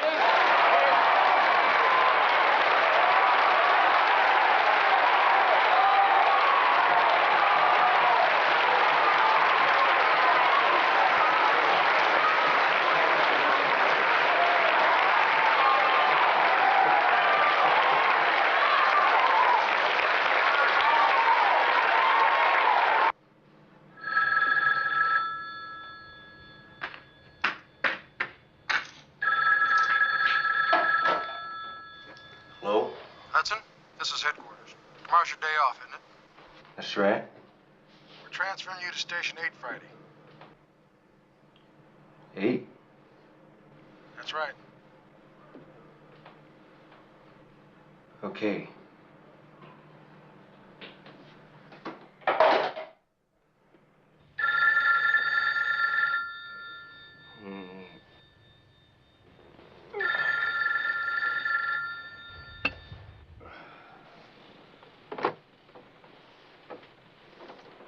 Yeah. Fred? Yeah? This is headquarters. You're transferred to 11 tomorrow.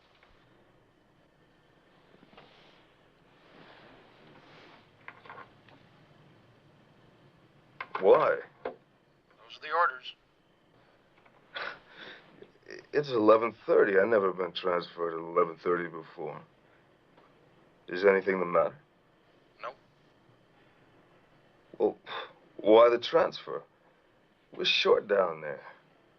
Those are the orders. Now it's time for our morning interview with our guest. Holloman wants to see you. I'm on security here. He said right away. California. Nice to see you again, Rachel. Where's Fred? He's transferred. Come on, let's go.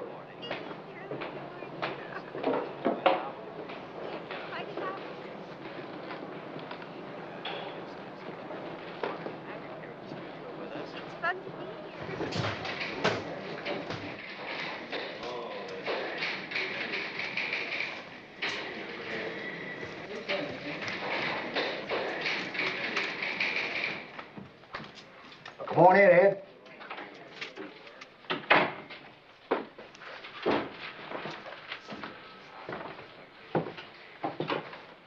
Chief, what's happening? This man's from the government. There's been a threat made on your life. He just flew in from Washington. He has information that there's a contract out of St. Louis on you. Now, I've made reservations at a motel to take you and your family there for safety, so there'll be no problem.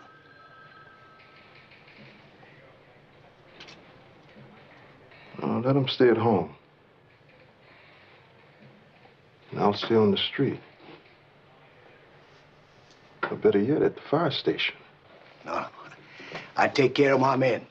I'm relieving you from your duty. Bailey, Anderson? Look, I'm not going to the motel.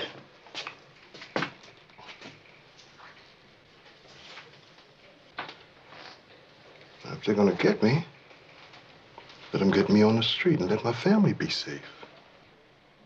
All right. Whatever you say. But for your protection, Bailey and Anderson will go with you.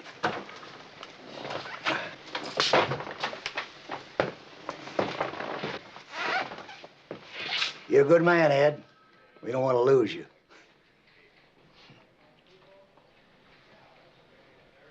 This is an order.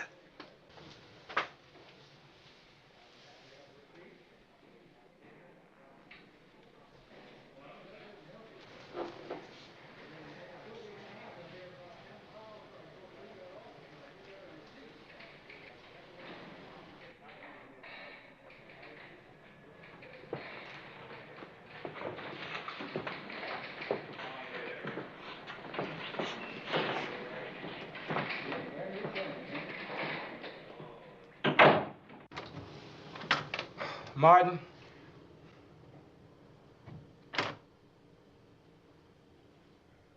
Martin?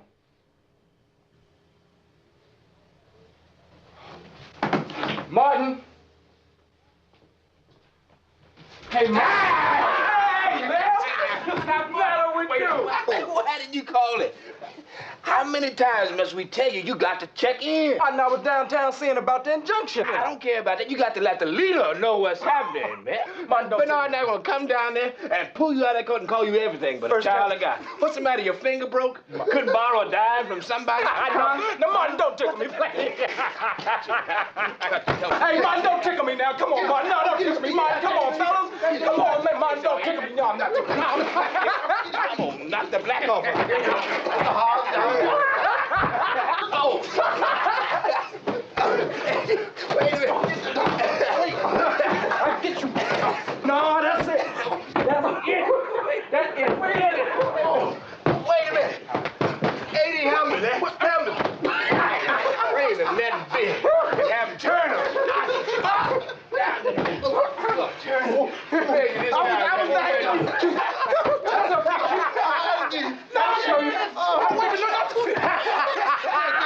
Get his cars.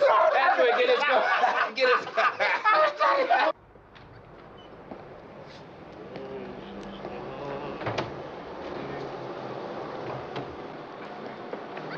I thought it was the end. Really the end. I mean, him sitting there with flunk on his show.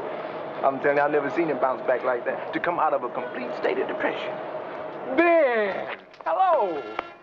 Hey, Martin, you know Ben? Ben Branch used to live in Memphis. Yes, my man. How are you, Ben? Hi, Doc. Listen, I want you to play Precious Lord Take My Hand for me tonight on the organ and play it real pretty, will you? I sure will, Doc. All right. It's getting pretty cold, Dr. King. You better need a coat. Yeah, it is kind of airy tonight, isn't it? Doc, I've got the car. I can carry 5 or 6 with me. All right. Say something tonight about the Poor People's Campaign.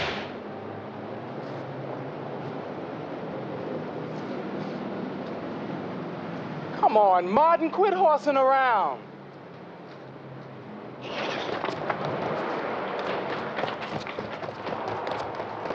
Oh, God!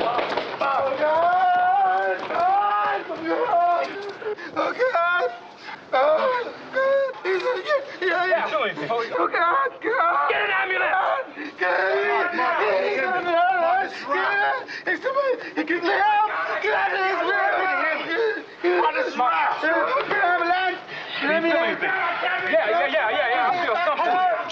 He's gonna be all right, isn't he? He's gonna be all right. Won't he? He'll be all right. He'll be all right, isn't he? He's gonna be all right. He's gonna be all right. He's gonna have hell. What happened to him?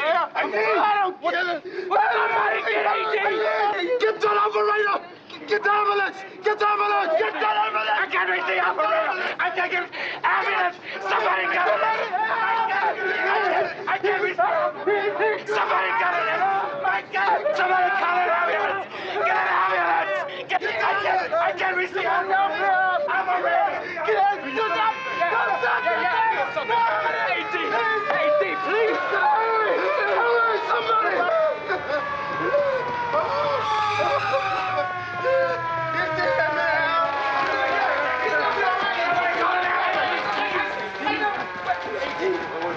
For God's sake, get the ambulance, man! Where did the shots come from? Make room! Let us take care of him! No, we'll take care of him! We'll take care of him! Get his leg easy. What's up with head? I got his head.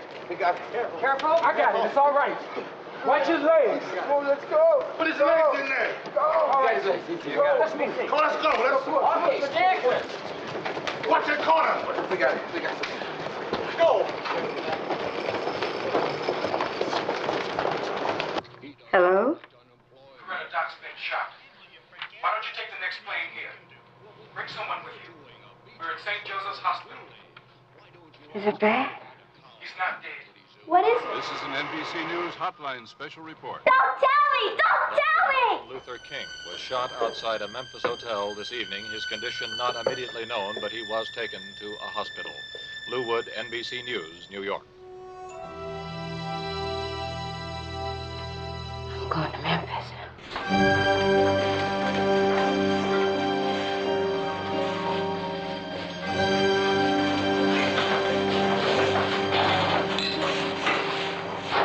All right.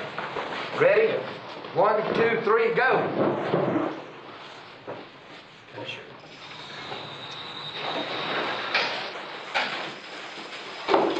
Spud. Nancy, give me some chest leads. Blood pressure. EKG lead. Let's get a pressure cuff over there. Let's get a blood pressure over there. EKG lead. Start massage. You can't stand here. Now you're gonna have to go. Your business is at that table. Don't worry about us. We're not gonna leave.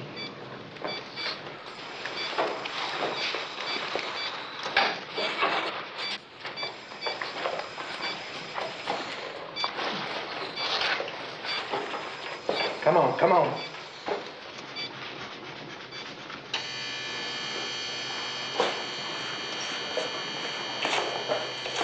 I'm sorry. We've lost him.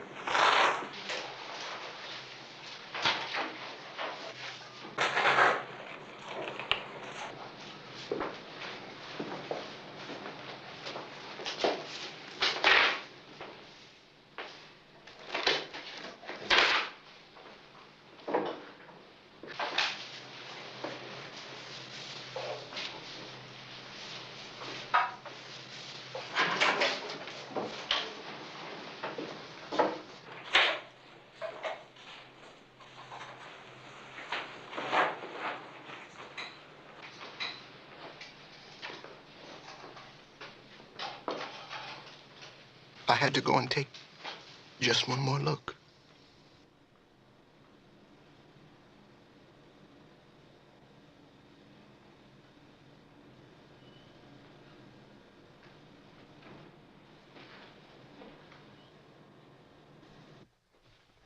Dr. King! Dr. King! Why didn't God take me instead of Dr. King? Thomas Hudson and I were transferred. Now, they have excuses for why they did it that'll never hold up. Just don't happen like that. It just don't happen that way. They'll never make me believe it was coincidental. I should have stayed there no matter what. I should have stayed.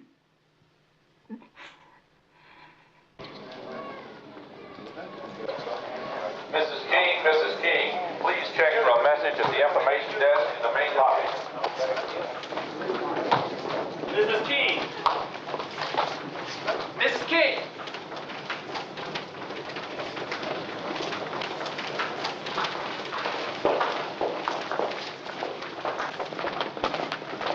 Miss King? Tell me. Dr. King is dead.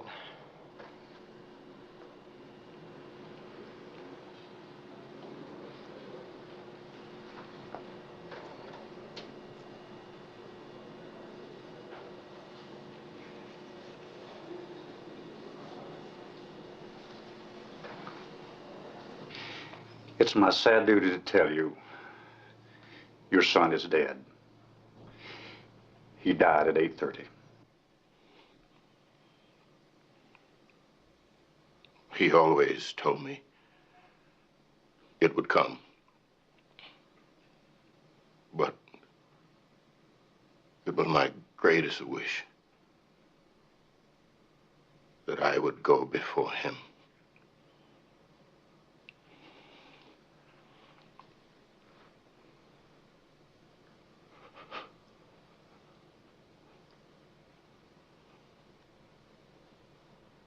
Tell us, Mother.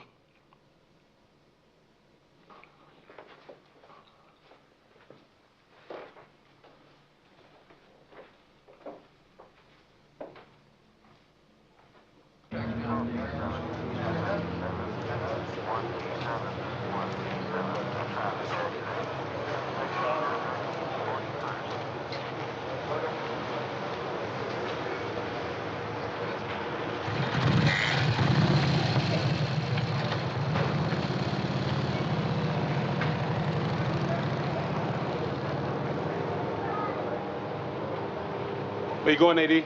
No, I'm going to talk to the reporter. What are you going to say to him, AD? I want to talk to him. I want to speak to him. I'm going to tell him how I feel about my brother. I want to talk to him. I want to tell him how I feel about the way they killed my brother. I want to tell him what white America did to my brother. I want you to... You don't want to do that, AD.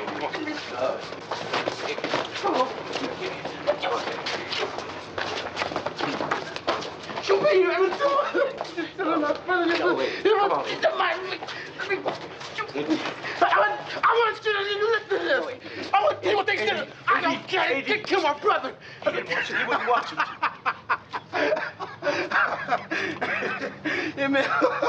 Emil never could. He was out the way of the bat. He never could hit with the damn. He always had a heart. Always had a heart. Where's Daddy? Does Daddy know about this? Does Daddy know about it? Did you see what happened? What they do? Did you see what they look like? Oh, what happened? Where's my brother? No, wait, where's my brother? No, damn it! No, let me just tell him. One time I want to you killed my brother. He always loved people, took care of them. He took care of people. He always liked people. Sure you want to go through this? I don't want any autopsy notes destroyed the way they were in Dallas.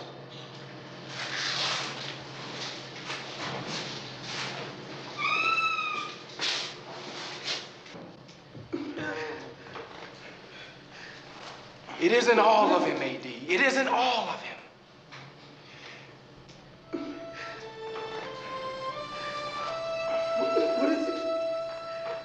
There comes a time when people get tired of being trampled over by the iron feet of oppression.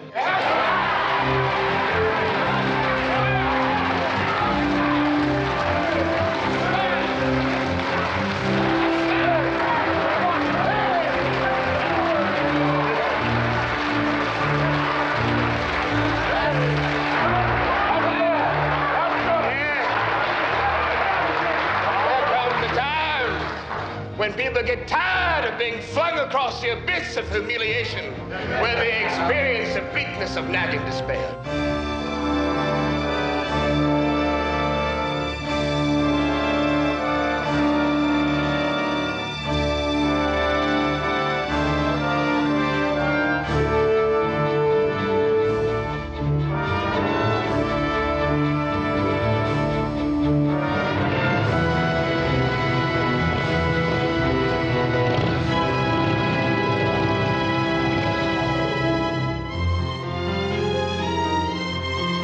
I have a dream today.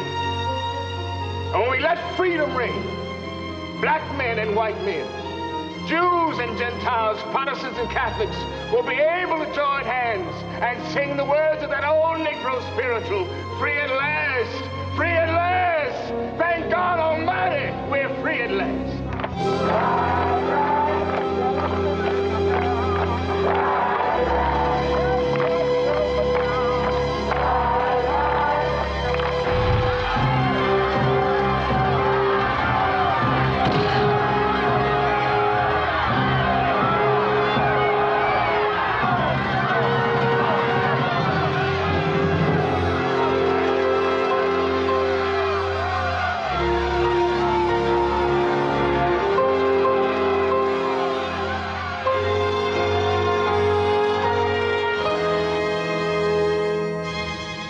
But it doesn't matter to me now because I've been to the mountaintop. And I've looked over and I have seen the promised land. I may not get there with you, but I want you to know tonight that we, as a people, will get to the promised land. You know, I'm happy tonight. I'm happy tonight. I'm not worried about anything. I'm not fearing any man. Mine eyes have seen the glory of the coming of the Lord.